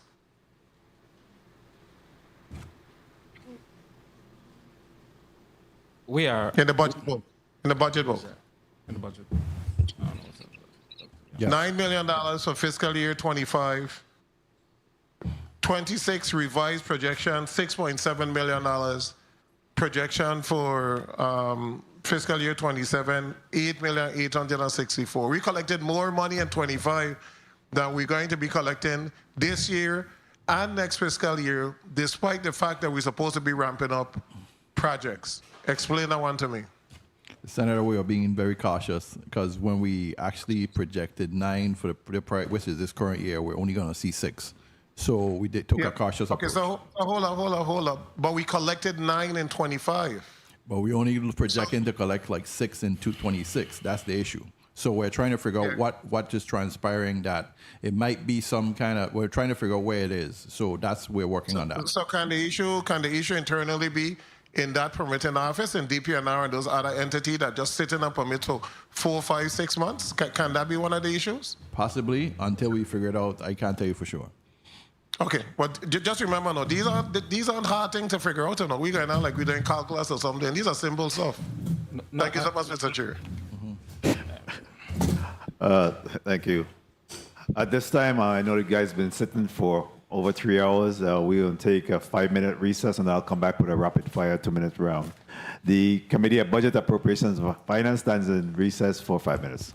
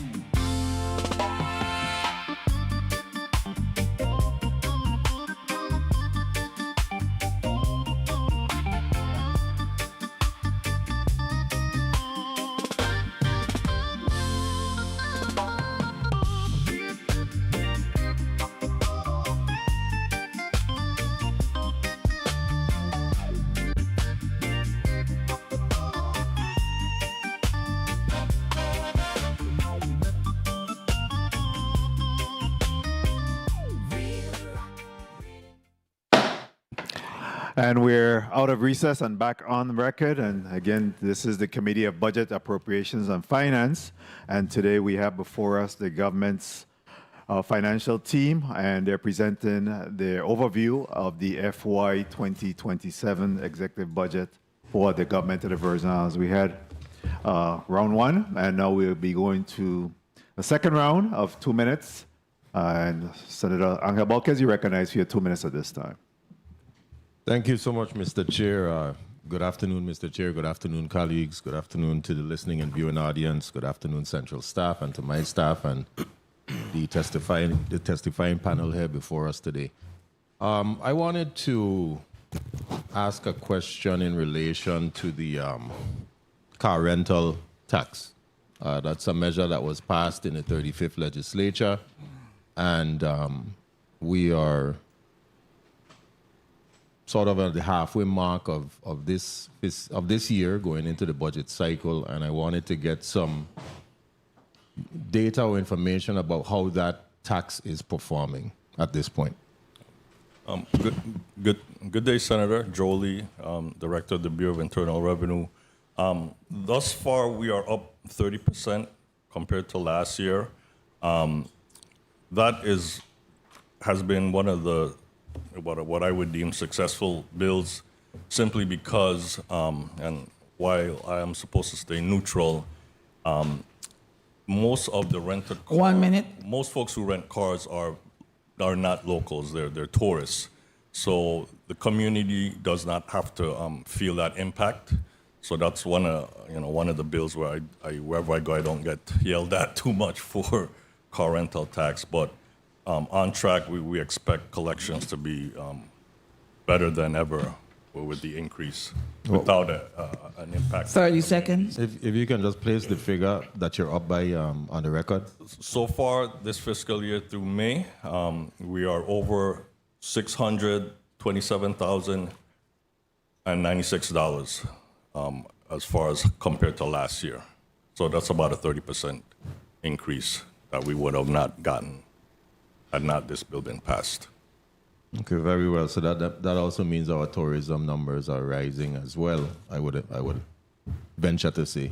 Yes, but there's only so many cars, so yeah. Correct. Okay. Well, Mr. Chair, I don't want to abuse my time. Follow-up question. Sure. In relation to collections by your department, I know that there were some advancements in software and technology. How have those technological advancements better prepared you to capture taxes and other fees that are imposed by your division or department? Well, the good thing is our major boost has been creating the ability to file online. So that allows folks to, as the previous senator was asking me about, file in the comfort of their home 24 hours a day. So providing a convenience to file taxes allows us to capture that income right away. So that's been helpful to us, and we look forward to continue expanding our tax collection services online to make everything convenient for everybody. Thank you. And lastly, Mr. Chair, as we continue to modernize our government and step into the realm or continue stepping forward into e-government, I hope to see that all agencies, departments, instrumentalities, and commissions upgrade their technology to be able to do such things as you just mentioned. Thank you for the time, Mr. Chair. Thank you very much, Senator Volquez. Next, the chair will recognize Senator Frederick Lewis. You're recognized for your 2 minutes. Thank you, Mr. Chairman. Commissioner McCordy, earlier you made us, you put something on the record talking about the tourism revolving fund, how you plan to do the audit. Right. Why go all the way back from inception, from creation? That account never been audited? Not since I've been there. Coming up on 3 years, it hasn't been since I've been there. Oh. I don't wonder why we have to go all the way back, So what I want to make sure is that the numbers that I give you, you can take to the bank I don't want to give you something just to, get it off the questioning radar, but to really address it. All right, thank you. Director Reimer. Yes, sir. In about 2 to 3 different times in your testimony, you talked about investments. And you mentioned investments through recreation, housing, and infrastructure. And I think I gathered the housing and infrastructure part. But could you expound more on the recreation for me, please? So recreational facilities, of course, is your parks and 1 minute. your open spaces that we need to invest in so that people can actually do exercises. A simple one is even one of your infrastructure projects, which is the promenade, which is getting ready to actually expand the waterfront going around the legislature. Many people you see in the afternoon actually walk on the apron. So this is where you want to expand. These are the projects you want to do to provide a healthier atmosphere and a better community. What about entertainment? Never thought about that. I mean, I see where that could be a... The government as a whole tried to stay out of the entertainment business. We to collect the taxes on the entertainment tax, but we tried to stay out of the entertainment tax business and leave private promoters do that. Good. All right. And Director Williams, Actaline. I know that you talked about, so help me out here. So when I go to BCB now, Charlotte Amali, construction has begun. Yes. What? Go ahead. There's different phases of the work that is going on, but those are all active construction projects. Charlotte Amali is pending a notice to proceed for some additional work so we can continue the progress, but these are all projects where the contractor has mobilized on. Good. And lastly, Director Reimer, coming back to you. 30 seconds. When are we going to see any monies coming in from cannabis?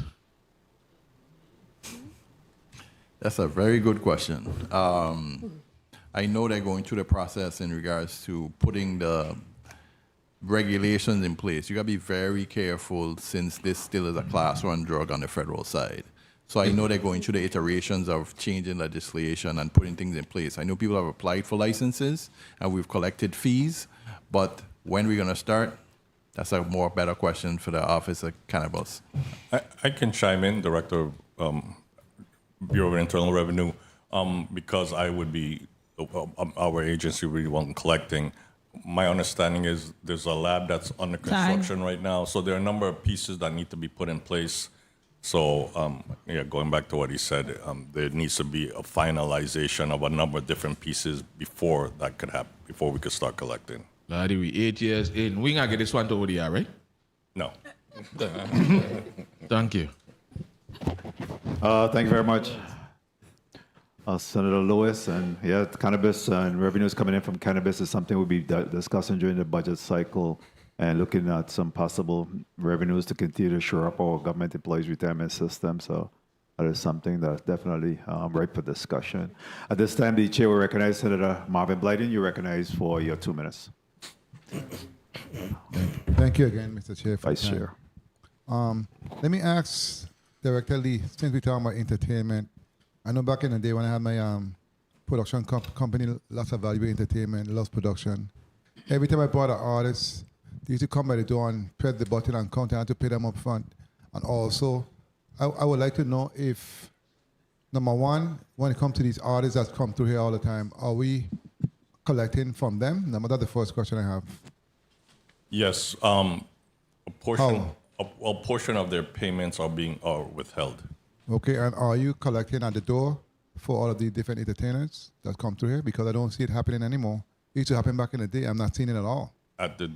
Most of our entertainment in the territory are free events paid for by the government. Not free events. I talk about artists that come through here on a regular basis and perform and get paid and charge a lot of funds to us. How so what we do, IRB, we actually have people at those events counting each person that goes in, and then we hope that when the promoter sends us their fee or the tax on it, it matches up to our account. But yes, we do have people at those events. I go to those events all the time. I don't see anyone counting anything. I go to almost every event, and I honestly, I be Well, honest with you. we're not promoting us being there. So I mean, they're probably there. You just don't know that they're there. All right, very well. We'll continue to monitor. And also, I know in the testimony it was mentioned in terms of inflation and the pressures of approximately $4 billion in imported goods coming to this territory on an annual basis. And I believe that's what's driving up the inflation here, because most of those, that cost of $4 billion is passed on to the people of the Virgin Islands. So I do not know what we can do to actually address that issue. But at the end of the day, I want to thank you guys for what you do, and I hope we continue to just work on behalf of the people. Thank you so much, Mr. Chair, for the time. Thank you. 1 minute. Thank you very much. Senator Blyden, point of information. Senator Balkes, you recognize. Thank you, Mr. Chair.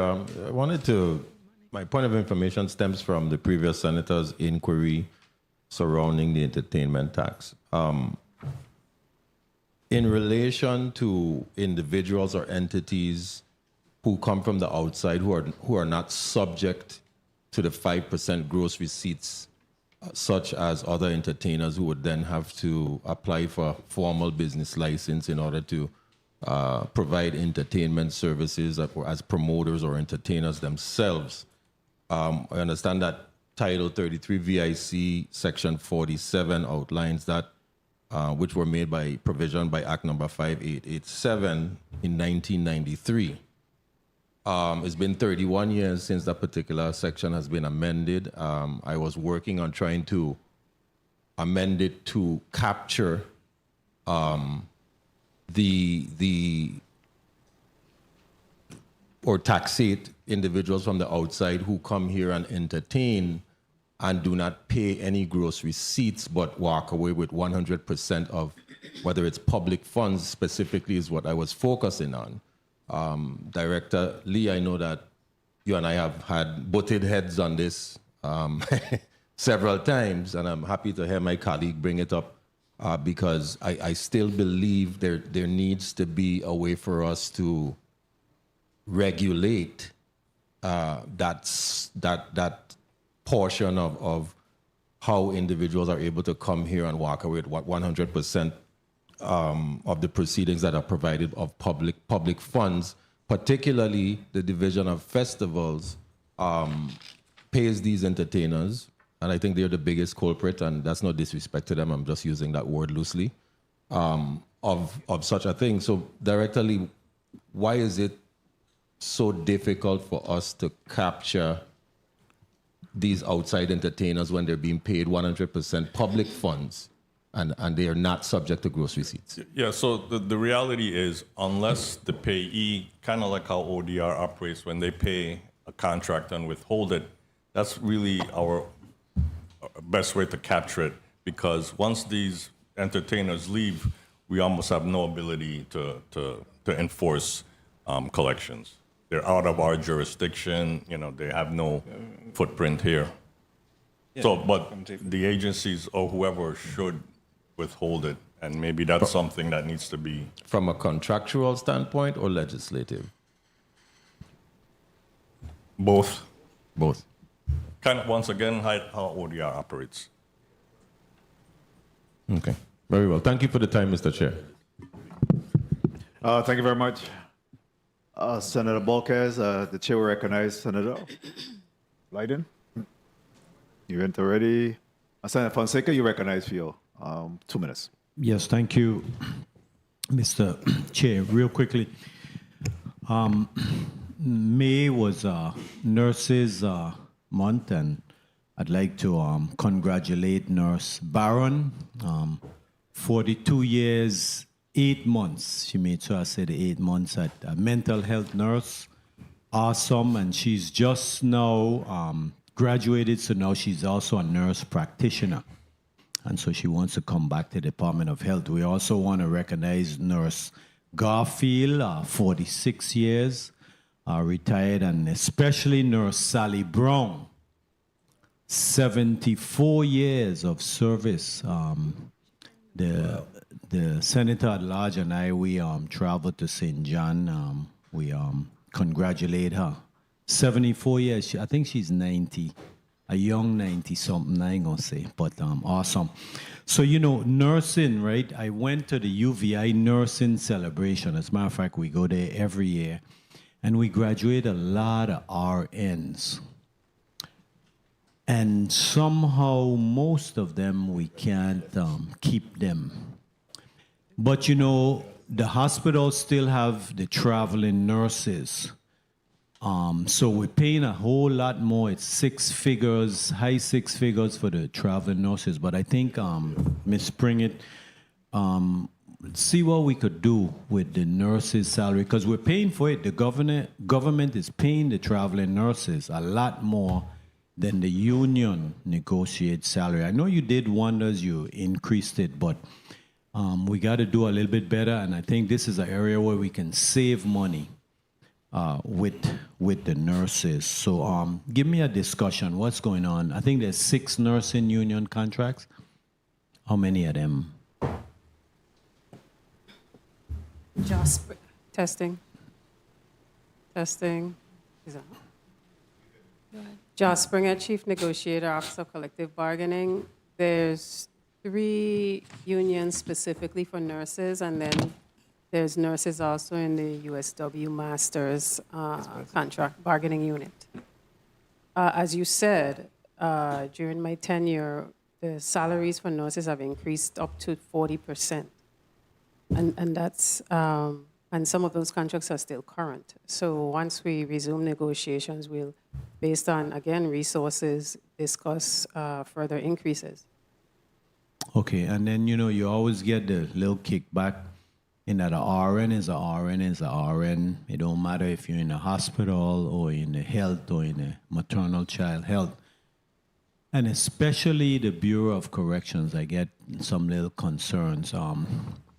Let's see if we can bring the nurses as a nurses pay. I know the hospitals, I guess those are the priorities. I can see where they're a little bit more, but we got to get the nurses up because we're paying for it by bringing in the traveling nurses, and they come and they, you know, they enjoy our beaches and stuff, and then they go back to the families.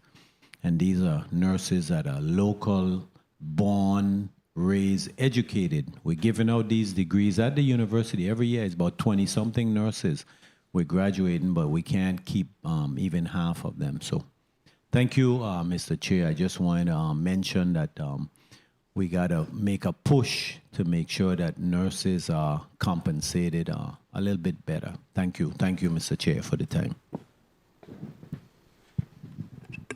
Thank you very much, Senator Fonseca. Senator Carla J. Joseph, you're recognized for your 2 minutes. Thank you so much, Mr. Chairman. My question is going to be directed to Director Joel Lee of IRB. I just had my staff pull down your May monthly collection report. And of course, there's some red spots there and some negatives. I want to highlight specifically, I believe this in the red, this thing's so tiny, is the individual income tax, the subtotal.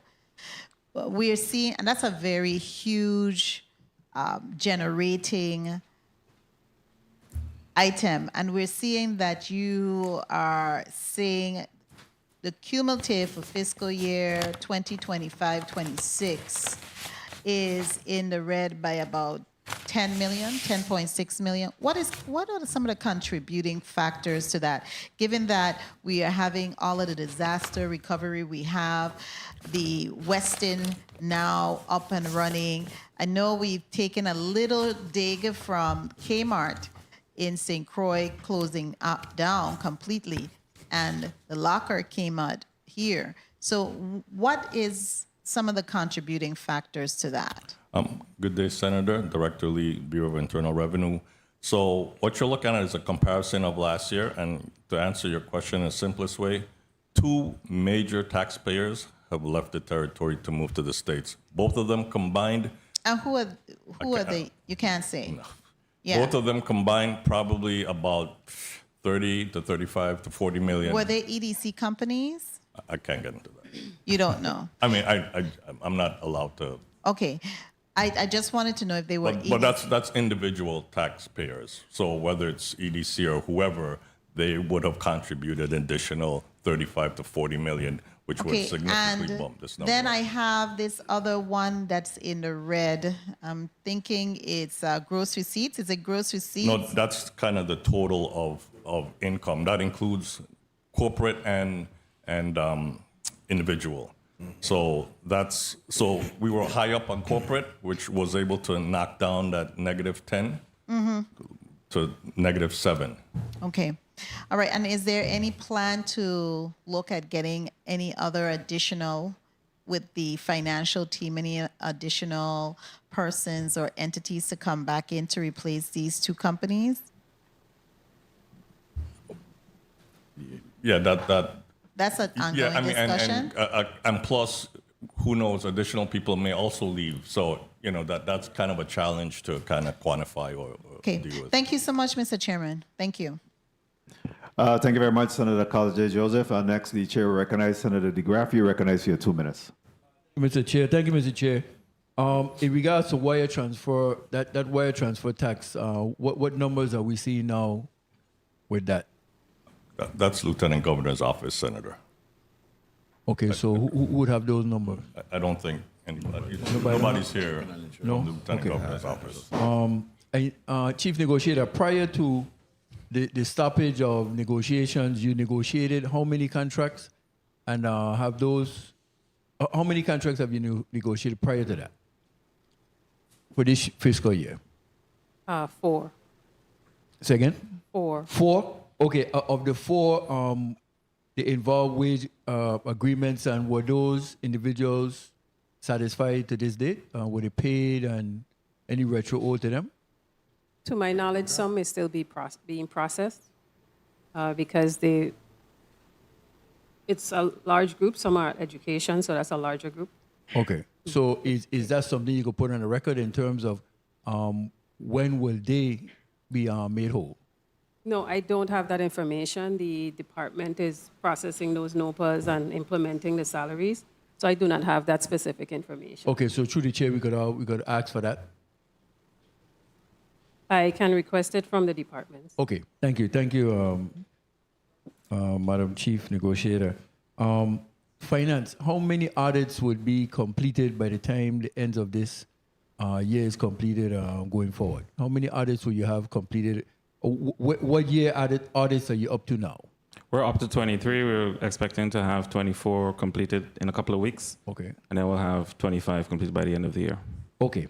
And then just in closing, OMB Director, like I was showing you in regards to the top 5 revenues, basically it was boiling down to 24, 25, 26 in gross receipts, individual income tax, so forth and so on.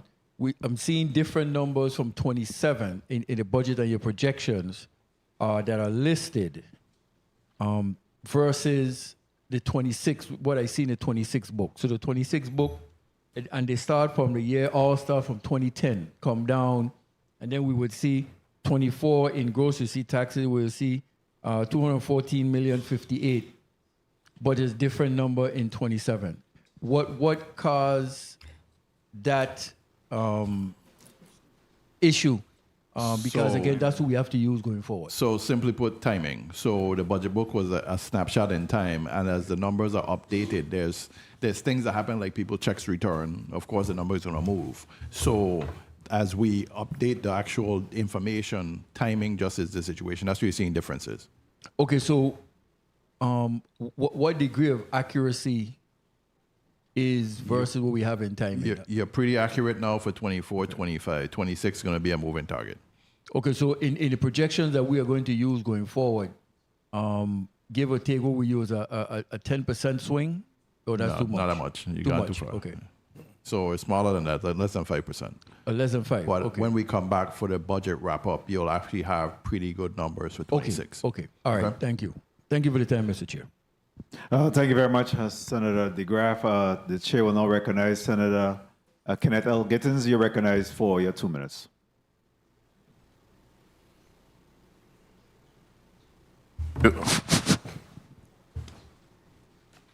Thank you, Mr. Chair.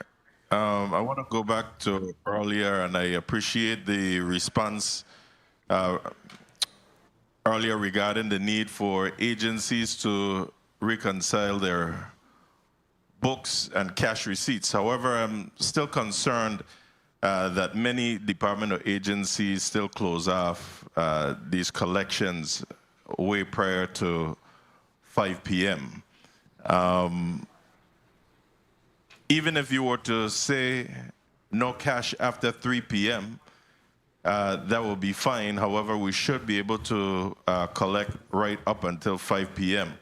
Now, as the OMB director indicated earlier, I think he stated that, or not I think, he did stated that all CFOs are under a centralized financial structure. So has the Department of Finance issued any directive to these CFOs or agency heads requiring agencies to continue accepting payments through the end of their operational hours, which is at 5 p.m.? So good afternoon, Senator. Thank you for the question. What we've done, so most of the major revenue collectors have an online. So listen, one second. Sorry about that. No, you're fine. And the time is only 2 minutes. That's a yes or no question. Have you sent out a directive to these CFOs or agency heads to tell them to collect up until the close of business? Yes or no? We have not, but they have an online option to pay. Can you consider doing that, please? Because earlier when I asked a question, you weren't even aware that agencies were stopping those collections way prior to 5 p.m. Absolutely. Thank you. Now, at a time when the government is facing revenue challenges, our priority should be ensuring that all these agencies and departments is maximizing collections during its full operational day. So again, I'm asking you for that commitment to review the practice, issue that directive, and provide the legislature as well with a report identifying which agencies stop accepting payments before the closing time. Can I get you to do that? Will do. Because during this budget process, I will be asking each of those revenue generating agencies this question, because we can't continue talking about revenue shortfalls while simultaneously telling taxpayers that they can't pay after 3 p.m. The two things don't correlate. So let's address this, please.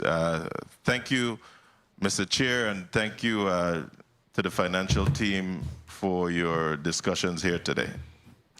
Thank you very much, Senator Gittins. I think that rounds out the second block. Actually, I see Senator Clifford Joseph. Good afternoon, Senator. Welcome. Good afternoon. All right. You for this block 2, or you wanted to? I got one question. You recognize Senator Clifford Joseph. You recognize. Thank you, Mr. Chair. Good afternoon to the testifiers and good afternoon to the listening public. My question would be, I noticed we have, under federal grants, we have, these projections were made on projections and projects with the expect construction activities.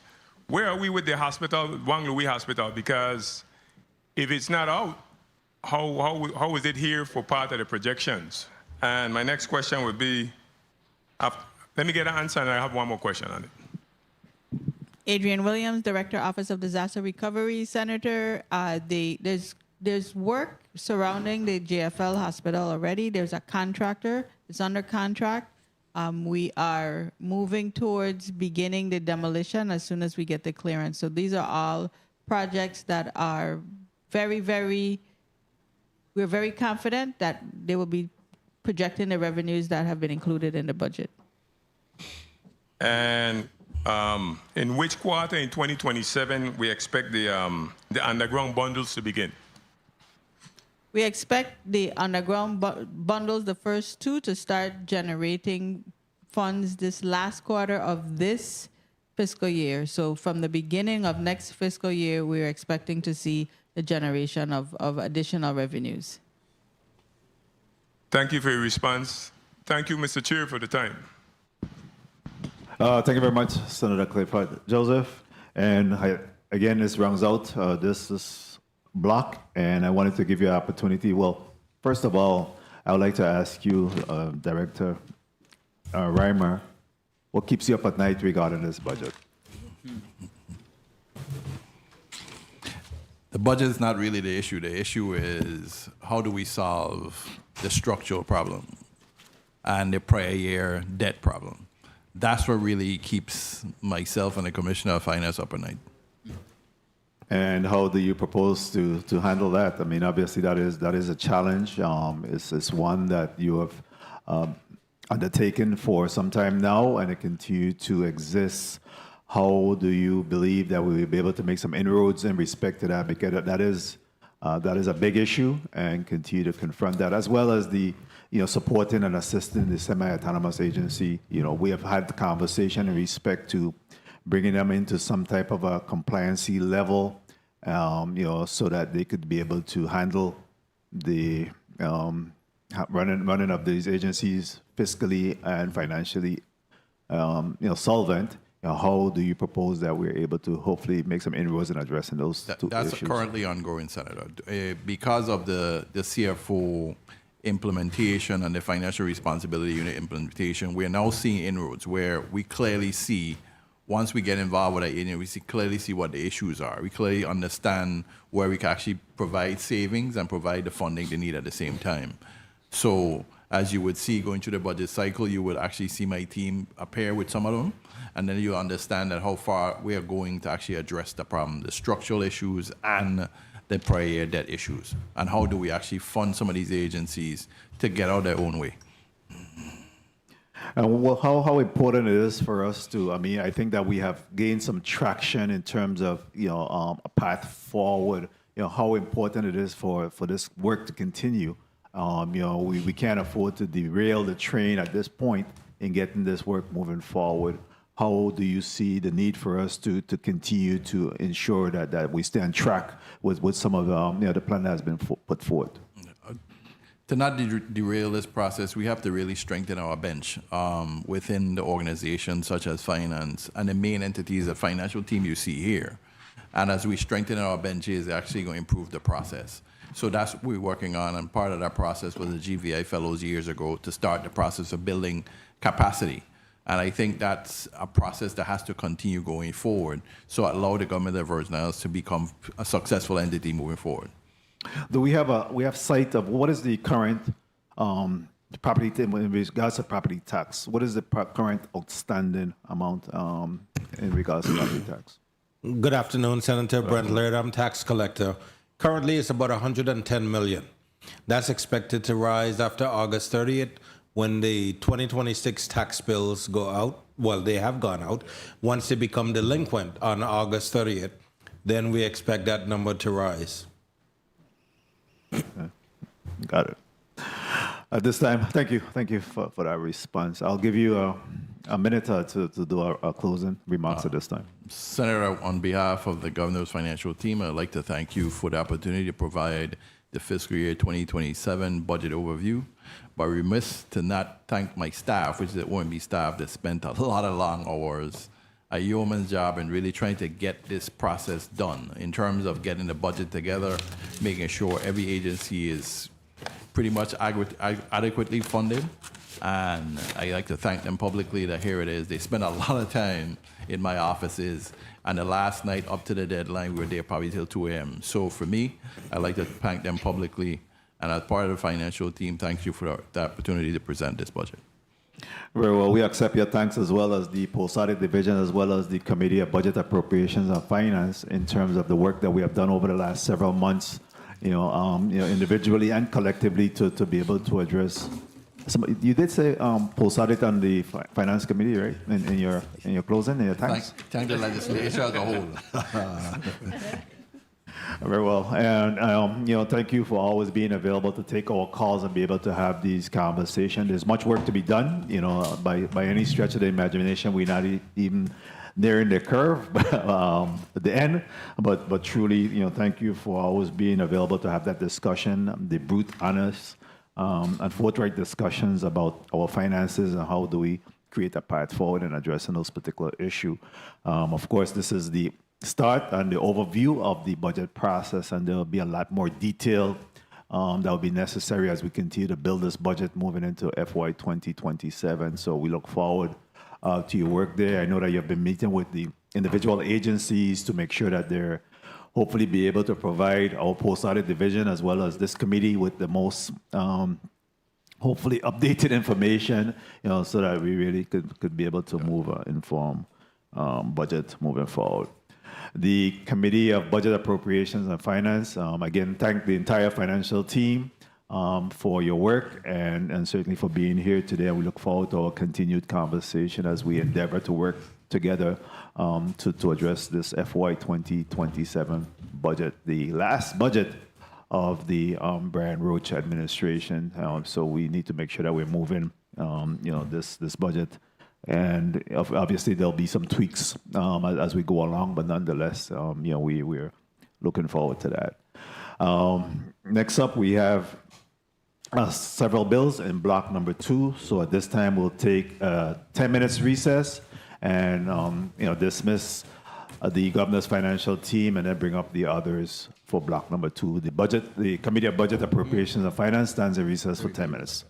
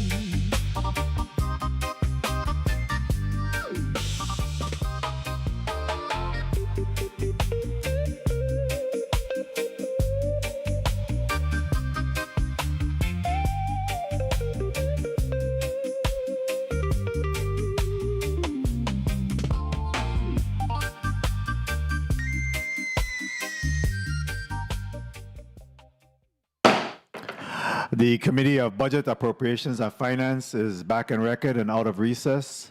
At this time, Madam Clerk, please call up the items in block number 2.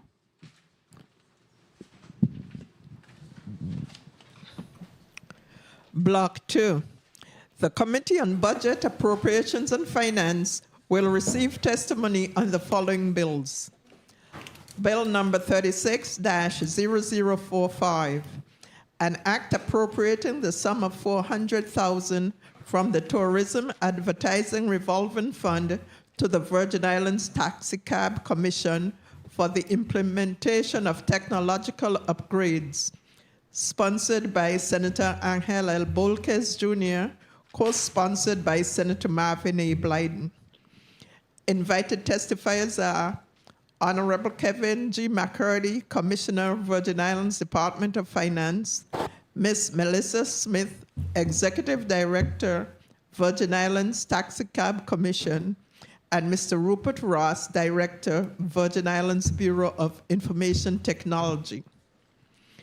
Bill number 36-0273, an act amending Act number 8465, redirecting the appropriation from the First-Time Homebuyers Program to the Williams Delight Community Home Ownership Program and the VI Slice Home Ownership Program, sponsored by Senator Kurt A. Vailey.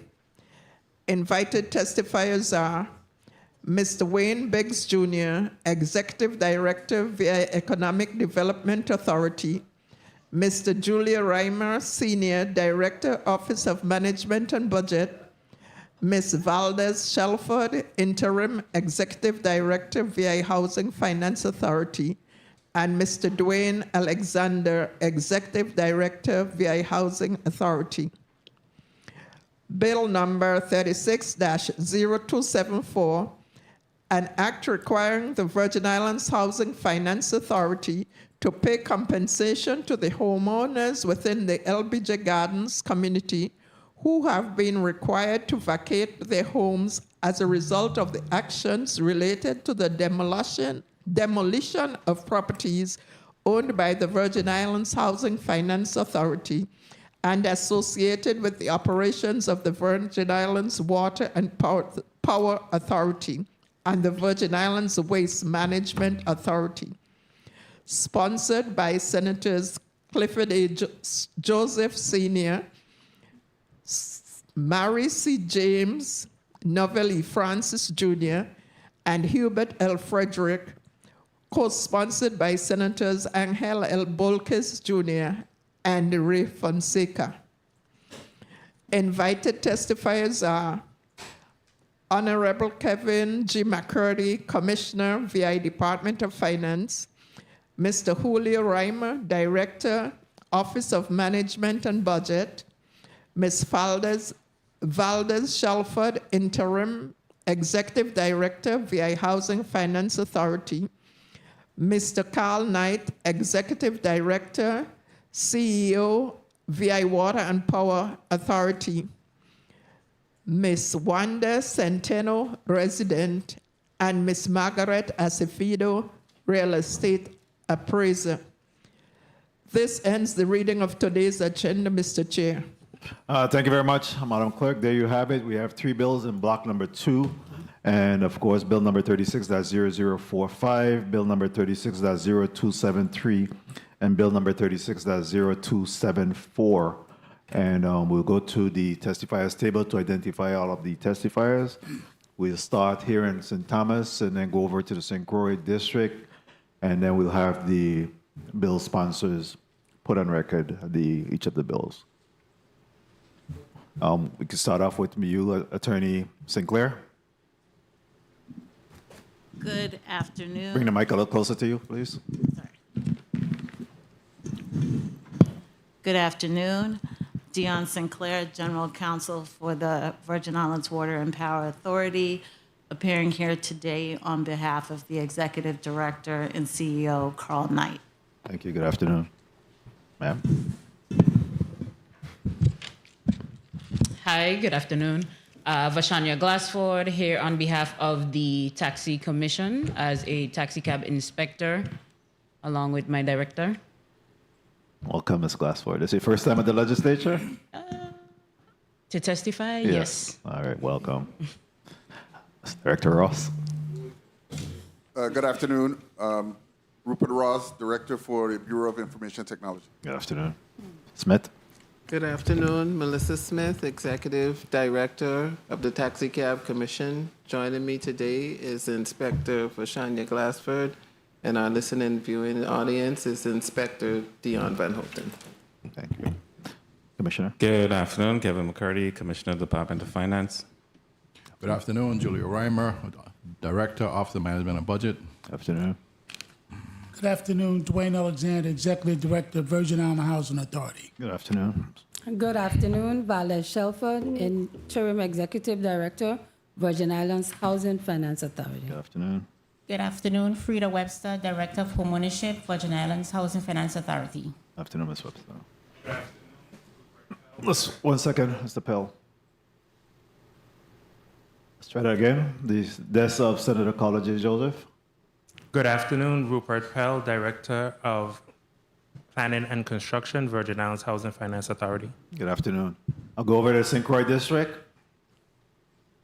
Good afternoon, Emmanuel Perez Cassius, Director of Resident Wellness and Empowerment, the Virgin Islands Housing Authority. Afternoon. Good afternoon, Lydia Pell, Chief Operating Officer, Virgin Islands Housing Authority. Good afternoon, Chastity Jackson, Director of Asset Management, Virgin Islands Housing Authority. Afternoon.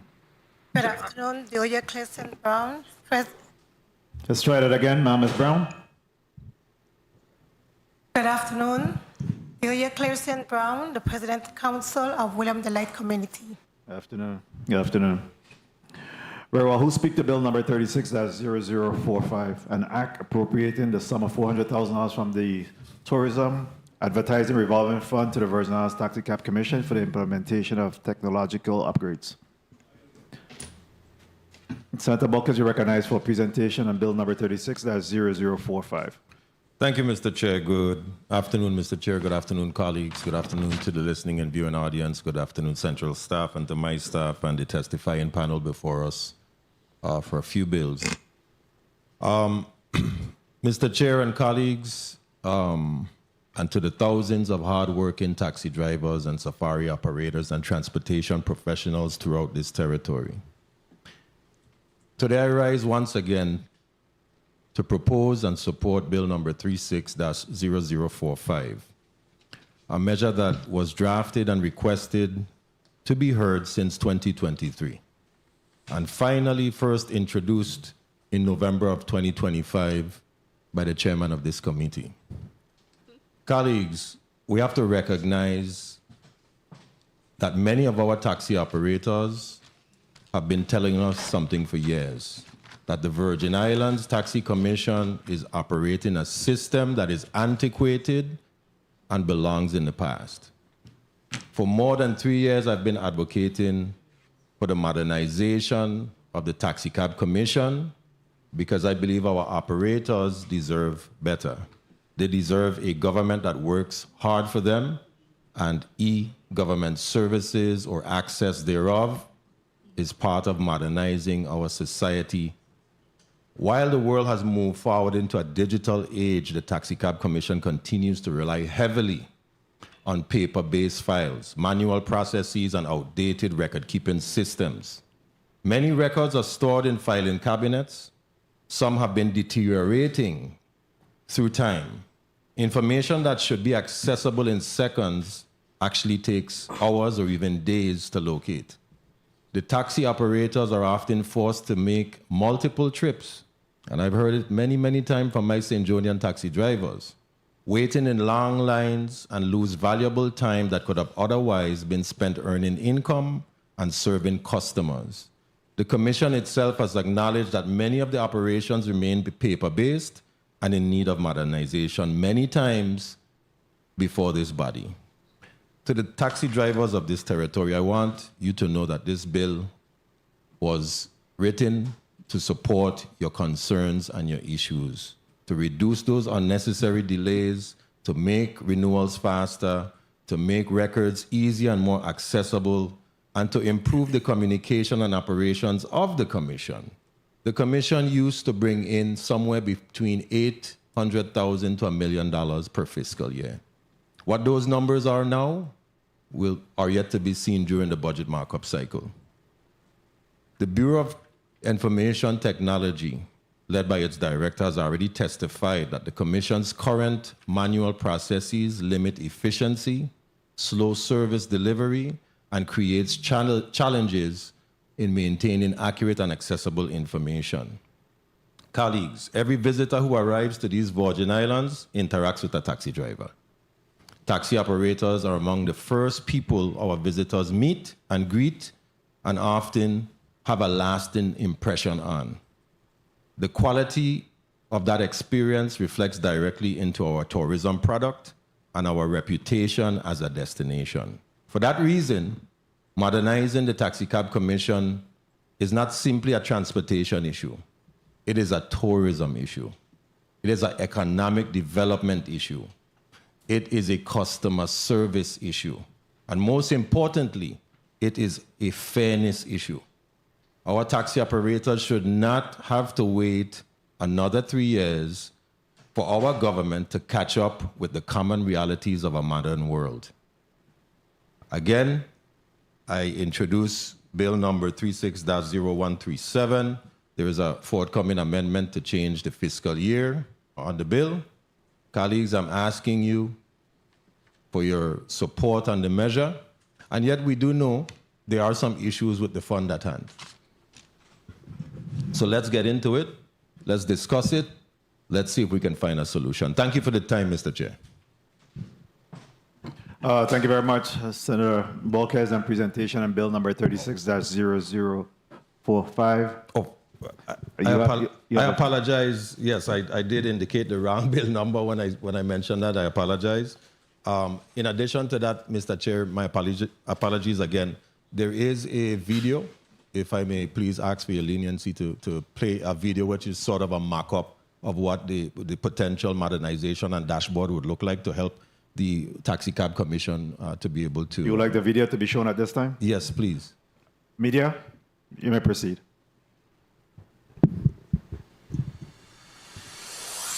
Welcome to the Virgin Islands Taxicab Commission Service Portal. This demonstration provides a preview of how Taxicab Commission services can be delivered through a modern digital experience. What you will see is a proof of concept designed to highlight what is possible. This is not a final product or an off-the-shelf solution, but rather an example of how this platform can be tailored to meet your specific needs. The service portal offers a centralized and user-friendly way for applicants to access Taxicab Commission services online. From a single location, users can submit applications, upload required documentation, and track their requests in real time. All information submitted through the portal is securely handled, with sensitive data protected through encryption and access controls. To begin, an applicant selects the service they need. In this example, we will walk through the taxi operator badge application process. The form is designed to be simple and intuitive, capturing the information needed to begin processing the request. All information entered is securely handled, with sensitive data protected through encryption and access limited based on user roles. Users can save their progress and return later to complete the application. Built-in validation ensures all required information is completed before submission.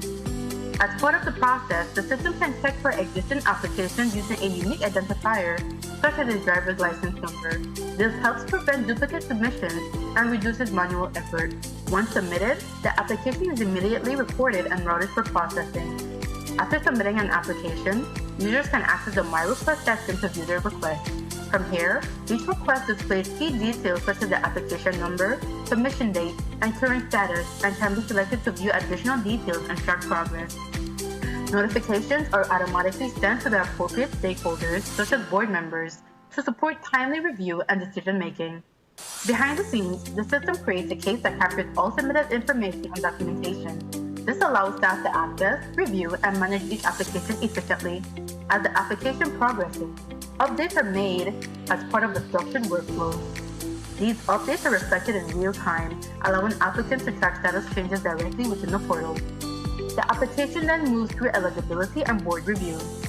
Once approved, the system automatically sends a notification to initiate the next step, such as enrolling the applicant in the required certification course. well as delay or manual coordination. After completing the certification process, the application is approved and the taxi operator badge is issued. The system generates the badge record, including issued and expiration dates, creating a complete and traceable life cycle for each applicant. This information is reflected consistently across both the back-end system and the user portal, providing visibility for both staff and applicants, accessed as part of the applicant's record. The platform provides real-time visibility through dashboards and reporting. Leadership can monitor application volumes, statuses, and processing timelines to support informed decisions. This proof of concept demonstrates the look and feel of a modernized solution, along with key functionalities to support taxi cab commission operations. We would work closely with the Commission to design and configure this solution to align with your processes and requirements. This is an example of what is possible, and we look forward to exploring how this can be tailored to support your organization. Thank you very much, media, for presentation of the slideshow on that bill number 36-0045. Before we proceed to the next testifier on that particular bill, I wanted to recognize the residents of LBJ. We didn't get a chance to interview that person. If you could just identify yourself, ma'am. Yes, Wanda Centeno, resident of LBJ Gardens. All right, Wanda Centeno, thank you. At this time, we'll go to Commissioner McCurdy.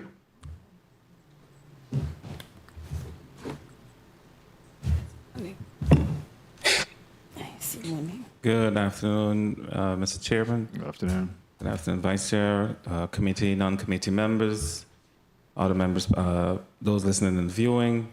My name is Kevin McCurdy. I'm the Commissioner of the Department of Finance, and I'm providing testimony on Bill number 36-0045, an act appropriating $400,000 from the Department of Tourism, from the Tourism Advertising Revolving Fund, to the Virgin Island Taxi Cab Commission for the implementation of technological upgrades. The purpose of the legislation, the proposed legislation, seeks to allocate $400,000 from the Tourism Advertising and Revolving Fund to the Virgin Islands Taxi Cab Commission. The objective is to implement technological upgrades for the taxi sector, including improvements in dispatch system, payment solution, trip tracking, fare meters, and other modernization. While the modernization of taxi technology is a reasonable and forward-looking policy goal, the Department of Finance does not support the proposed funding mechanism. Specifically, we do not recommend approving the transfer of $400,000 from the Tourism Fund for this purpose.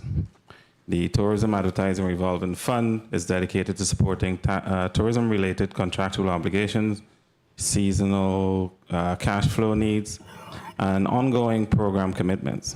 Unlike other departments and agencies, the Department of Tourism does not draw from the general fund and relies solely on its own revenue to cover vendor contracts, marketing activities, grant matches, and special events. Diverting resources from this fund would risk service interruption, vendor non-payment, and potential harm to the tourism sector, especially during peak season. Recommendations of alternative action: institute daily electronic reconciliation of fares and fees to improve transparency and accountability, centralize cash handling or transition aggressively towards cashless payment system to minimize loss and improve efficiency, conduct thorough internal and external financial audits, as well as a comprehensive operation review to identify new revenue opportunities and areas for cost reduction. We believe that modernizing taxi technology is an appropriate objective, but it must be pursued in a fiscally responsible and transparent manner that does not jeopardize the tourism sector or establish a precedent of inappropriate fund transfer. We urge the committee to reconsider the $400,000 transfer and instead require the Taxi Cab Commission to document internal reform, develop a staged pilot plan, and pursue targeted, user-aligned, and grant-based funding options. Currently, the Department of Finance is reconciling the Tourism Advertising Fund the result of this reconciliation may significantly adjust the reported fund balance and will provide a more accurate representation of the fund's ability to sustain the current break-even trend. Therefore, we do not support the proposed transfer to the taxi cab fund, as doing so may place the tourism advertising revolving fund at risk of a deficit and impair its ability to meet existing and future expenditure obligations. Thank you for the opportunity to provide testimony, and I'm available to answer any question you may have. Thank you very much, Commissioner McCurdy, for your testimony there. Next, we'll recognize Ms. Melissa Smith, Executive Director of the Virgin Islands Taxi Cab Commission, for her testimony. Ms. Smith. Thank you. Greetings, Honorable Senator Novell E. Francis, Chairman of the Committee on Finance, Senator Angel Bocas, sponsor of Bill number 36-0045, esteemed senators,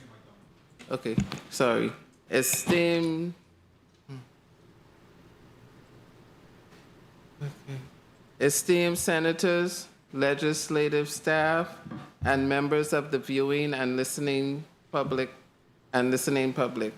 I am Melissa Smith, acting Executive Director of the Virgin Islands Taxi Cab Commission. Joining me today is Inspector Vashania Glassford. Thank you for the opportunity to testify on Bill number 36-0045, which seeks to appropriate $400,000 from the Tourism Advertising Revolving Fund to support critical technological upgrades of the Virgin Islands Taxi Cab Commission. This investment represents a necessary step towards modernizing our operations and strengthening our ability to effectively regulate the taxi industry throughout the territory. The Virgin Islands Taxi Cab Commission was established under Title 20, Chapter 37 of the Virgin Islands Code with a clear mandate to regulate and oversee the taxi industry, ensuring safety, fairness, and accountability. However, despite its significant responsibility, the Commission continues to operate within a largely manual, paper-based framework that limits efficiency, delays service delivery, and restricts oversight capabilities. This bill presents a transformative opportunity to bring the Commission into alignment with modern administrative and regulatory practices. Through automation and digital integration, we can significantly improve internal workflows, enhance public service delivery, and strengthen regulatory enforcement. Modernization will enable the Commission to digitize licensing and regulatory processes for taxi drivers and vehicles, streamline fare monitoring and enforcement systems, improve investigative compliance tracking capabilities, and enhance transparency and accountability through real-time data access. We envision a system where taxi operators can apply for licenses online, upload documentation securely, receive automated renewal notifications, and track application status in real time. Additionally, a centralized case management system would allow complaints to be filed digitally, evidence to be securely submitted, and hearings to be conducted virtually when necessary, expediting resolution processes while ensuring fairness and accessibility. A modernized system will also support integration with key government agencies, including the Bureau of Motor Vehicles, Internal Revenue Bureau, Virgin Islands Police Department, the Department of Finance, the Department of Property and Procurement, the Office of Management and Budget, and the Bureau of Information Technology. This integration will enable real-time verification of tax clearances, licensing and compliance data, significantly reducing administrative delays. Moreover, automation will provide valuable data analytics that can support planning and collaboration with stakeholders such as the Department of Tourism and the Bureau of Economic Research. This will strengthen decision-making and enhance the territory's transportation infrastructure in support of our growing tourism industry and our employment. Justification for the funding. The requested $400,000 appropriation is a strategic investment that will provide the following key benefits: operational efficiency and transparency. Transitioning to digital records will reduce administrative errors, eliminate redundancies, and improve data accuracy. Real-time access to information will improve responsiveness and regulatory oversight. In regards to collaboration with BIT, for this particular project, BIT will continue to provide technical guidance to ensure secure, scalable, and compliant systems. Cybersecurity measures will protect sensitive data and ensure adherence to government standards. This will include an enhanced customer experience for the taxi operators.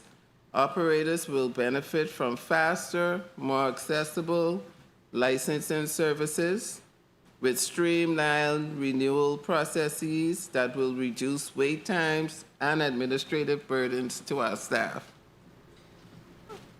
Digital tools will allow for the tracking of medallions, vehicle registrations, business licenses, and other compliance metrics to include improved reporting capabilities that will support executive decision-making and, again, policy development. In regards to fiscal responsibility and accountability, the Commission is committed to ensuring that all allocated funds are used responsibly and transparently. A detailed expenditure plan will be developed in alignment with BIT's recommendations. All procurement processes will comply with the Virgin Islands Procurement Code and the DPP guidelines. Competitive bidding processes will ensure fairness and cost effectiveness. Contracts will include performance benchmarks and delivery timelines, monitoring and oversight. Comprehensive financial records will be maintained and reported to the legislature and other stakeholders. An internal audit trail will track all expenditures. Regular progress reporting will be shared with stakeholders, as we mentioned, and other oversight bodies. The Commission will provide regular updates on implementation progress. Taxi operators and the public will be kept informed and invited to provide feedback on our progress. To add, the implementation of an automated system is timely and aligns with audit findings and corrective actions that are necessary not only for the Taxi Cab Commission, but for the territory and other investors. This investment directly supports the Commission's response to recent audit findings and will strengthen our ability to implement sustained corrective actions. Specifically, the proposed automation and system upgrades will address deficiencies in record keeping by establishing a centralized, verifiable digital database, strengthen internal controls through automated workflows, approvals, and audit trails, improve compliance monitoring and enforcement through real-time tracking and reporting. It will also enhance accountability by ensuring that all transactions and regulatory actions are properly documented and easily retrievable. support adherence to SOPPs, ERP practices, and verification protocols which are now being implemented. While the Commission has already taken proactive steps, including the onboarding of new staff, improving internal control procedures, and reinforcing compliance standards, these efforts must be supported by modern technological infrastructure to ensure long-term effectiveness and sustainability.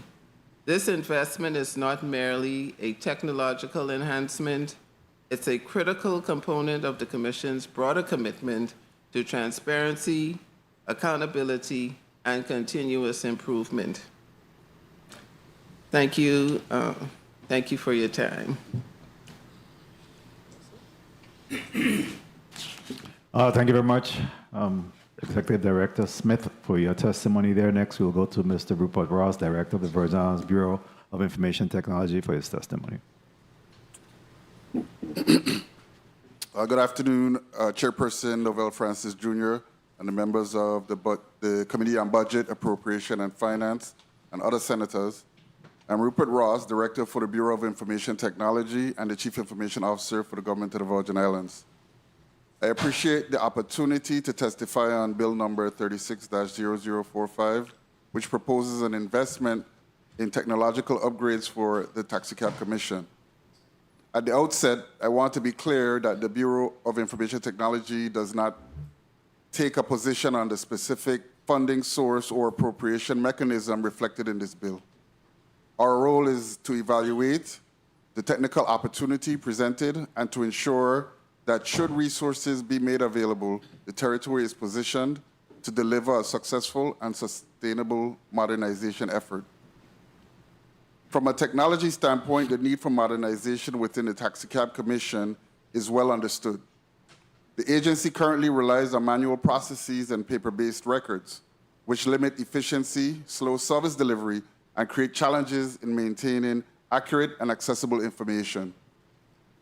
Transitioning to a digital, structured environment represents an important step forward in improving operations, transparency, and services to the public. Importantly, this is not a new relationship or future concept. BIT has already been actively supporting the Taxicab Commission in strengthening its technology environment. Earlier this year, we successfully completed the procurement and installation of a new network and computer infrastructure at the Commission. This included deploying fully operational computer systems for the staff, integrating those systems into the government domain, and implementing enhanced network infrastructure, including a new firewall and a network switch to improve both performance and security. In addition, the environment was configured to support core operational needs, including printing, scanning, and secure data backup capabilities. This work established a stable and secure foundation upon which further modernization efforts can build. This recent progress demonstrates commitment to supporting the Commission and BIT's ability to execute. It also highlights an important point.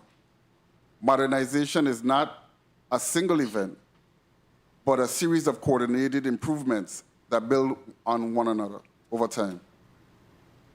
If this investment moves forward, BIT is prepared to continue that support by providing the technical leadership and implementation expertise necessary to advance the next phase of modernization.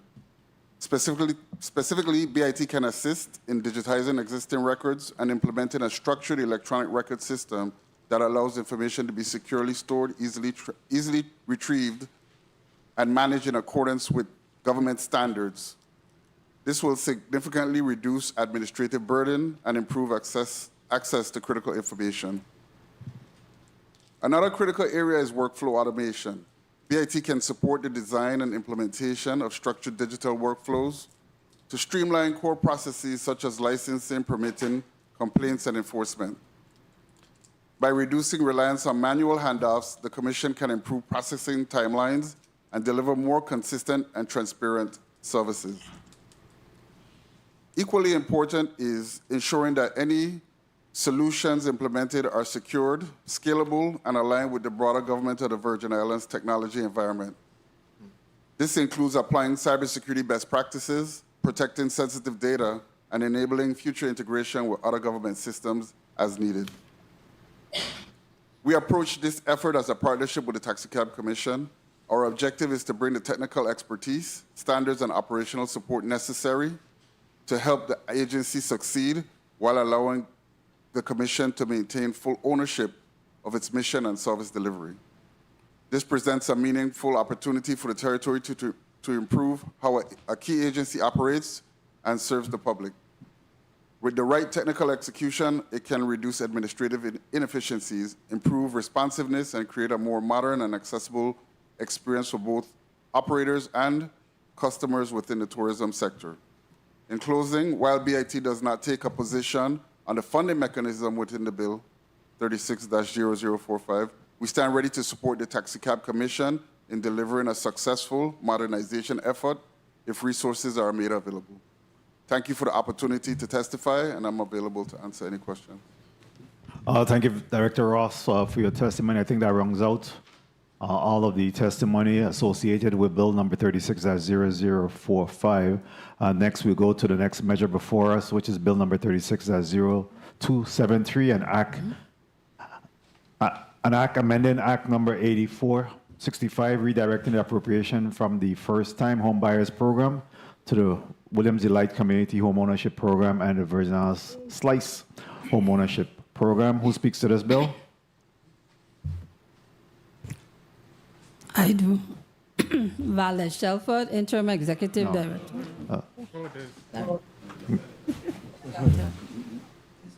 Dr. VLA? Get this over with.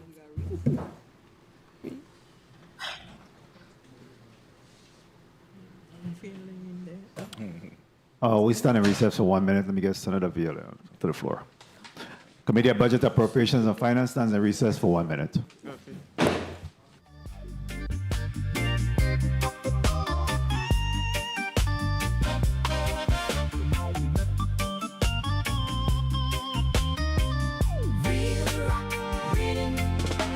Carry us to the end.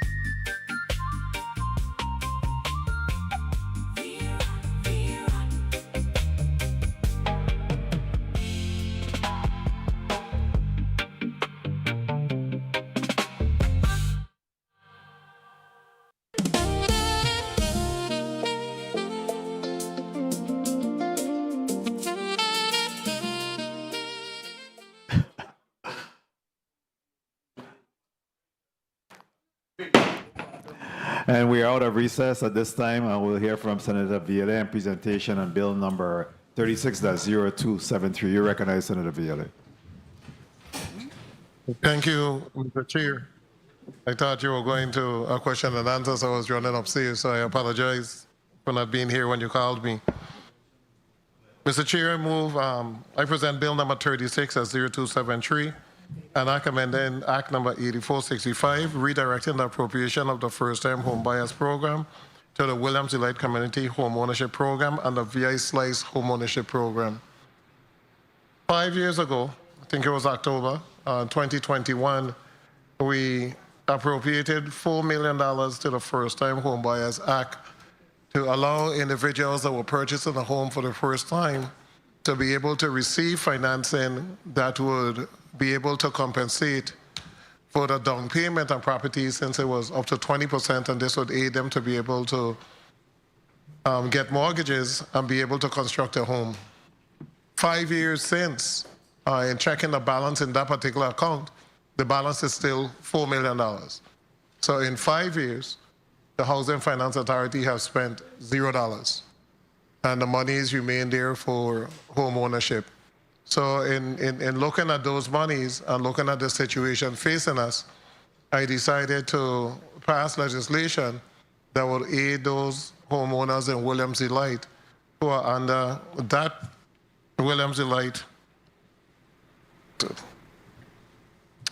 Community Home Ownership Program. This is just going to allocate $15,000 for each of those entities, and it literally would allow 34 families to be able to purchase home. It's going to come to a total of $510,000. So I am going to amend this particular bill. The information I have in doesn't reflect all 34, so I'm going to amend it to the $510,000 so that the Housing Authority can go ahead and make sure that these individuals are able to achieve home ownership. And then there's some other stuff that the Housing Authority is going to do, and some other discussion with some other funds to help those residents. Overall, it's going to help us because all of these residents are going to become responsible to pay property tax. And I just spoke about property tax helping out the government and also the LBJ program. It's going to help the coffers, and home ownership is very important. The rest of the monies will be allocated to the VI Slice program. They are literally running out of money. There's a long list of individuals who are trying to become first-time home buyers, and this would replenish some of those funds. I will also, Mr. Chair, have a discussion about a program that I recently just heard about, which is Cistern and Slab, to see whether or not some of these monies can go to that. But at the appropriate time, we'll make the decision. But the decision now is to spend the $4 million, but not get rid of the program under the Housing Finance Authority. The program will still stay under the Housing Finance Authority, and then look at how we're going to be able to fund the First Time Home Buyers Act with a certain amount of money every single year. But now the priority is to get those individuals from Williams Elite who have done all they are supposed to do, who have paid the monies, to get them to the front of the line. These monies are sitting in the Housing Finance Authority. So these are not monies that we have to wait for. These are not monies you got 2-3 months. This is just a transfer, and then we could begin the process. Thank you so much, Mr. Chair. Thank you very much, Senator VLA, and your bill presentation on 36-0273. And next we'll go to Mr. Julio Reimer, Senior, Director of the Office of Management and Budget, for his testimony. Good afternoon, Honorable Chair Francis, distinguished senators, committee members of Budget and Appropriation and Finance, and a viewing and listening audience. My name is Julio A. Reimer, Senior, Director of the Office of Management and Budget, and a board member of the Virgin Islands Housing Finance Authority. I am honored here to present testimony in strong support of Bill number 36-0273, an act amending Act number 8465 to strengthen and expand homeownership opportunity within the Virgin Islands. As the Senator indicated, we had a previous conversation, and I'm proposing an amendment that basically the Senate should basically consider. With reflect of a thoughtful and strategic approach to one of the most pressing needs in our community, affordable housing and attainable housing. The measure proposed to reallocate previously $4 million into targeted investment that would produce an immediate and long-term benefit for Virgin Islands, which is the SLICE program. First, of course, I would like to propose that the bill allocates $2 million to the Virgin Islands Economic Development Authority to support the SLICE Moderate Income Home Buyer Assistance Program. This program has demonstrated measurable success in helping working families bridge the financial gap associated with purchasing a home. By expanding funding, we can assist more moderate income residents in overcoming barriers such as down payments and closing costs, therefore increasing access to homeownership across the territory. Second, I would like to propose the bill restructure the additional $2 million earmarked for first-time home buyer assistance program at the Virgin Islands Housing Finance Authority by converting it into a grant program that provides up to $50,000 per eligible applicant for assistance and SLAP program. When combined with existing assistance, eligible participants may receive up to $100,000, significantly improving their ability to initiate the home construction. Additionally, the bill provides $376,000 to support residents in the William Delight community in purchasing rental homes that they currently occupy. This provision is critical in transitioning long-term renters into homeowners, strengthening community stability, and expanding opportunities for wealth building through homeownership. The Assistance and SLAP program play a vital role in supporting residents who own land and lack the upfront capital to begin building. By strengthening this program, we are removing one of the most critical barriers to home construction and enabling more Virgin Islanders to take the first step towards building safe, reliant, and sustainable homes. Importantly, this proposed amendment creates a balanced and efficient use of resources. It supports both the immediate home buyers through the expanding access to VI Economic Development Authority SLICE program, and future homeowners to enhance system and SLAB funding administered by the Virgin Islands Housing Finance Authority. This dual approach strengthens the housing pipeline from initial construction to final home purchase, ensuring that the resources are both impactful and equitable. Broader impact of this legislation includes increasing home ownership rates throughout the Virgin Islands, promoting community stability and neighborhood growth, stimulating economic activity within the construction sector and related industries, providing families with the opportunity to build equity and long-term generational wealth. In closing, Mr. Chair, Bill number 360273 represents a prudent and forward-thinking amendment that maximizes the effectiveness of the existing funding while addressing real and immediate housing needs in the territory. Thank you. Thank you very much, Director Reimer, for your testimony there. Next, we'll go to Ms. Shelford for her testimony as the Interim Executive Director of the Virgin Islands Housing Finance Authority. Good afternoon, Senator Norvel E. Francis Jr., Chairman of the Committee on Budget, Appropriations and Finance, distinguished members of the committee, and the listening and viewing audience. I am Valerie Shelford, Interim Executive Director of the Virgin Islands Housing Finance Authority, and I am accompanied today by Frida Webster, Director of Ownership, and Rupert Pell, Director of Planning and Construction. As requested, we appear before you to provide testimony regarding Bill number 36-0273, an act amending Act number 8465 to redirect appropriated funds from the First-Time Homebuyers Program to the William Delight Community Homeownership Program and the VI Slice Homeownership Program. The First-Time Homebuyers Program is one of the several sub-programs designed to address the diverse housing needs of Virgin Islands residents. These include our Moderate Income Program, the Lot Sales Program, the Homestead Loan Program, the Veterans Program, and the Home Program. Of these programs, the $4 million First-Time Homebuyer Program supports the Moderate Income Program, which primarily provides mortgage assistance through low-interest loan products to moderate-income households. The program was designed to provide secondary financing to decrease the overall cost of the mortgage, depending upon program eligibility requirements and available funding. These moderate-income households are ineligible for USDA Rural Development, Veterans, or Federal Home Program subsidies. This range of financing option enables VIHFA to serve individuals and families across a broad spectrum of income levels and circumstances. The Homebuyer Program was established to provide a revolving fund for future moderate-income households. The VI Slice program shares the same overarching goal of all VIHFA's programs by expanding access to homeownership for Virgin Islands residents. However, it differs significantly in its structure and funding model.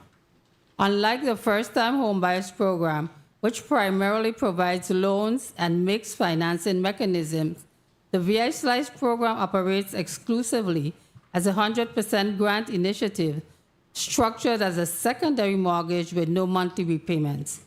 VI Slice clients are required to obtain a primary mortgage loan with a monthly repayment loan from participating lenders.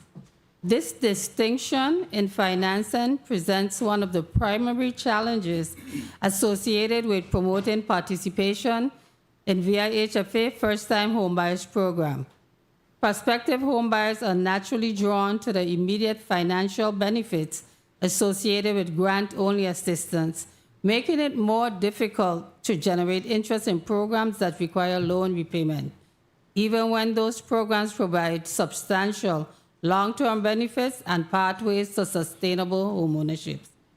As presented, Bill number 36-0273, which seeks to redirect the sum of $4 million appropriated by the VI legislature to support the moderate income loan program from the First-Time Homebuyers Program to the Williams Unite Community Homeownership Program and the VI Slice Homeownership Program, presents a significant financial challenge in that it may inadvertently diminish the territory's ability to maintain a diversified portfolio of homeownership assistance programs. Transferring this funding from VIHFA at this critical time will impact the various new initiatives that the authority is set to launch, including home construction developments in Mount Pleasant, Bon Esperance, Concordia, and Adventure Hills on St. Croix, and housing developments in Whispering Hills and Fortuna and St. Thomas in St. Thomas. Redirecting the funds will eliminate a key source of funding for mortgage financing under the moderate income programs and thus diminish the opportunity to rebuild its loans portfolio. This creates an operational challenge as well because VIHFA will have available homes for sale but limited funding to provide financing for individuals to purchase these homes.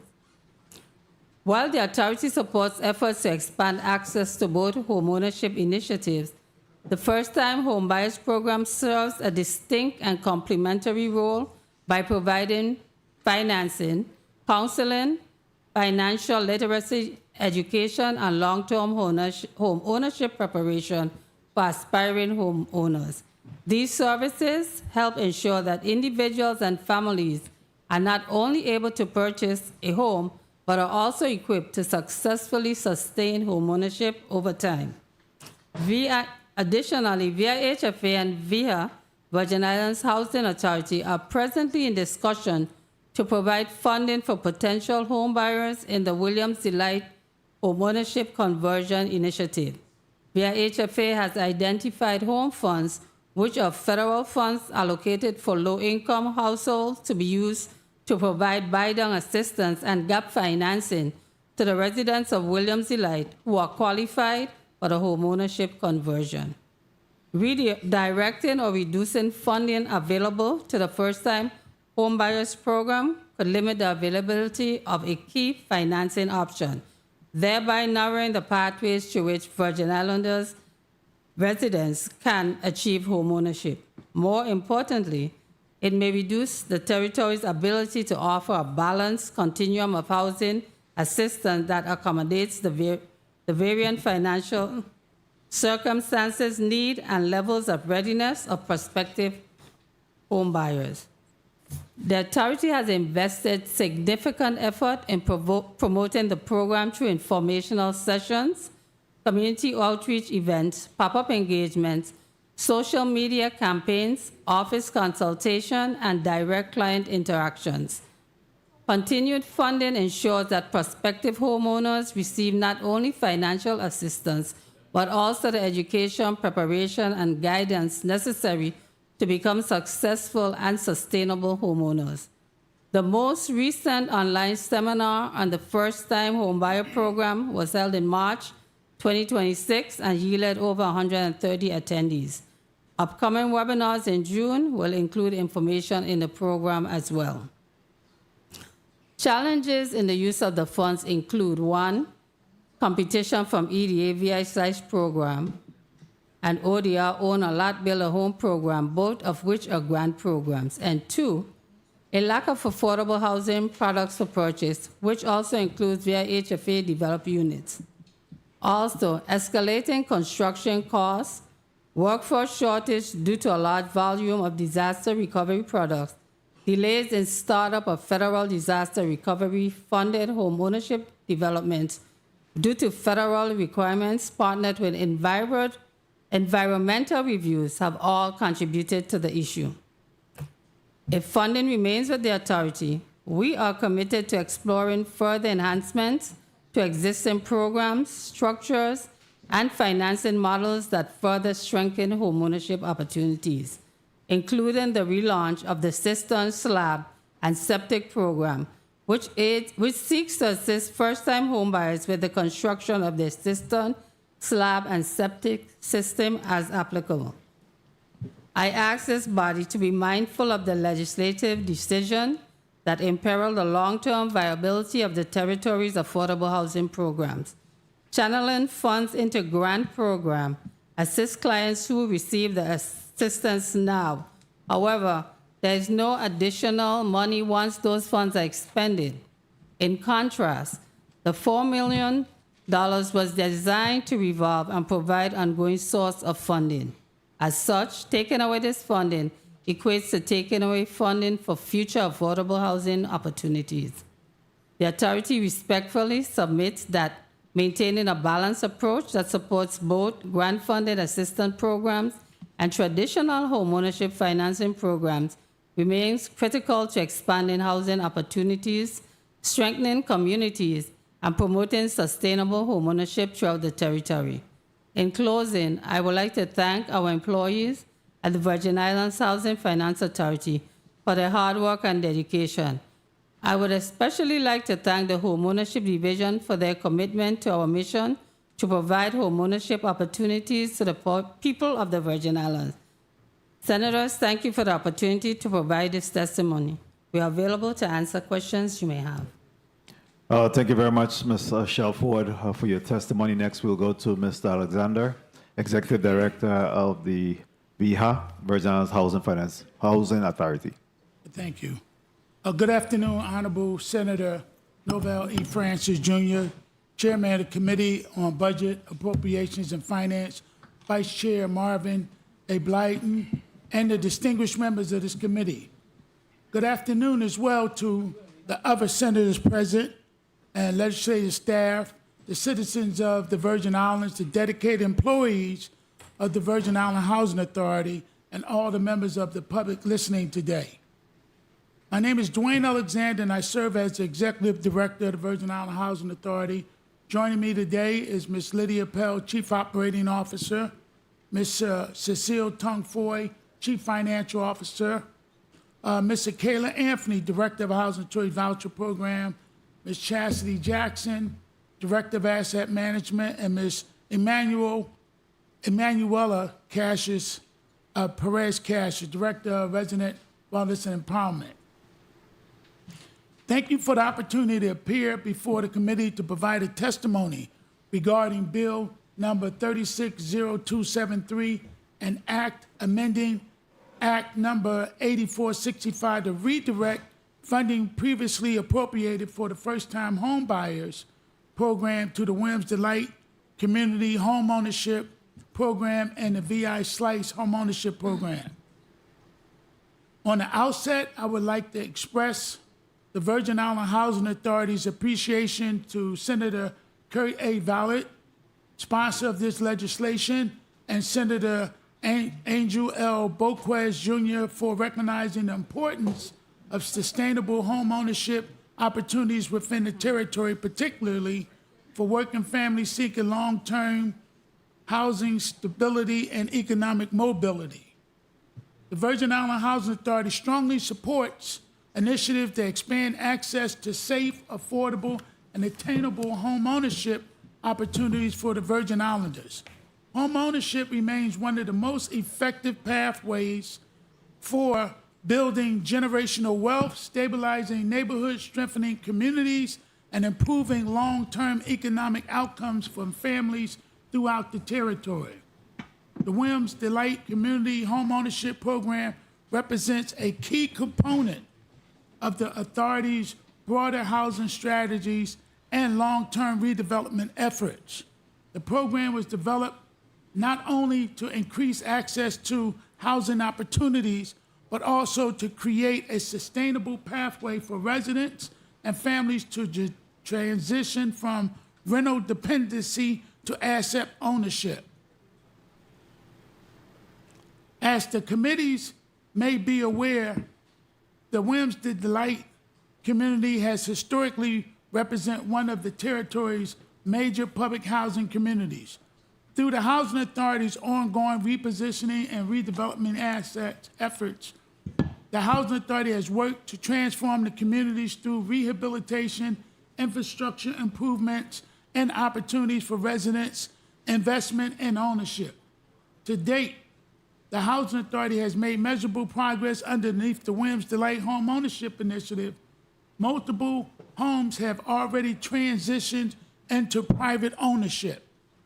Additional units are currently undergoing rehabilitation and preparation for sale, and several prospective buyers remain engaged in the qualification and closing process. These efforts have demonstrated both community interest and the viability of structured, affordable home ownership initiative within the public housing environment.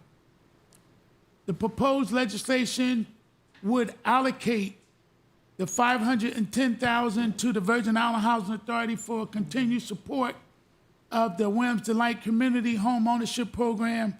While modest in comparison to the territory's overall housing needs, these funds will provide meaningful support towards continual rehabilitation efforts, activities assisting eligible buyers, supporting the administrative implementation, and advancing the Housing Authority's broader community stabilization efforts. Importantly, these legislations also represent an opportunity to strategically align territory home ownership investments with existing federal housing assistance program already administered by the Housing Authority. Under HUD regulations, eligible housing choice voucher participants may utilize voucher assistance towards monthly home ownership expenses, including mortgages, principals, interest, taxes, insurance, and utilities, and certain eligible housing costs. To establish a budget framework, each year we assess federal funding trends from HUD. Funding received is based on congressional appropriations. The Housing Authority team will continue to monitor and assess the potential impact on its funds to be received from HUD.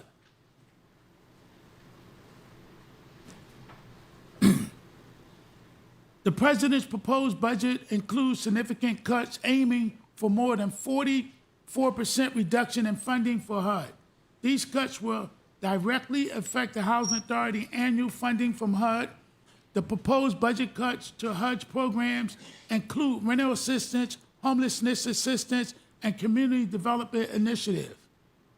The Housing Authority believes that there may be significant opportunities to align the proposed VI Slice home ownership program with HUD's Housing Choice Voucher program to create a more comprehensive pathway to sustain home ownership for low-income working families throughout the territory.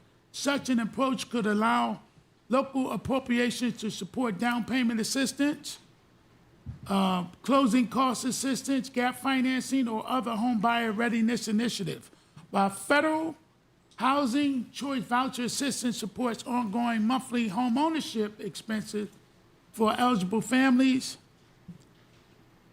This type of layered financing approach has the potential to significantly expand access to home ownership opportunities for voucher participants who may otherwise remain permanently excluded from traditional housing markets. Additionally, the Housing Choice Voucher Home Ownership Program already requires financial readiness standards, employment requirements, lender qualification, and home ownership counseling, and compliance with HUD oversight requirements. This structure provides important safeguards intended to support long-term housing stability and successful home ownership outcomes. The Housing Authority further recognized that rising construction costs, insurance pressures, infrastructure challenges, and limited housing inventory continues to create substantial barriers for the many Virgin Islanders seeking to purchase homes. Programs such as Williams Delight and VI Slice therefore represents an important opportunity to reduce the barriers while supporting economic mobility and long-term community investment. Importantly, these efforts align directly with the several strategic priorities being advanced by the Housing Authority, including expanding housing opportunities, promoting economic mobility and household self-sufficiency, supporting HUD repositioning and redevelopment strategies, strengthening neighborhood stabilization efforts, and reducing long-term dependency on traditional subsidized rental housing and sustainable housing homeownership alternatives may be achievable. The Housing Authority believes that the housing policy must increase focus not only on housing assistance, but also on the wealth creation, the community stabilization, and long-term economic resilience for Virgin Islands families. The Housing Authority is committed to ensuring that these funds appropriated under this legislation are managed responsibly, transparently, and in compliance with all applicable territory and federal requirements. We also remain committed to continued collaboration with the legislature, the Economic Development Authority, lenders, nonprofit partners, and community stakeholders to maximize the long-term impact of these investments. The Virgin Island Housing Authority appreciates the legislature's continued partnership and recognizes that housing policy remains directly connected to economic development, workforce stability, educational outcomes, and the overall quality of life throughout the territory. We respectfully support Bill number 360273 and appreciates the committee's consideration of this measure. In closing, housing is far more than a shelter. It is a foundation upon which families build financial security, children achieve educational success, workers remain connected to employment opportunities, and community grow stronger and more resilient. The success of the Williams Delight homeownership demonstrates that when government, housing agencies, and community partners work together, we can create meaningful pathways to ownership and generational wealth. 72 families have already achieved the dream of homeownership through this initiative, and many more are awaiting the same opportunities. The investment contemplated through Bill number 360273 is not simply an appropriation. It is an investment in the people, neighborhoods, and the future of the Virgin Islands. It represents an opportunity to continue transforming families from renters and to homeowners, strengthening communities while creating long-term economic benefits that will be felt for generations. At a time when federal housing resources face significant uncertainty and proposed reduction, it is more important than ever that we strategically leverage local resources and partnerships to maximize opportunities for our residents. Every dollar invested in home ownership creates stability, promotes self-sufficiency, and strengthens the economic foundation of our territory. The Virgin Island Housing Authority remains committed to being responsible stewards of public funds and strong partners with partners to this legislature and administration, the Virgin Island Housing Finance Authority, lenders, nonprofits, organizations, stakeholders, and advanced solutions that address our housing needs. On behalf of the Board of Commissioners, the management team, staff, and the families we serve, I thank this committee for its continued commitment to housing and home ownership throughout the Virgin Islands. We respectfully support Bill number 360273 and encourages favorable consideration so that more Virgin Island families can achieve the dream of home ownership and economic security that comes with it. Thank you. Thank you very much, Executive Director Alexander, for that comprehensive testimony there. Truly appreciate it. Next, we'll go to, I think we have a correspondence from Wayne Biggs, Executive Director of the Virgin Islands Economic Development Authority. We read that into the record at this time. Letter dated June 5th, 2026. Dear Senator Francis Jr., please excuse the Virgin Islands Economic Development Authority, VIEDA, team from the June 8, 2026 hearing regarding Bill number 36-0273 and Act amending Act number 8465, redirecting the appropriation from the First-Time Homebuyers Program to the William D. Light Community Home Ownership Program and the VI Slice Home Ownership Program, and accept the attached document as my testimony to be read into the legislative record. I will be out of the territory from June 6 through June 14, 2026 on a previous scheduled VIEDA business trip. Mr. Dwayne A. Benjamin Sr., Assistant Chief Executive Officer, has a conflict in his schedule.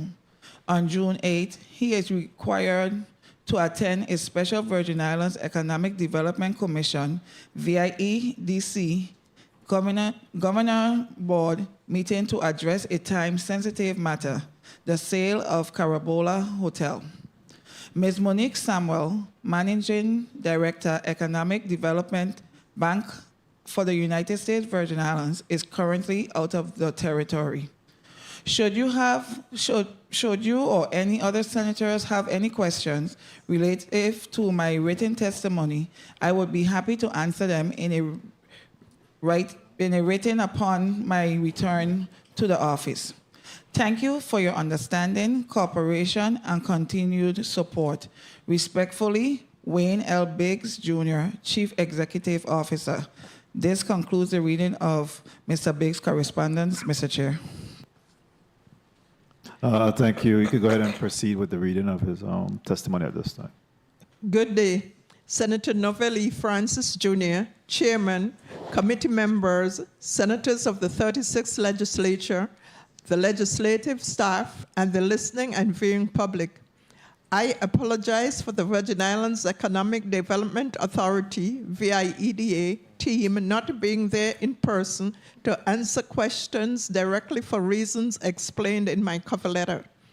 I would like to thank the committee chair and members of the Committee on Budget, Appropriations and Finance for inviting VIEDA to testify on Bill number 36-0273, an act amending Act number 8465, redirecting the appropriation from the First-Time Homebuyers Program to the Williams Delight Community Home Ownership Program and the VI Slice Home Ownership Program, and provide a status update on the VI Slice Moderate Income Home Ownership Program, VI Slice. Virgin Islands Economic Development Authority, VIEDA. The VIEDA is the umbrella organization that assumes, integrates, and unifies the functions of the following subsidiary entities: the Economic Development Bank, EDB, the Economic Development Commission, EDC, the Enterprise Zone Commission, EZC, and the Economic Development Park Corporation, EDPC. It is a semi-autonomous governmental instrumentality responsible for the development, promotion, and enhancement of the economy of the United States Virgin Islands. The basic objectives of the VIEDA are to promote the growth, development, and diversification of the economy of the United States Virgin Islands, to create opportunities for the gainful employment of residents, to promote access to capital, to contribute to the development of the educational system, and to preserve the environment, beauty, and natural resources of the territory. VI Slice Moderate Income Home Ownership Program, VI Slice.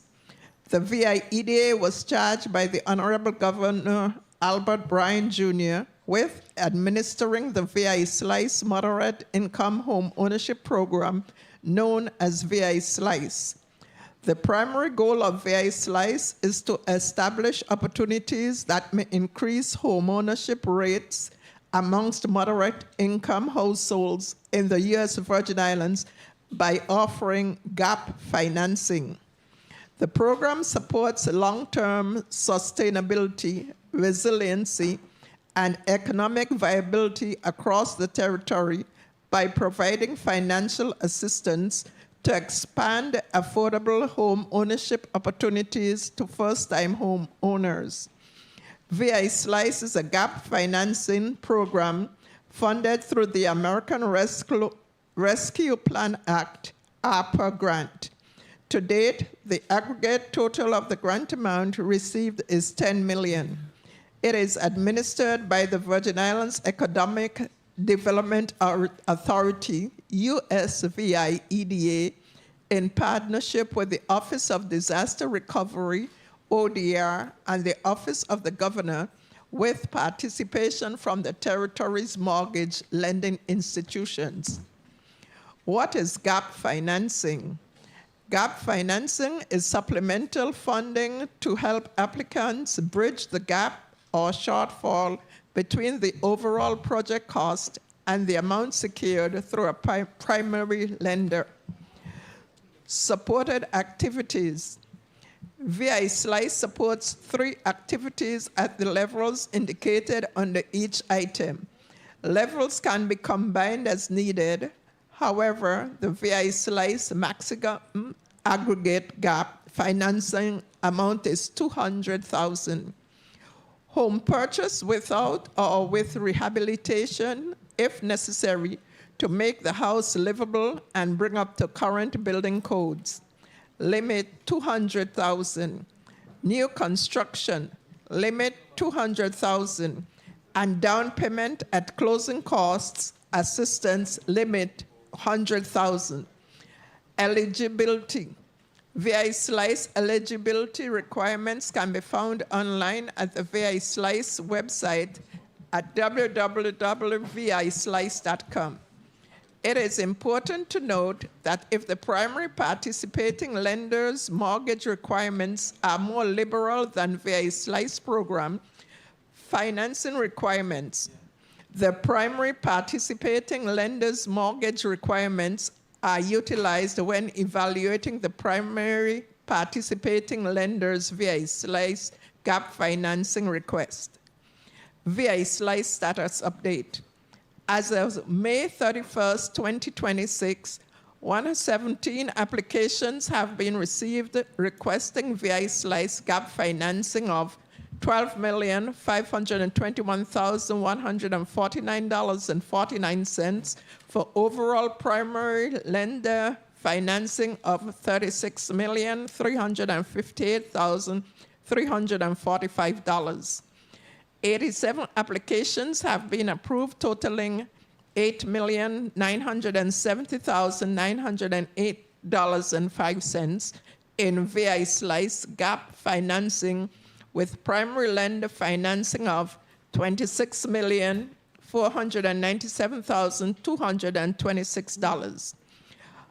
Of the 87 approved applications, 58 have been approved for St. Croix, totaling VI Slice gap financing of $5,143,275.98, with primary lender financing of $16,618,476. 28 have been approved for St. Thomas, totaling VI Slice gap financing of $3,659,142.92, with primary lender financing of $9,378,750. And 1 has been approved for St. John, totaling VI Slice gap financing of $168,570.15, with primary lender financing of $500,000. 84 VI slice transactions have closed and are fully disbursed by totaling $8,603,900.77 in VI slice gap financing, with primary lender financing of $25,564,904, and 3 approved VI slice transactions are pending, closing totaling $307,088.28 in VI slice gap financing, with primary lender financing of $932,322. One St. Croix application for new home construction is in the final review stage of the decision process, totaling $167,000 in VI slice gap financing, with primary lender financing of $369,000. And one St. John application for new home construction is pending the submission of supplement documents to be decisioned, totaling $200,000 in VI slice gap financing, with primary lender financing of $428,000. 17 applications were withdrawn by the primary financing lender, and 4 applications were withdrawn by VI EDA, ADB due to inactivity.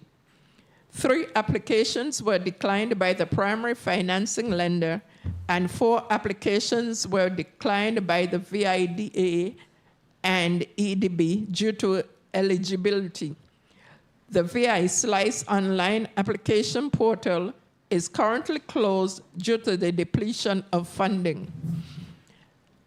As it pertains to Bill number 36-0273, VI EDA welcomes the additional funding within the bill for the VI Slice Moderate Income Home Ownership Program.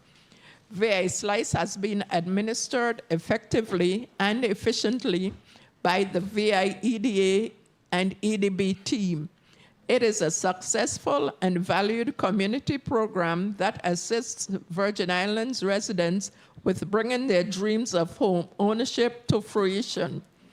It supports long-term sustainability, resiliency, and economic viability across the territory by providing financial assistance to expand affordable home ownership opportunities to first-time homeowners. Although the online application portal is currently closed, the demand for VI Slice gap financing remains constant. VI EDA and EDB receives daily inquiries from residents and mortgage lending institutions. The last VI Slice funding amount of $2 million was received in late January 2026. VI EDA was forced to close the online application portal approximately 60 days later in March 2026 due to the high demand for gap financing that quickly exhausted the $2 million appropriation. The more funding received for VI Slice, the greater impact on the potential for home ownership for residents of the territory. VI Slice has a direct impact on and correlation to home ownership for moderate income families. The VI EDA fully supports Bill number 36-0273, an act amending Act number 8465, redirecting the appropriation from the First-Time Home Buyers Program to the Williams Delight Community Home Ownership Program and the VI Slice Home Ownership Program. Individuals seeking more information regarding the program can visit the VI Slice website at www.vislice.com or send an email request to vislice@usvieda.org. Thank you for the opportunity to provide this testimony on Bill number 36-0273 and a status update on behalf of the VIEDA and the VI Slice Moderate Income Home Ownership Program to the Committee on Budget, Appropriations and Finance. Thank you very much, Madam Clerk. Good job on that. And that rounds out the discussion on Bill number 36-0273. At this time, Senator Maurice James, you had a point of information before we move on to the next measure?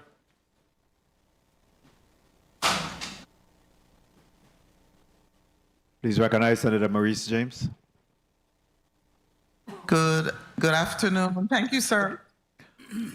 I have a request through the chair based on the testimony that was provided by the EDA. I would like a listing of the 87 closings stating the sales price or purchase price of each one of those properties.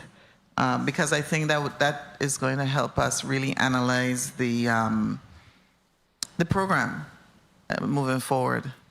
So the request is to get a listing of all 87 closings under the VI Slice program. Thank you. Noted. Thank you. We got that. We'll make sure we send forward that request. At this time, we will go to the next measure before us, which is Bill number 36-0274, an act requiring the Virgin Islands Housing Finance Authority to pay the compensation to the homeowners within the LBJ Gardens community who have been required to vacate their homes as a result of the actions related to the demolition of properties owned by the Virgin Islands Housing Finance Authority associated with the operations of the Virgin Islands Water and Power Authority and the Virgin Islands Waste Management Authority. Who speaks to this bill?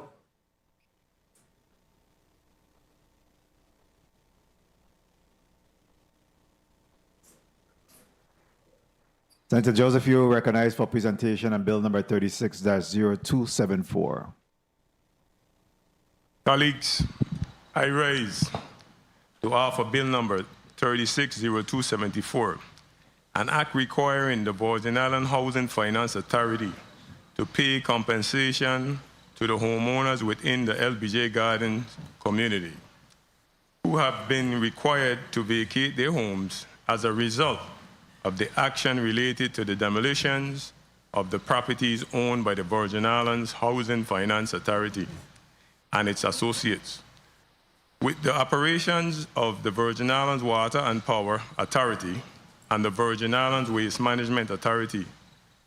From as far back as 2001, I, along with the rest of this community, have been hearing the cries of the residents of LBJ Garden community. Back then, members of this same body focused primarily on those residents who occupied the apartments and not their single-family homes. According to the news reports of the legislative hearings, residents complained of sewage backup, cracked walls, and foundations. The problems that plagued this community 25 years ago continue to plague the community today. To those that will say VIHFA did not create this issue, why should VIHFA be included in the process of making right the wrong? It is simple. The Virgin Islands Housing Finance Authority was created to build homes and provide home ownership opportunities to Virgin Islanders. There are many amongst us that believe that the agency has not and does not fulfill its legislative mandate. Bill number 36-0274 is a simple, straightforward answer to our problem. My colleagues and I have had meetings with the residents to discuss the solutions, and while it is not perfect, it's a solution the residents and my colleagues and I can live with. We cannot continue to mistreat our residents and look down at them because we don't think where they choose to raise their families isn't worth much. We cannot place a monetary value on the emotional and family equity built over the many years these residents have lived in LBJ. Nor can we, in good conscience, make people who have no mortgage on their homes become renters. Colleagues, I ask for your support of this measure. We know that VIHFA is preparing deeds to these residents many years ago, failed them. And as a result, some families have to go to probate to resolve ownership. We have included in the legislation funding for an attorney with real estate and probate experience to assist the families. Also, instead of appropriating the entire sum today, we are appropriating $2.5 million to start with those families who have clear ownership and title to their properties, and to allow for the attorney to address the ownership issues with the other residents. We know that we have other challenges, but we are elected to represent the people. These families are constituents, and we cannot continue to kick the bucket because they can't too small down the road for another 25 years. They are in the blast zone. These Shabbat housing cannot be rebuilt because of this. These houses are closer to the propane tanks than the Shabbat housing was. How can we say it is safe for them to remain? Colleagues, I ask for your support of this measure. Thank you, Mr. Chair. Thank you very much, Senator Clifford Joseph, for a presentation of Bill number 36-0274. At this time, I will go to Director Reimer for his testimony on behalf of him as well as the Commissioner of Finance. Once again, good afternoon. Chairman Francis, distinguished senators, committee members of the Budget, Appropriation and Finance Committee, and the viewing and listening audience. My name is Julio A. Reimer, Sr., Director of the Office of Management and Budget, and a board member of the Virgin Islands Housing Finance Authority, along with the Commissioner of Finance, Kevin McCurdy. We appear before you today in support of Bill number 36-0274, which seeks to provide a pathway for relocation of the residents of the LBJ community. First and foremost, this is a matter of public safety. The families at LBJ Gardens are living in an area where it is a recognized risk, and we have both a moral and governmental obligation to act decisively to ensure their safety and well-being. This bill takes an important steps by proposing $7 million in funding from stamp tax revenues to facilitate the buyout and relocation of these residents. While the intent is comparable